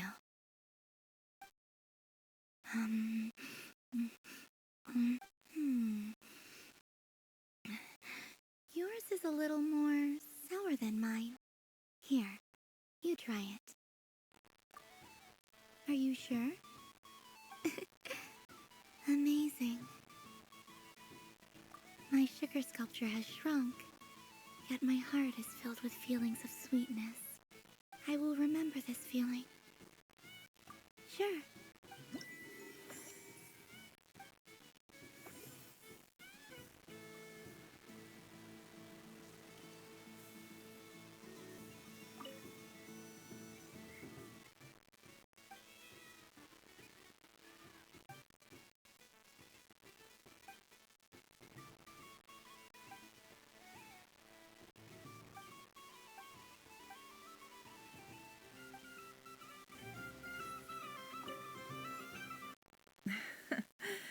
That was fun. It's a shame Ashru doesn't like playing with water. All right, I've roped him in as well. What's this? Should I give it a try?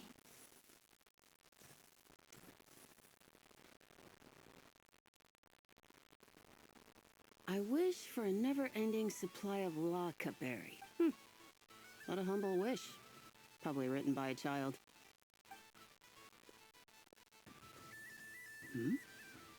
Is that Lama the Moon Chanter?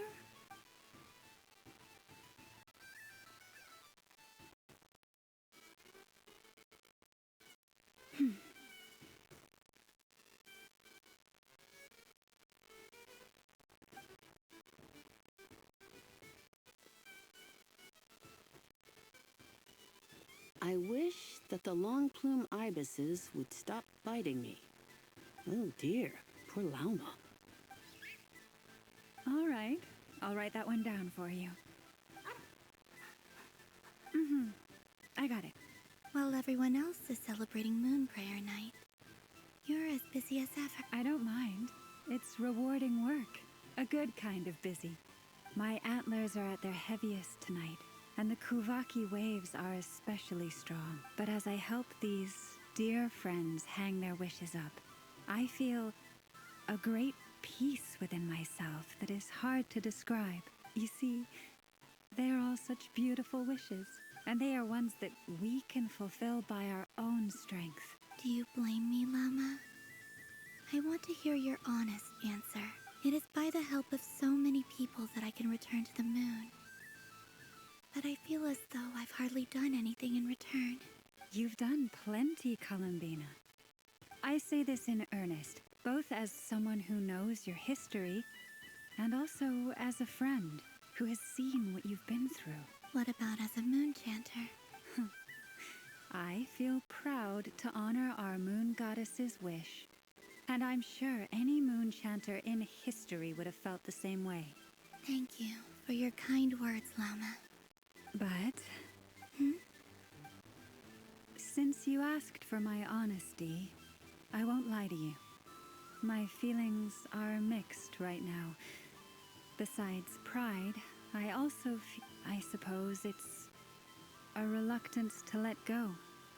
Once you return to the moon, we will be far apart and separated by a false sky. I'm sure those of us left behind will gaze up at that sky, yearning for the moon once in a while, just as you used to do. I will miss you, Lama. I will miss you all. I hope to stay in touch. I will try and find some way to send messages down from the moon. Perhaps you could use Kuvaki. I've heard Yehoda say that signals can be sent using long and short waves, or strong and weak lights. That sounds a little complicated. What if we forget what the signals mean?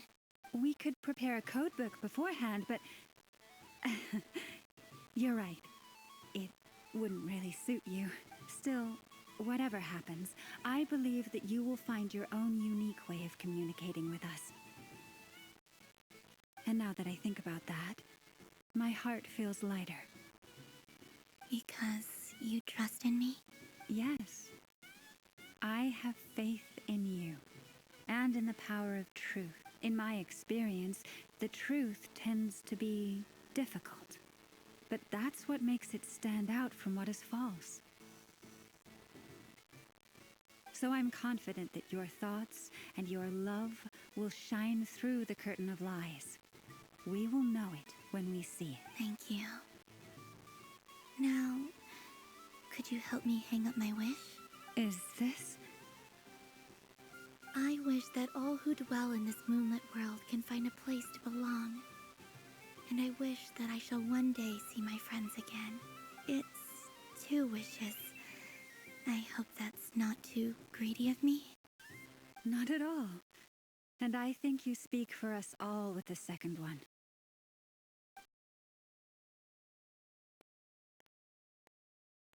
I shall continue to pray until the day that all of these wishes come true.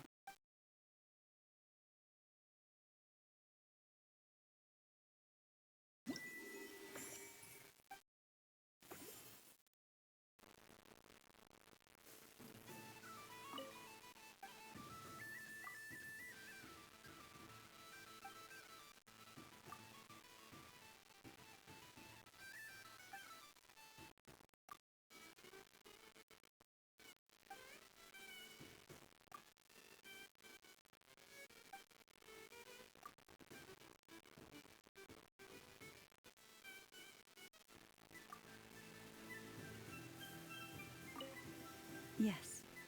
May everyone's wishes come true.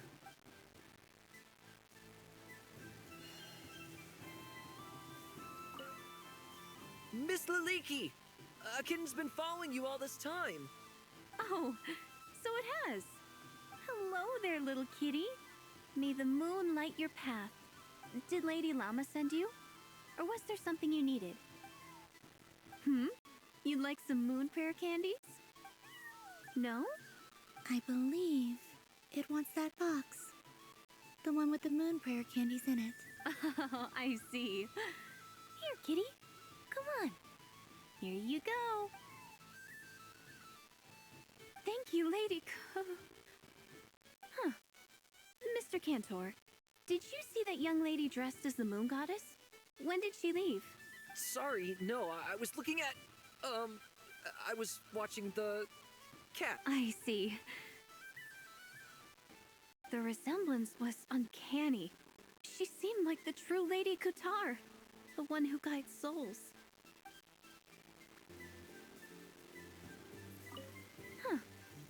Mr. Sorry, no. I see. The resemblance was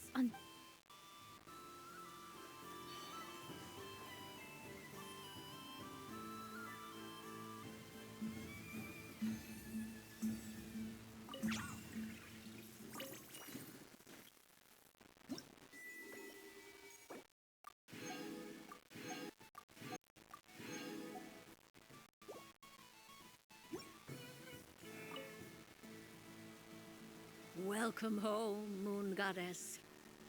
Oh, you're the genuine article.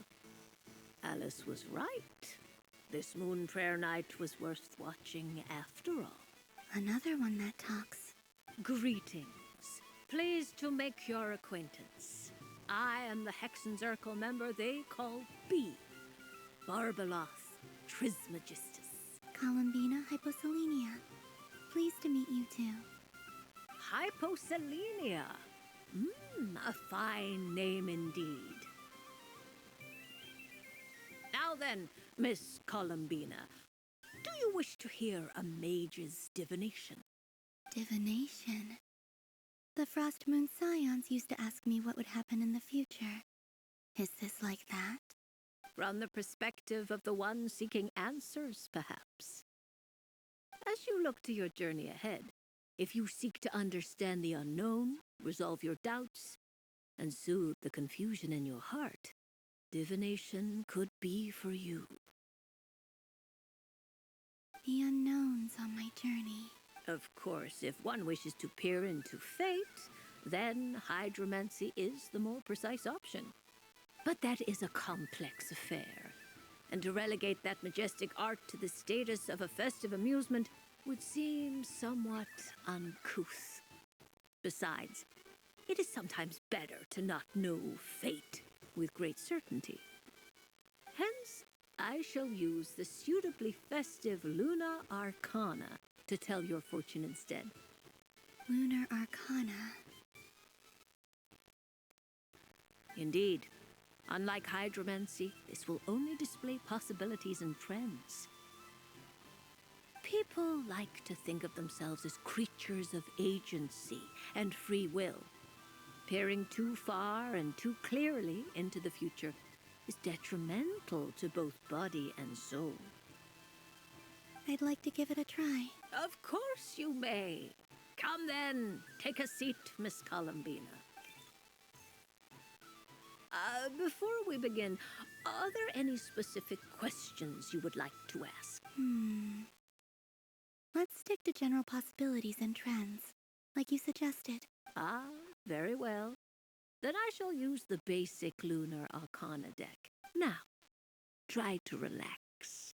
Cast your mind upon the things you have experienced and the things you are soon to experience. I will shuffle the deck. Would you like to cut the cards yourself? You do it. No problem. Now then, to make things easier for the seeker, that is to say, you, I shall decipher the cards from your perspective.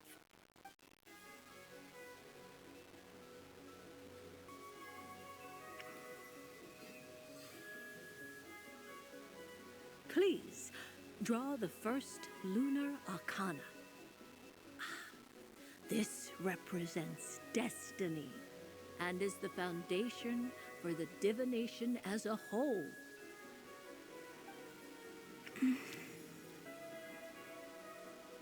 Now, draw your second card. This will stand for the past, the sum of all your experiences that have come before.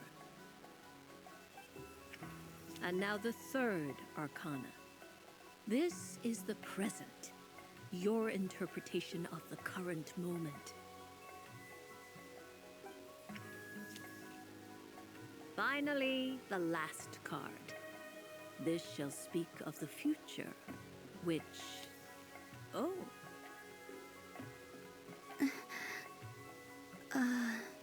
Kuvaki pulse? Fascinating. I've never encountered this before in my role as a diviner. Something has exerted an influence upon this card, causing it to leave its designated position. What do you make of this, Miss Columbina? Perhaps this is the guiding hand of fate in action. Of course, if you wish, you can choose to deny the validity of this card and draw the future for yourself. No, it's fine. Let's go with this one. A bold decision. I must say I'm looking forward to the results. Well then, let us flip the lunar arcana in sequence and see what emerges. Sure. First, destiny. No surprises here.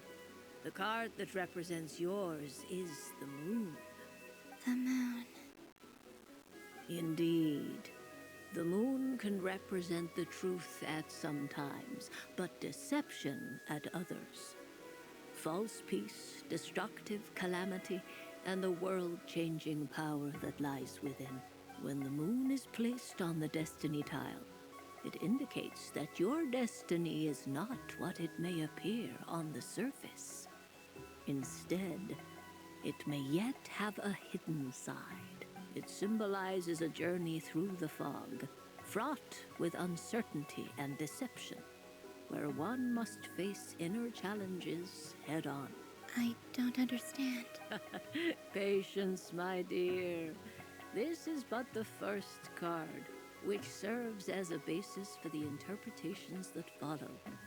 Our divination will only grow clearer from here on out. Now then, flip the second card, the one that speaks for the past.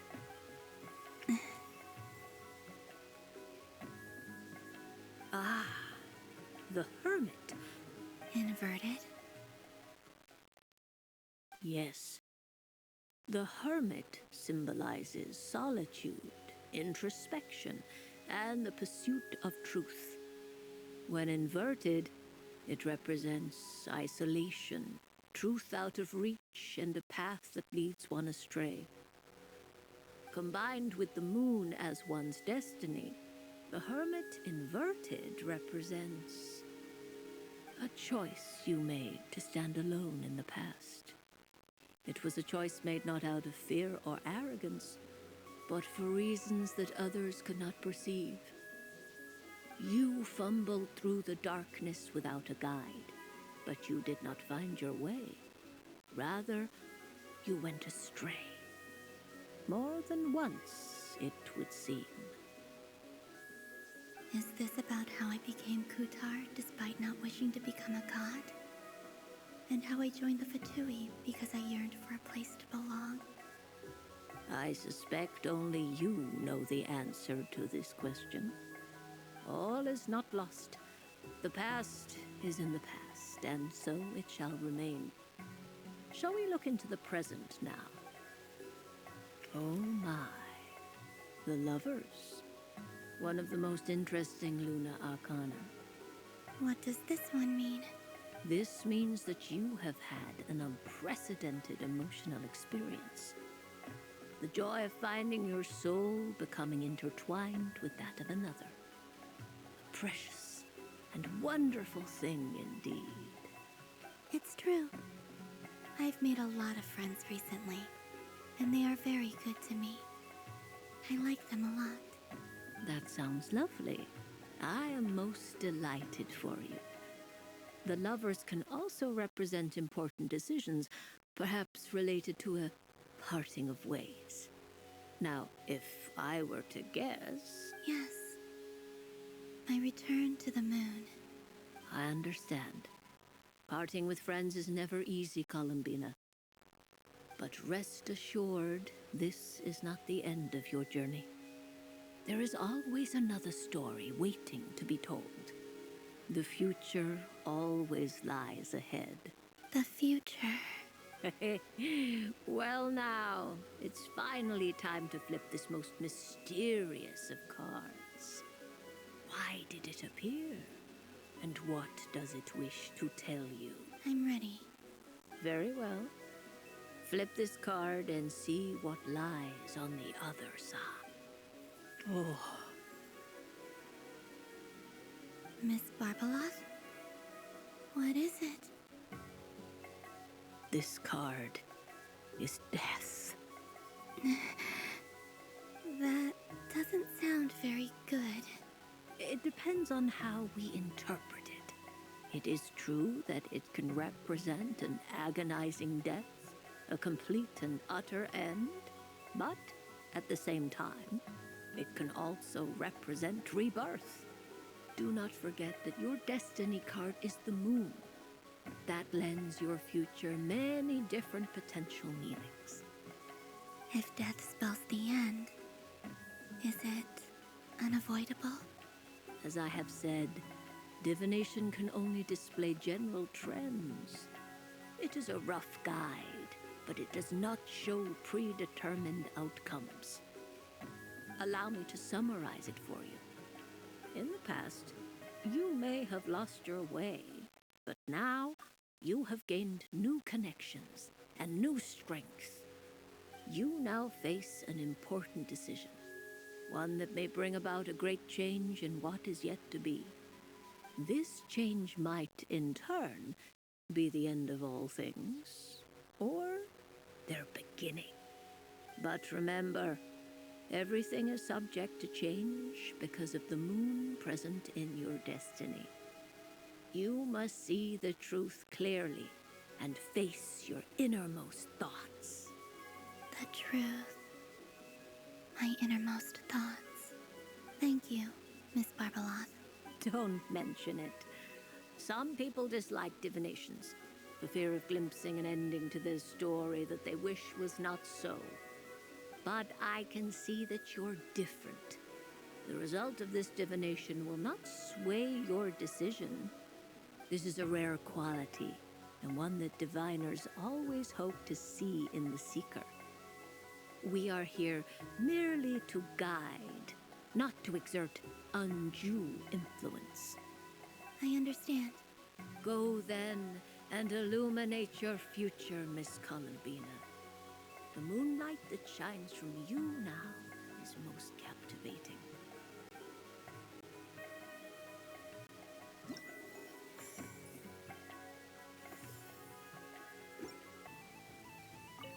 The death card made a most enigmatic appearance. The moon for which Miss Columbina is bound. Fretting is of no avail. I will have a chat with Alice about... Done being a do-gooder yet? Thanks for coming here with me, Hat Guy. Are there any games you'd like to play? It's your turn to pick. I'll come with you. Why does that hamster think you've grown up? You haven't changed at all. I know you don't mean that. You're just taking the opportunity to make fun of me, aren't you? Even if you won't admit that taking some time to compose yourself is important, I can see that you're doing it in practice. Otherwise, you'd have taken off your hat and flown away by now. Looks like Albedo's socialization program has been far more useful to you than all those Vahumana textbooks.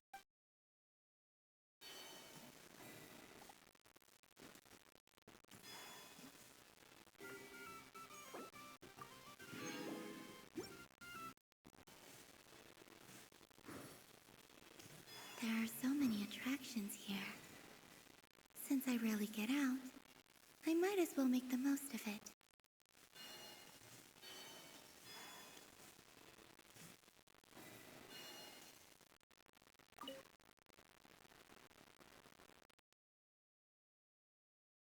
If this were any other day, I'm sure it would make for a great photo opportunity. But Moon Prayer Night has rendered my antlers uncomfortably large. Doesn't it look like this rhyme-horned deer has 2 sets of antlers?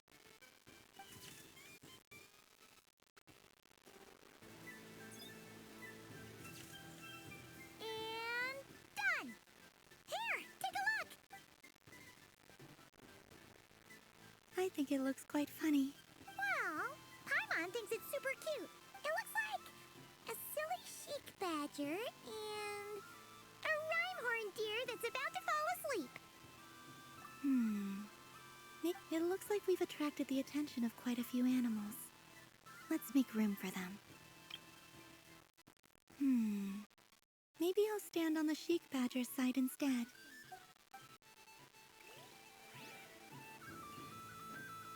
What's this? Should I give it a try?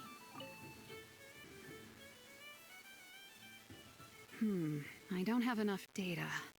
Need more samples. Is this one of the amusements? Or is it a research project? Bit of column A, bit of column B. I'm currently running some synchronization tests on these bots. Basically, you need to press the button to help them successfully obtain the treasure. But you've got to time it right. I'll record your data, which will be used to improve the robot's accuracy. But, ma'am, I mean, Moon Goddess, don't you think you should take your eye mask off first? There's no need. I will be all right. Okay then. Whatever you're comfortable with. Great. Then...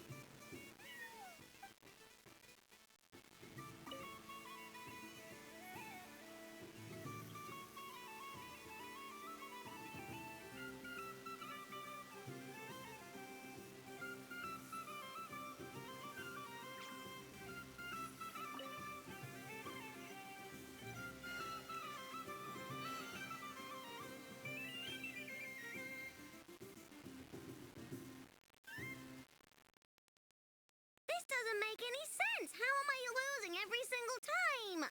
Wait, Ineffa, you're cheating, aren't you? Yeah, that must be it. I am not cheating, I know. Uh-oh, sounds like Ineffa's turning into a big baloney bot. I think it's time for some serious maintenance. Moon Goddess, help me. Miss Columbina, I know, is attempting to cheat. What the? I'm not the cheater. You're the cheater. How dare you throw it back at me?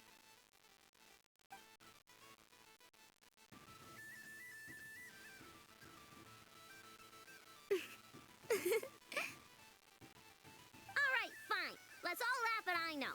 Just you wait till I get home, because I'm going to make a game bot that can win 100% of the time. Let's see you laugh when I come back and beat your butts. You'll all have your heads covered in stickers when I'm through with you. We came to check everything was okay after all that yelling, but,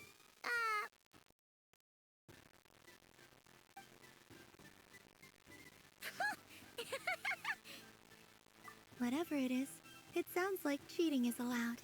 Kuhenki concentration. Each player starts with differently colored kuhenki. Each round, they draw one kuhenki from their opponent.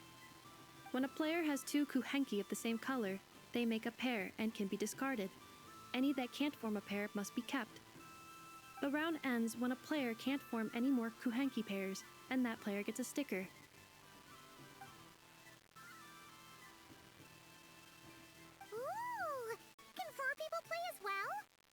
That is fine, so long as the turn order is fixed beforehand. Alrighty then. In that case, the two of us will join as one team. Okay, but if you lose, you're both getting stickered. I don't want to hear any excuses. Sure. And if we win? If you win, only one of you gets to sticker someone else. I have taken to calling this. I know logic. Hey, lay off me, alright? Okay, so we're starting the game from scratch again, which means all my stickers so far don't count. Looks like Luanatar is the Kuhenki of honor for this game. Anyway, let's go clockwise, starting from Inepa.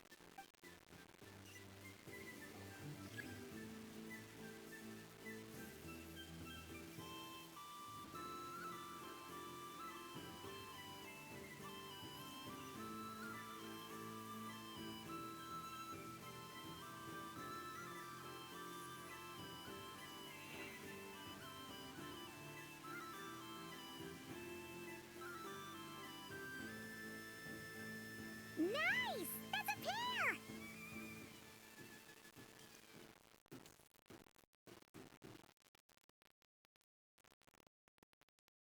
Go, go, fly!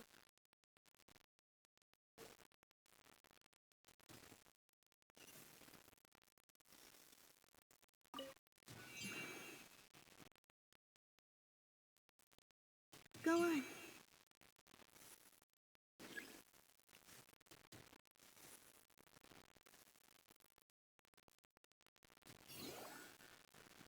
I have a pair.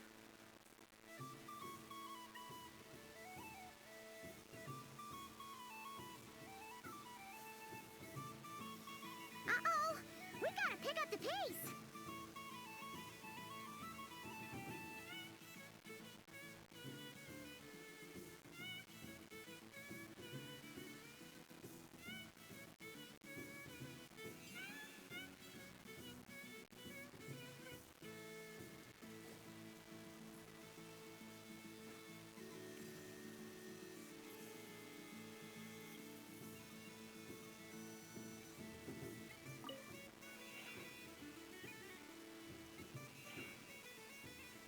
I win.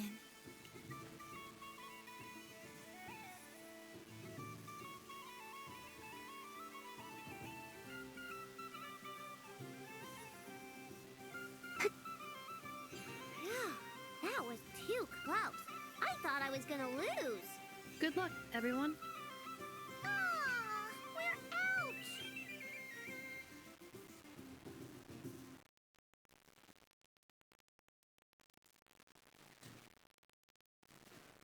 Let me pick a good one. What's it gonna be? You're looking very pleased with yourself there. What happened to being a huge Grumposaurus?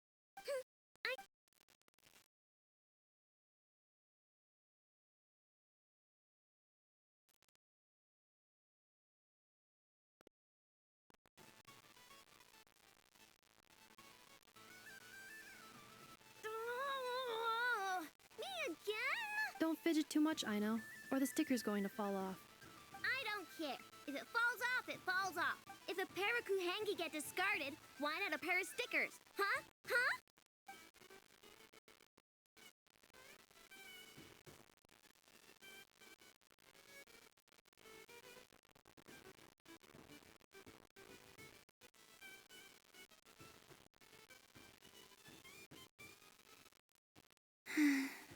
I've lost. Sticker, sticker, sticker!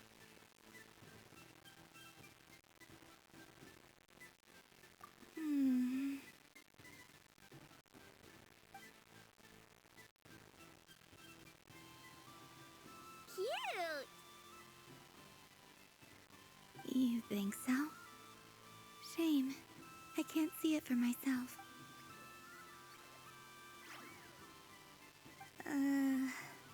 What did Luanatar say? She said it looks so cute that she wants me to lose a few more rounds.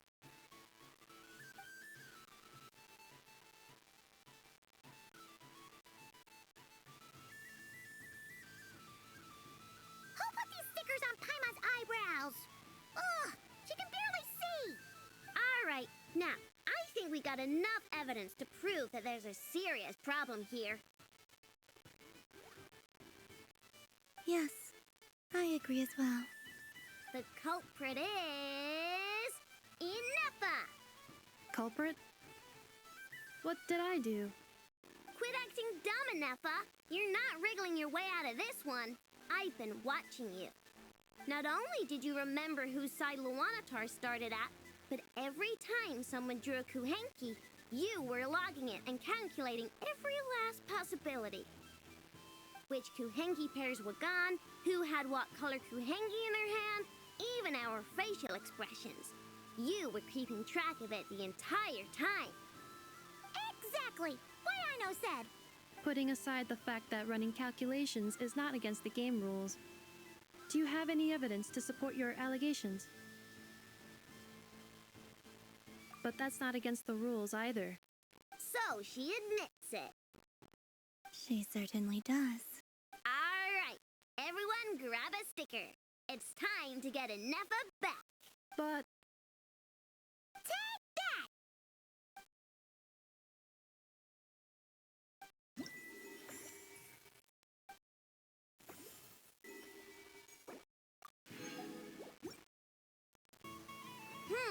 I'm never playing games with you ever again, Inepa. Please welcome to the stage. Cool your jets, Ducky. Combining precision engineering with water cooling technology.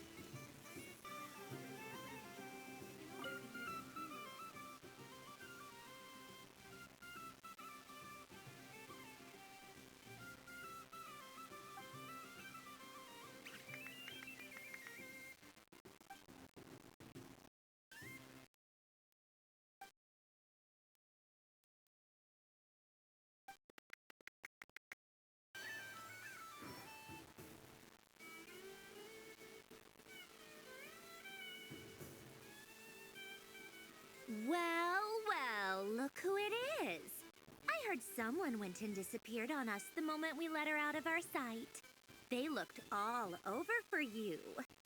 Frankly, I didn't think you'd be back for Moon Prayer Night. Were you worried about me, Sandrone? You would like that, wouldn't you? Do you even hear what you're saying? It seems to me like you disguised yourself with festive headgear, just so that you could come see me on Moon Prayer Night and make sure I'm okay. You didn't even bring Polonia with you. You? I thought you couldn't see. I cannot. But I sense the confusion of those around us rippling through the Kuvaki currents. Based on what I know about you, let me guess what you're wearing. Is it cat ears? Shut up! I'm only here to protect the Fatui's interest in this territory. Running into you was pure bad luck. Really? But you were the one who asked Arlecchino to help everyone find my name. Columbina! Ugh! Just one more word, and I'll unscrew your vocal cords. It's Columbina Hyposelenia now. Tell someone who cares. I've missed you, Sandrone. The whole time I was gone, I was thinking. I hope I get a chance to say some ugly words to you. Is that supposed to be a joke? Anyway, let's go play that game. What? You mean that frostfin whale? Yes. It's some kind of game where you get bitten if you step on the wrong tooth. Seems like fun. Who in their right mind would wanna... Because you're not a scaredy cat. Fine! You wanna play? Let's play. Don't complain when I kick your sorry butt. Lovely. You old geezer! I'm gonna beat the pants off you! Just you watch! I almost forgot. Sandrone? What is it now? You'd better not lose, or I'm going to beat your head in. What? Allow allow me to demonstrate since I'm feeling so nice. You just step on the teeth, like this.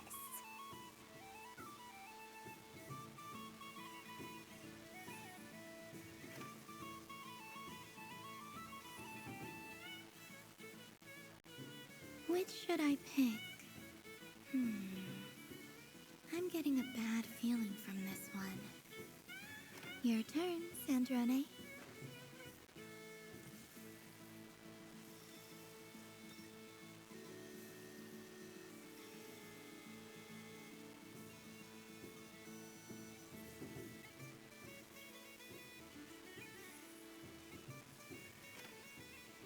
Don't come crying to me if you get bitten.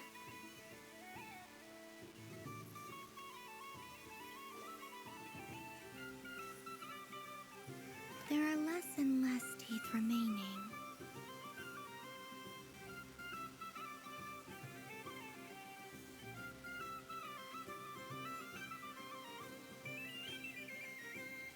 Huh? What's that noise?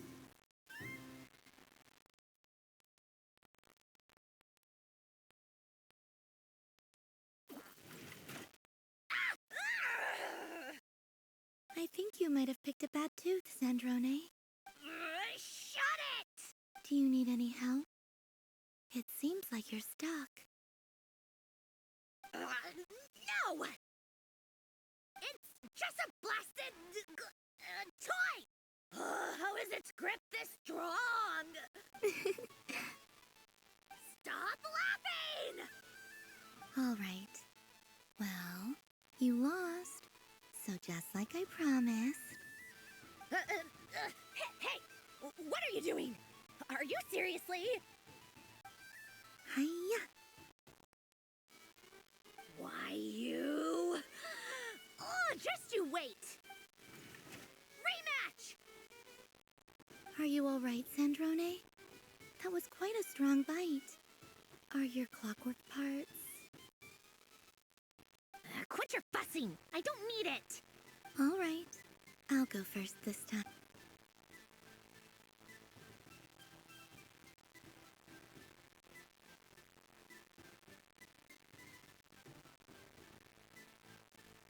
I see it now. She can sense which teeth are rigged. So I just need to avoid the same ones that she does.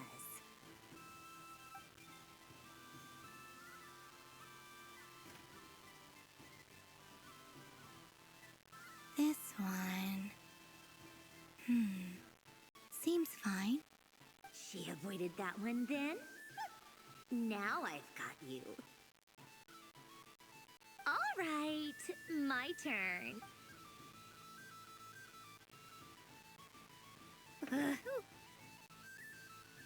What? Looks like you lost again, Sandrone. Wait! There's more than one bad tooth! Bonk.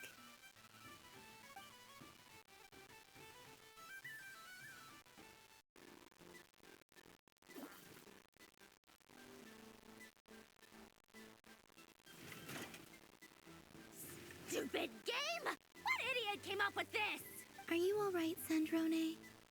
You said some nasty things just now. Oh, I'm peachy. Should I let you bonk me on the head as well? Ah, forget it. Come on, bonk away. It can be your consolation prize for losing so badly. I told you, forget it! Gah, you've always been so annoying. Singing right outside my door, inviting yourself to my tea parties, going AWOL. And now you're off to the moon or something. Of all my days with the Fatui, the times I spent with you, Arlecchino, and Rosaline, they were my favorite. I will not forget them. Just as I shall not forget this moment. We'll always be friends, no matter where we are, right? Who'd want to be your...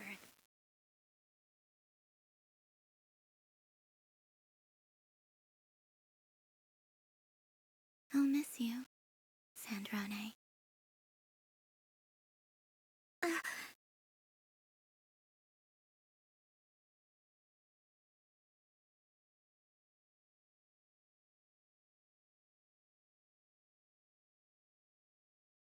Goodbye, Sandrone.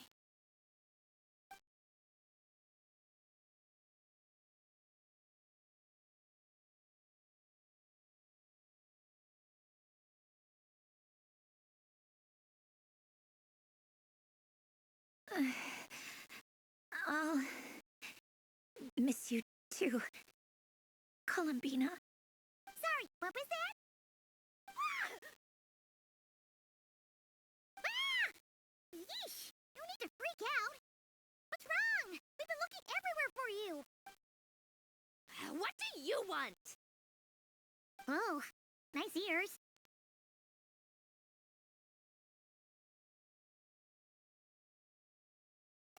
What do you want? This. Huh? It's your turn to draw something. You're one of her friends too, aren't you?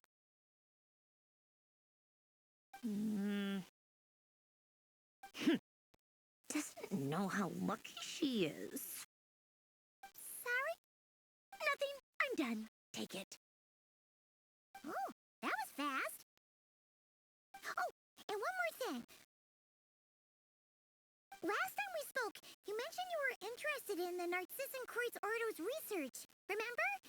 There were too many people when we last met, so we didn't get the chance to do this. What are you talking about?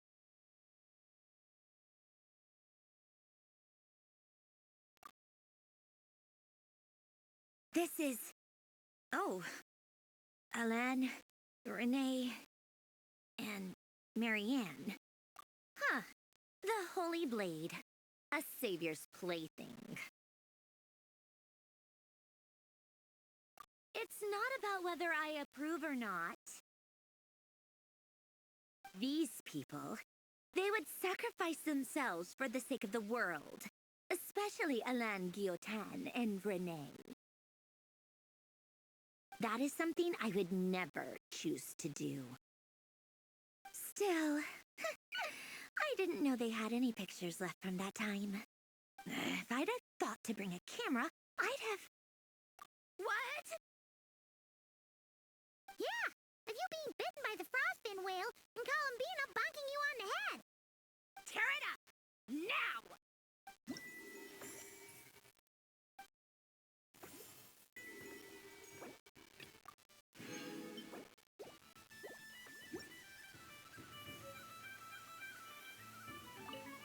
What's there to see on that moon anyway? Let her go up there and cry alone. See if I care.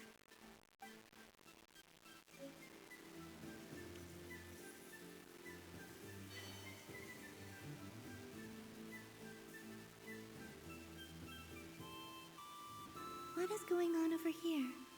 It looks like fun. Hold it right there! You can't run away from me, Moon Goddess. Are you talking to me? Of course. Do you see anyone else here dressed up as the Moon Goddess besides me and you? Hey, come on. Call me by my title. Happy Moon Prayer Night, Moon Goddess.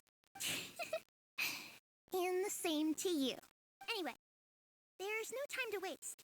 Get ready for the duel of a life. Duel? Meet my partner, Stacco. Come on out, Stacco. Well, don't just stand there. Let's see your partner. Partner?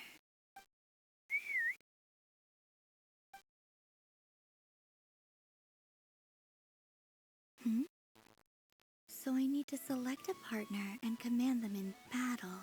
Partner.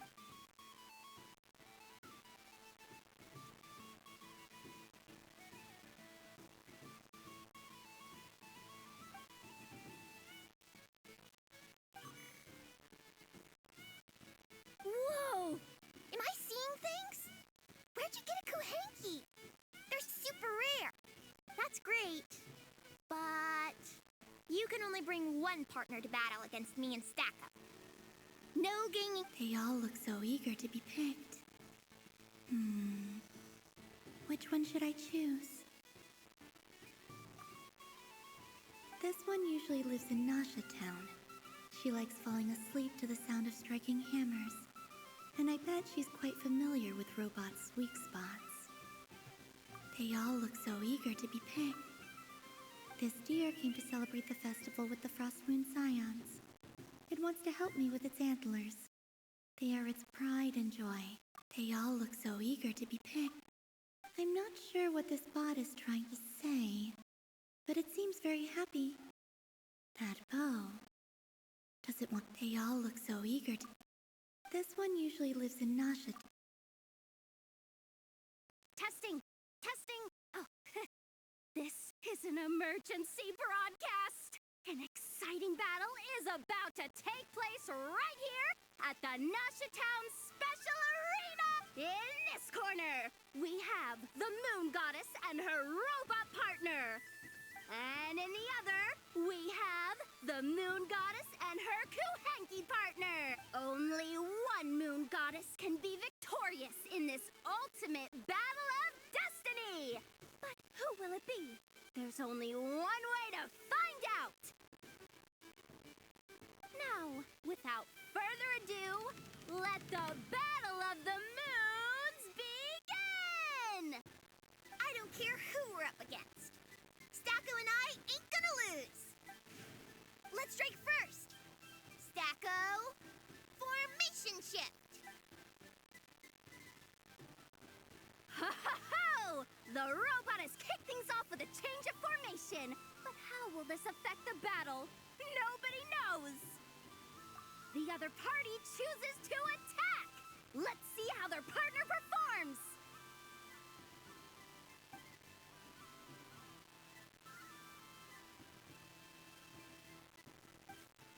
Stacko! The attack lands! And if those sizzling sounds are anything to go by, it was very effective. Okay then. Stacko, maintain formation and enter your empowered state. Empowered state? There we go. Now we're talking. Absorbing the immense Kuvaki present on Moon Prayer Night, this lean, mean machine has greatly increased its offensive power. Good choice. Buffs count for nothing if you beat them before they can use it. Oh, it's a hit! But Stacko stands firm. The battle is heating up fast. I'm about to start sweating machine oil over here. Go for it, Stacko. Set Kuvaki to maximum. Can their opponents withstand this blow? And what will this Moon Goddess do? Don't be afraid. Fight however you wish. It's a moon lane! A deft use of a moon lane allows the Kuhenki to dodge the blow.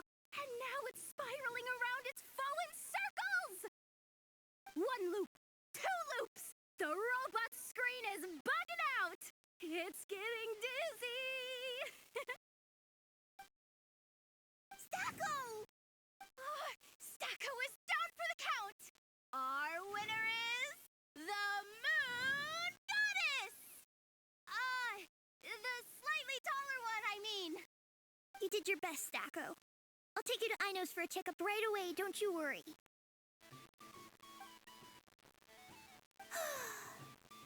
Well, you beat me fair and square, I guess.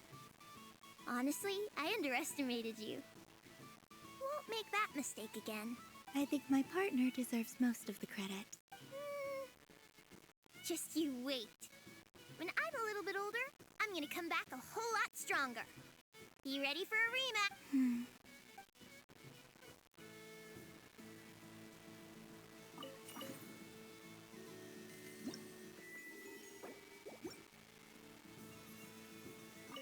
I'm gonna come back.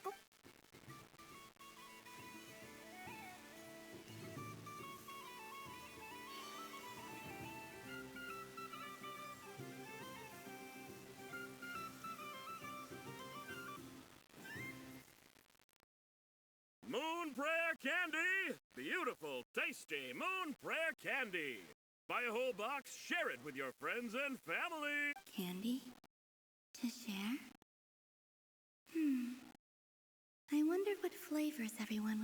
Welcome home, Moon Goddess. Fancy a box of moon prayer candy? Sure. I knew you would. Now, what flavor would you like? I'm not sure. What flavors do you have? Is this for yourself or as a gift? A gift for my friends. Ah, I see. In that case, I'd recommend apple, lockaberry, or midsummerberry. Those are the most popular. Do you have nocturnal blossom flavor? Huh. I've seen couples give those as gifts before, but I did not know they were edible. No? Okay then.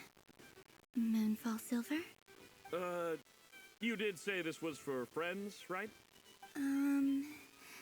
Maybe smetana then. Hey, now that's a creative idea! I've never tried it before, but if you're happy to wait, I can see about whipping up a batch on the spot. While we're at it, you got any other ideas?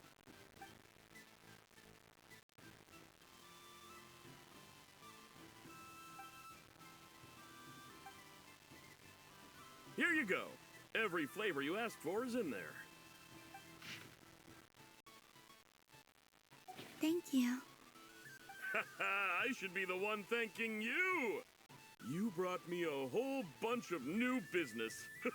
It's like a genuine blessing from the Moon Goddess. I hope you and your friends have a lovely night.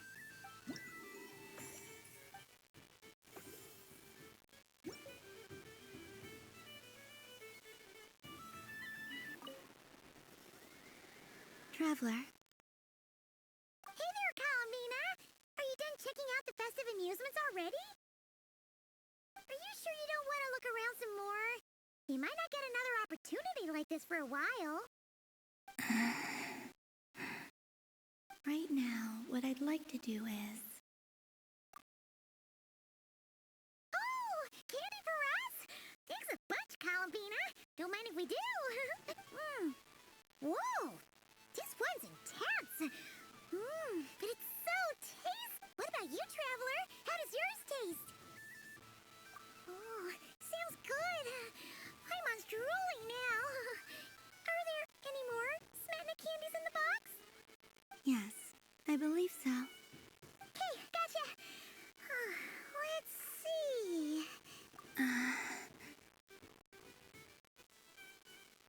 Sure. This one. And, yep, this one looks right too. Okay, that's 3. Here we go. 1 per person. It's so sweet.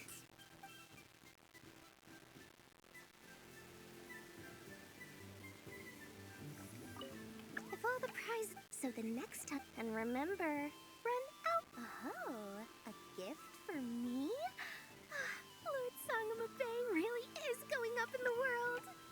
Wow, candy from the Moon Goddess herself. If I back this up, no, what am I saying? Box this up in exquisite gift boxes?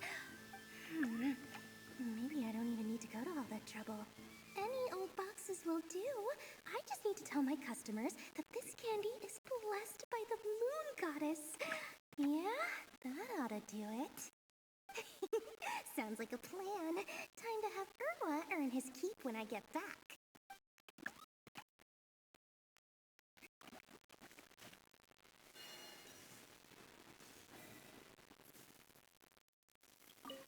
I don't suppose you... Don't get me wrong, once is plenty.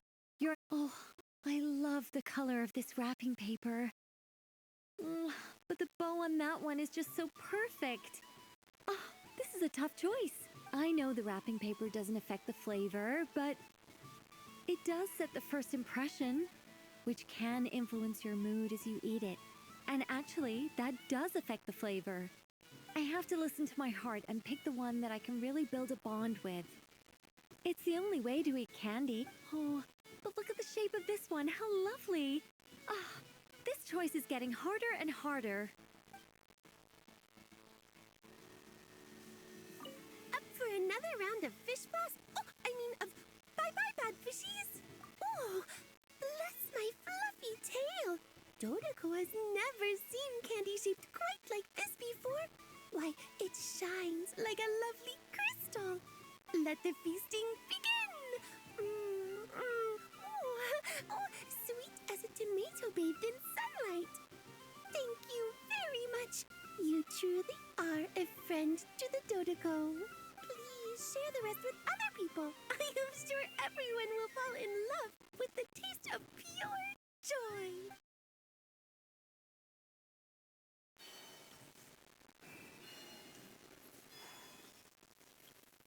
The death card made a most enigmatic moon for which fretting is of no avail. I will have a chat with that. Ah, you're such a polite child, Miss Columbina. But we elders have already partaken of our fair share of stories in this world. Enjoying candy, keeping up with the hip and groovy trends of the day. These things should be left to youngsters like you. I hope you don't misunderstand me. I do not intend to lecture you or reject your kindness. It is simply that the mere sight of this candy is starting to give me a toothache.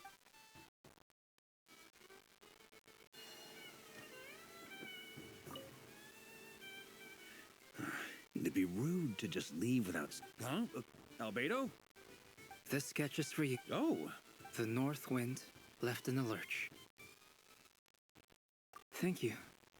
It seems I've picked lemon. It strikes a good balance between sweet and sour. This has piqued my curiosity. What if we were to add citrus and other spices, then enhance the flavor via caramelization? I wonder what the end product would be like. Perhaps I should take the time to try this out.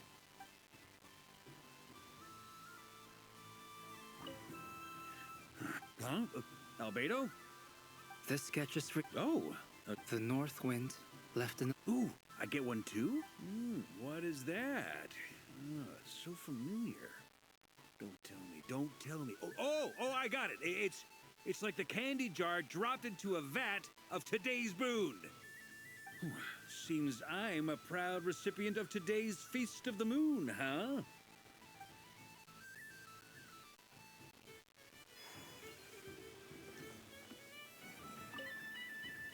Done being a dude. Thanks for coming. Are there any... Why does that... I know you don't...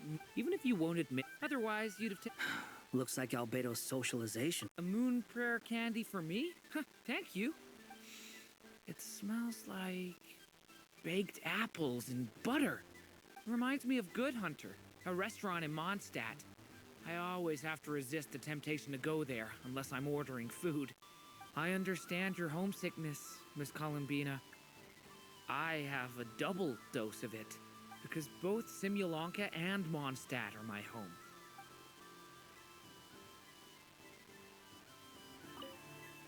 Done being a dude. Thanks for coming here. Are there any Why does that... I know you don't... Even if you won't... Otherwise, you'd have taken... Looks like Albedo's socialization. I thought you'd actually spend your precious time doing something more worthwhile. Everyone has to take one? Well, fine. I'll take mine.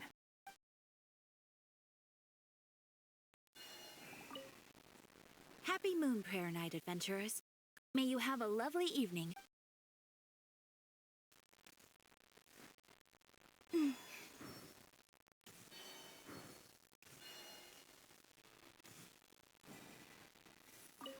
What's there to see on that moon anyway? Let her go up there and cry alone. See if I care. You're giving me candy? That isn't like you. This had better not be some weird prank.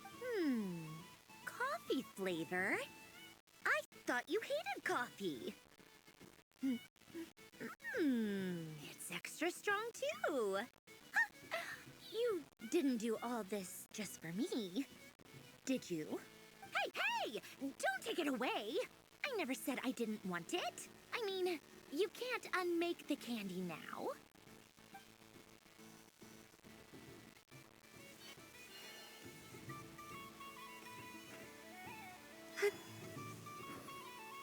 The robot show will now begin.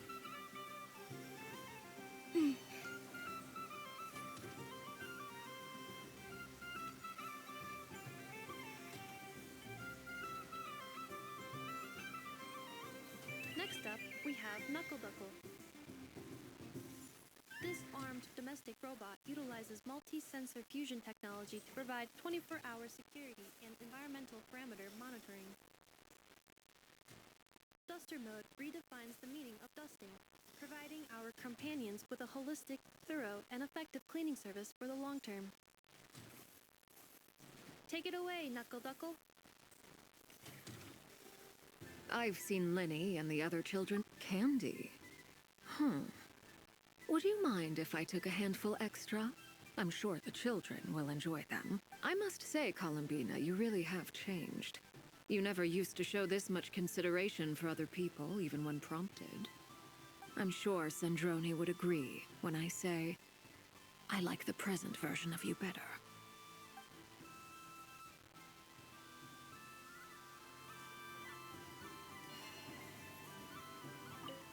Something about festive lighting always has a way of putting the warmest smiles on people's faces. This is most thoughtful of you, Miss Columbina. Kindness exudes from your heart like benevolent moonlight. Forgive me, but I shall have to enjoy this gift a little later. I hope that the flavor I chose is not the only one of its kind. If others were denied the chance to sample such kindness as you have shown to me, it would be a great pity indeed.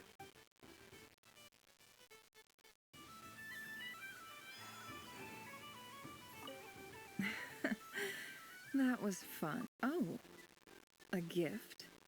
You shouldn't have, Miss Columbina. Very nice indeed. Candy is one of many luxuries that the desert folk could never afford. How I yearned for candy when I could not have it.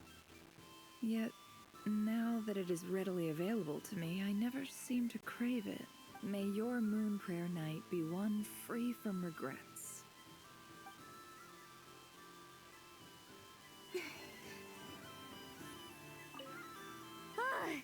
I just had a water fight with 2 Fatui Harbingers.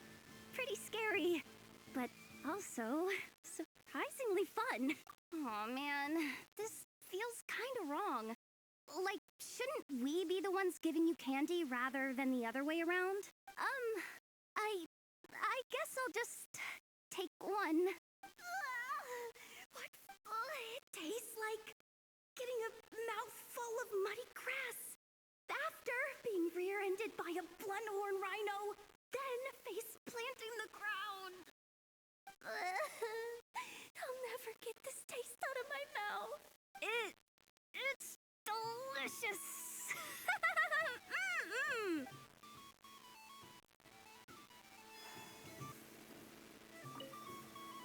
Dodoko's whirligig. Come ride a... Of course, Moon Goddess.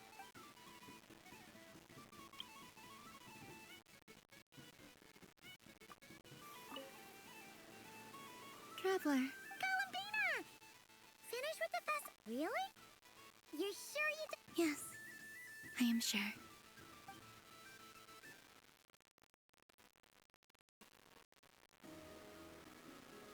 This was the most fun I've ever had on a moon prayer night. Everywhere I went, people were saying, "Welcome home," and there were friends at every turn. I only wish it could last longer than one night.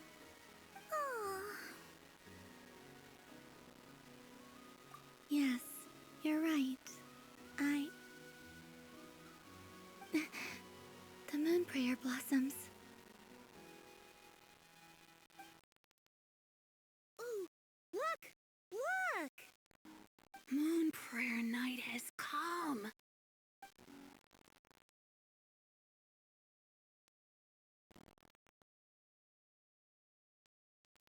The moon. It's so beautiful. Happy Moon Prayer Night, dear. Happy Moon Prayer Night!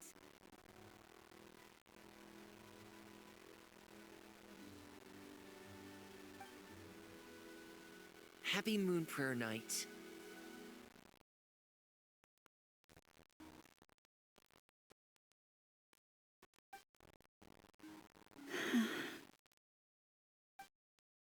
Aww. Huh.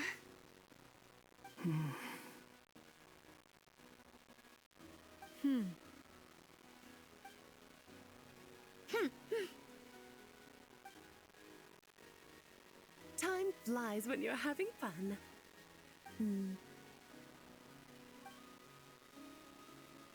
Oh. Looks like the time has come. Columbina. You're heading off, then? Yes, to the ruins you mentioned. And from there, back home to the moon. Wait! I know? At least... Take one of our craft shop's crumb cookies up to the moon with you. You know, for a snack. Sure, why not? The Curatorium of Secrets believes in proper farewells. No story should be left without a satisfactory endnote. Never. Farewells are an important affair for the Ratniki, too. We never know when we might meet again. Ha-ha! And here I thought grand farewells wouldn't suit tonight's mood. But I suppose friendly passion is not to be stopped, eh? We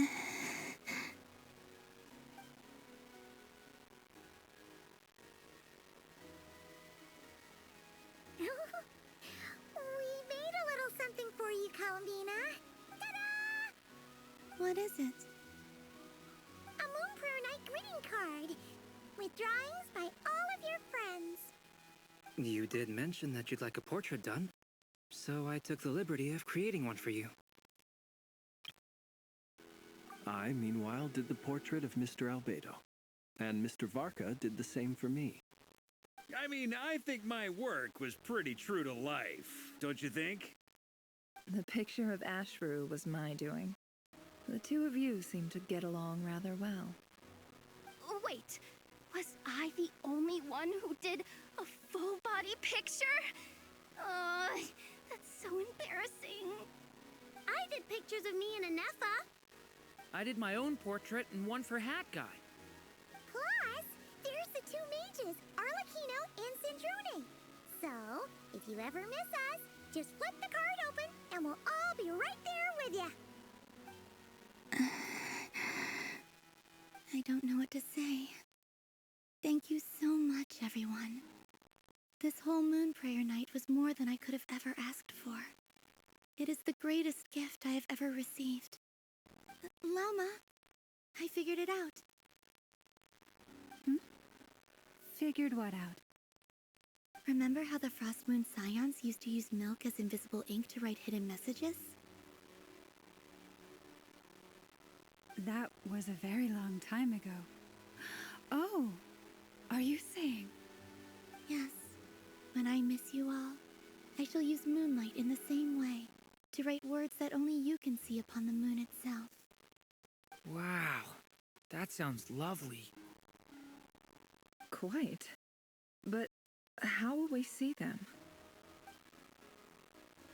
Simply open your windows on nights when the moon shines bright, and the moonlight will naturally flow towards the words I have written.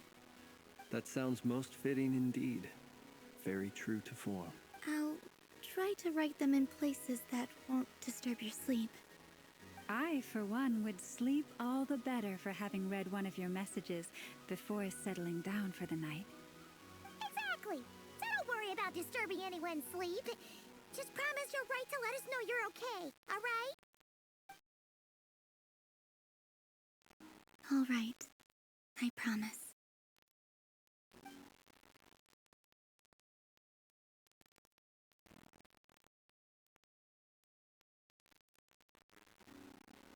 In that case, Columbina. I'm ready.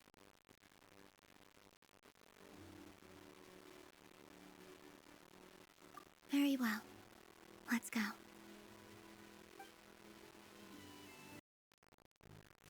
In just a few moments, I will be gone. I still don't know what to expect on the moon. Will I really be able to send messages to my friends? The Kuhenki, the animals of nodkrai, I'll never get to see them again. I wonder where I'll be when the next moon prayer night comes.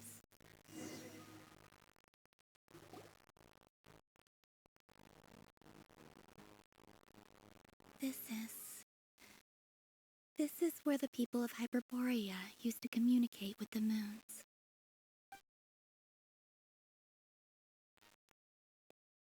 Eternal moon, frost moon, iridescent moon. When the power of all three converge, the gate to the moons shall open.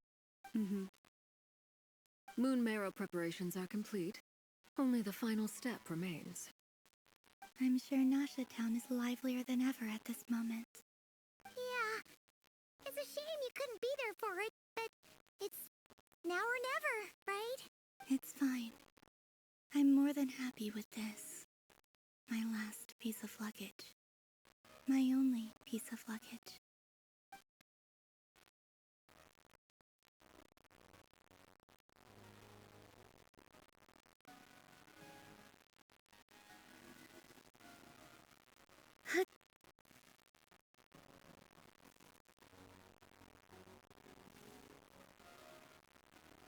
I can already feel the moon calling to me.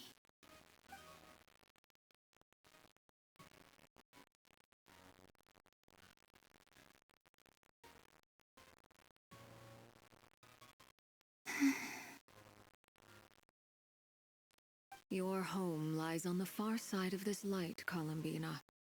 From now on, we will at last have a reason to pray to the true moon.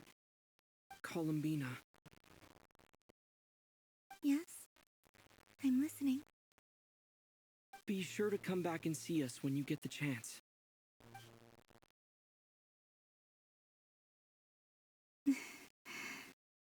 Of course. But if that chance doesn't come, then remember that you have friends on this planet.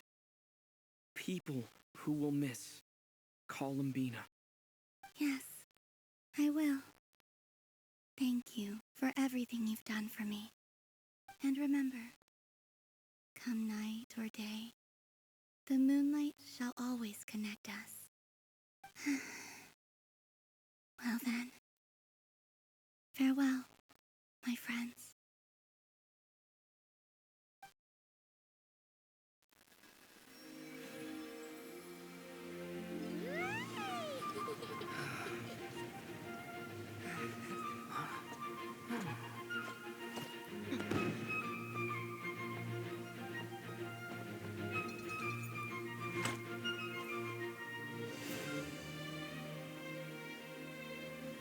Thank you. This was my happiest night in Tevat. Farewell, Columbina.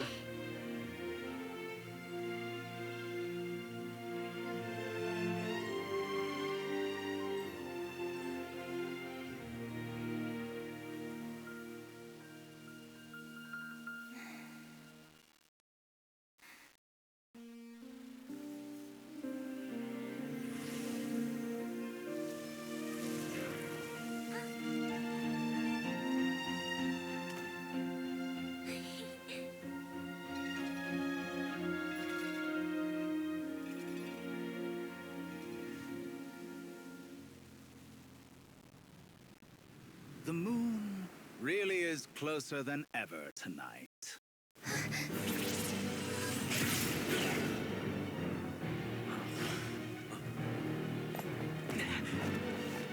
Columbina. All three moons in one place. Time for one final experiment. Reason, life, death, time, and space. They all believed I would fail.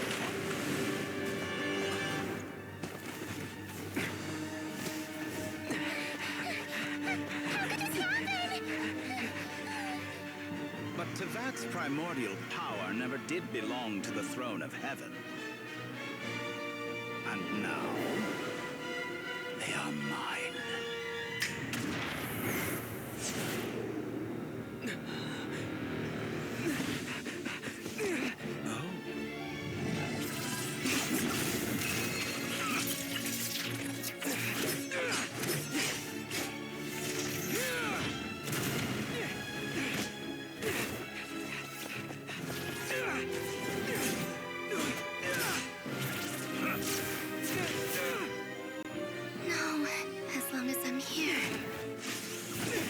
is free to wield the Three Moons' power.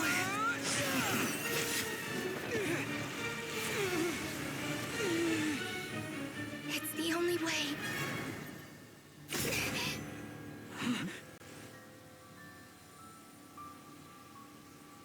I guess I won't be going home today. Columbina! No!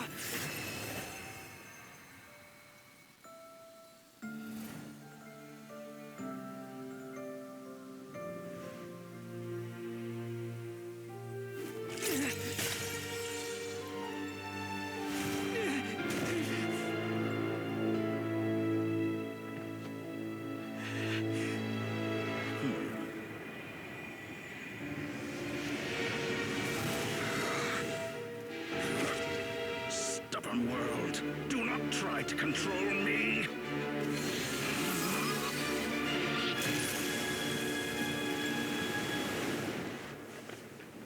Columbina.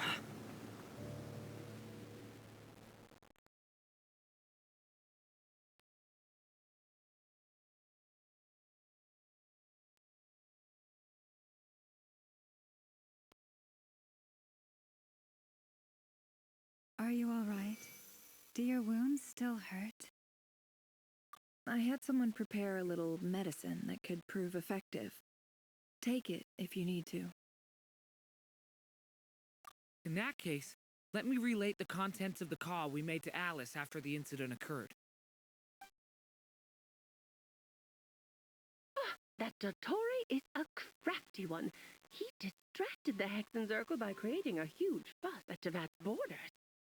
I'd assumed that the cause was an abyssal intrusion from the outside world, which in fairness is a rather common occurrence. But after learning that you managed to influence the phantoms in Nodkrai, I realized that perhaps this interference could have come from within Tevat instead. But we weren't able to change their fates. True, you couldn't change how their stories ended, but you did build some variables around yourself. Variables? Yes. Things you heard that you could not otherwise have learned. Ideas that would otherwise have never crossed your mind. All these things are variables. Of course, most variables usually pale into insignificance with the myriad of possibilities floating around. But the moment you start treating them as building blocks and intentionally stacking them, that changes things. That's what Dottore did, and it's how he created the necessary conditions so that when you activated the portal tonight, it played right into his plan. However, we have no way of knowing exactly what he did. Yeah, we also need to ascertain Columbina's status. And that about sums it up. As I suspected, Dottore has disappeared completely. If it's any consolation, he wasn't able to control Columbina as he might have wished to. Oh no!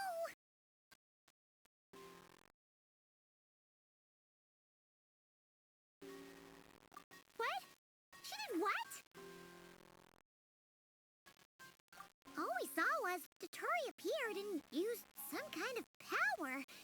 The next thing we knew, he and Columbina were gone and you were falling into the sea.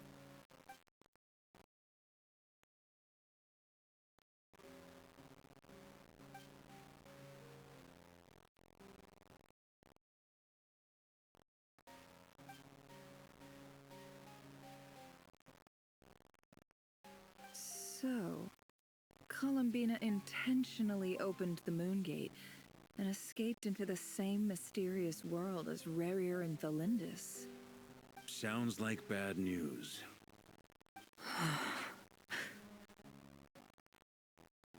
Seen in that way, the trilunar syzygy and Rerir's emergence, Dottore might have been pulling the strings in both cases.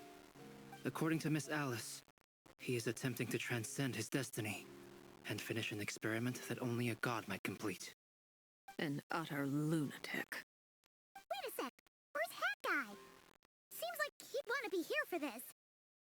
He took off with the Dodo communication device after we spoke to Alice. He said he had a hunch that he wanted to investigate by himself. The look on his face was terrifying. I've never seen him like that before.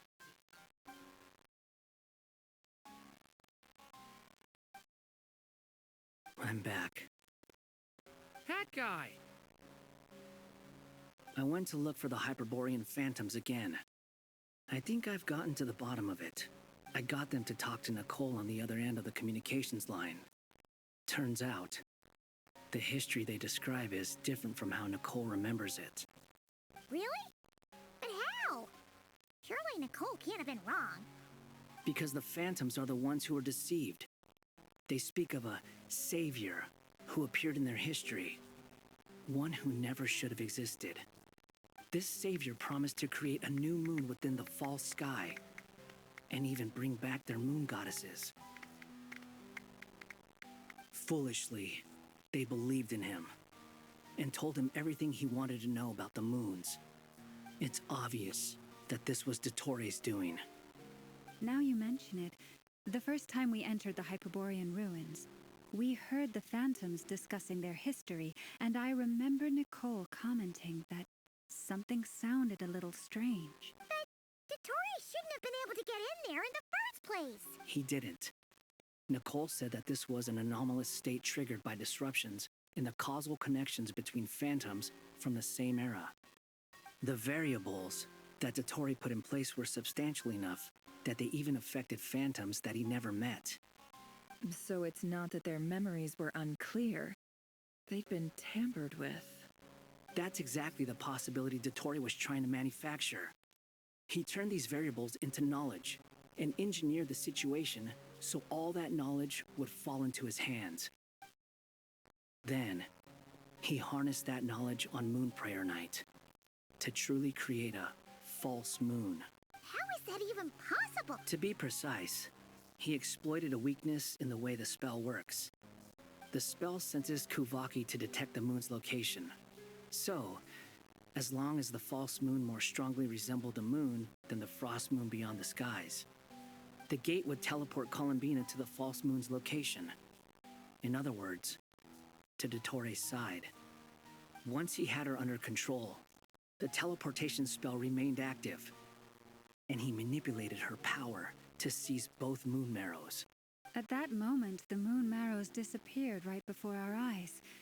It was already too late, even as we were leaving the ruins. By then, Dottore had already amassed the power of all three moons. So, where does that leave us? What do we do now? I'd certainly like to know what Her Majesty thinks, now that the concerns I expressed to her have come to pass. But we cannot simply sit and wait for her to decide the matter. And in any case, it is not the Fatui Harbinger Damselette who sees us as her friends, but rather Columbina Hyposelenia. If, even in such extreme circumstances, Her Majesty will not lift the prohibition on Harbingers drawing steel against one another, then I will do as my heart demands. I will fight as Peruware instead. Oh, Arlecchino! Time is short, so I'll make the first move.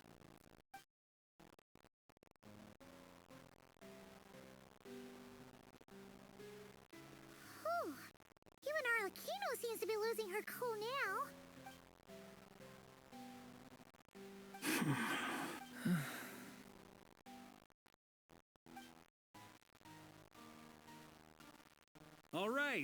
All right. Lose those dejected looks for a moment and let me get a word in. It looks bad, I won't lie. Very bad, in fact. So Dottori's pulled some real dirty tricks to gain the upper hand. For now. And yeah, it's to the point where even the mages say that his variables have affected destiny. I'm not so sure, though. Many have told me that Tevat's destiny is fixed, and that does appear to be the case. Well, what makes Dottori so sure he'll be the exception? And since he was able to stack these variables up, who's to say we can't do the same? You of all people should not be discouraged, traveler from afar. This isn't over yet. And you're not alone in that. Everyone here does, whether they've spoken thus far or not. But none of us are the type to sit back and wait for the sun to shine again. That's exactly how a knight should roll. If they knock you down, you get back up and get back in it. Don't forget, Honorary Knight, you're a legitimate member of Mondstadt too. Mark is right. This is far from over. Dottoro's already way overdue a butt-kicking given his past shenanigans. And after this, he's earned himself a double dose. That's what I'm talking about. How's everyone else feeling? I'll use Kuvaki to investigate Columbina's whereabouts. I'm not ready to give up either. Leave the intel gathering to me. Whatever happens within Nodkrai's borders, when the Curatorium of Secrets wants to be in the know, we always find a way. Aino and I will do all we can to support you. We will attempt to reverse engineer Dottori's actions and seek a breakthrough that way. Alice and Nicole are busy dealing with an emergency at Tevat's borders, so they can't return just yet. But they're both very angry about this. They've asked Albedo and me to act on the Hexen Circle's behalf and do everything in our power to fight back against Dottori. Are you ready then? We're going to have to conduct a lot of research, even in the early stages. I'll do my best. As for me, I'm pretty familiar with Dottori's way of doing things, so I can try to predict his next move. I'll help with your investigation. Nice! Looks like we have our basic division of labor. I'll get in touch with Flints and Itlua, get them to have a chat with their Starshiner. It couldn't hurt to bring the Lightkeepers on board as well. At the same time, I'll pass on instructions to the Knights present in nodkrai to assist the Lightkeepers and other organizations in ensuring the safety of those living here. Yeah! We'll show him! That's it then. Good luck, everyone.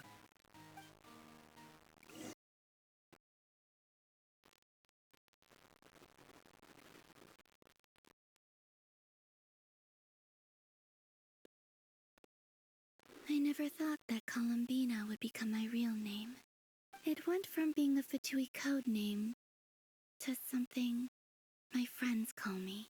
And remember, come night or day, the moonlight shall always connect us.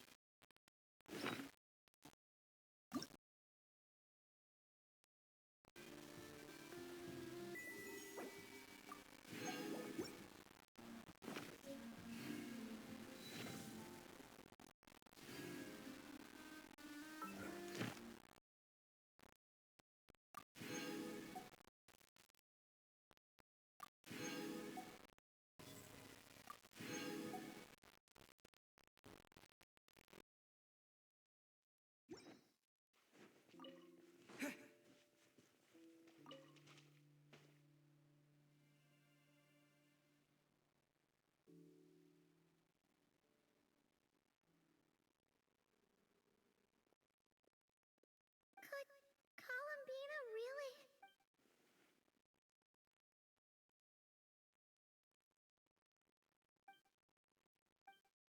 Columbina?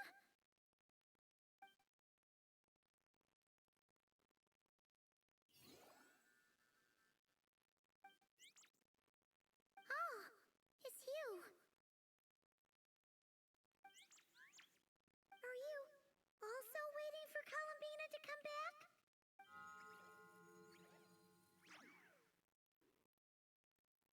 So, you too.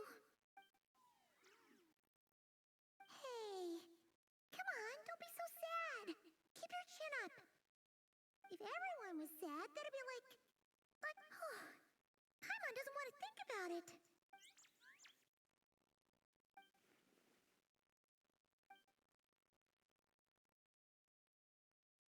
I haven't given up yet.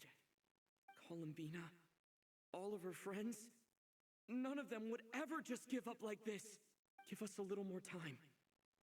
I can't promise anything, but I'll do everything I can.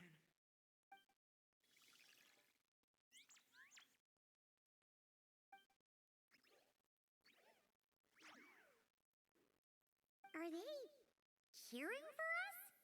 Thank you. Do you need us to help you with something?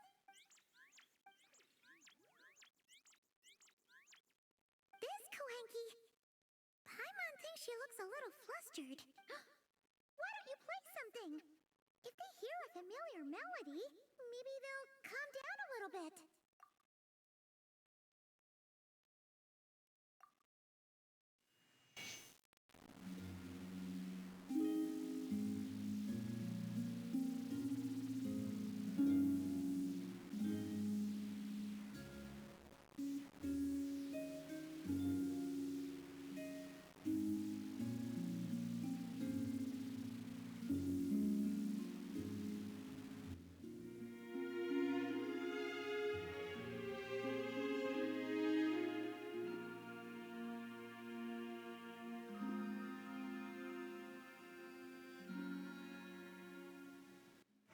Oh, they're asleep. Had a good rest in a long time.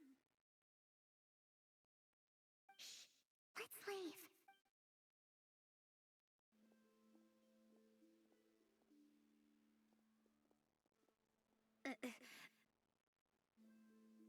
Sandrone, what are you doing here? What? Am I not allowed to take walks now? Thought as much. No such thing as a free miracle, you know. Hey, which way are you headed? Paimon means we don't see much of each other. Maybe we could join you for a bit. Let's not. I'm not in a good mood today and don't have anything nice to say. Besides, comfort is the last thing this place needs.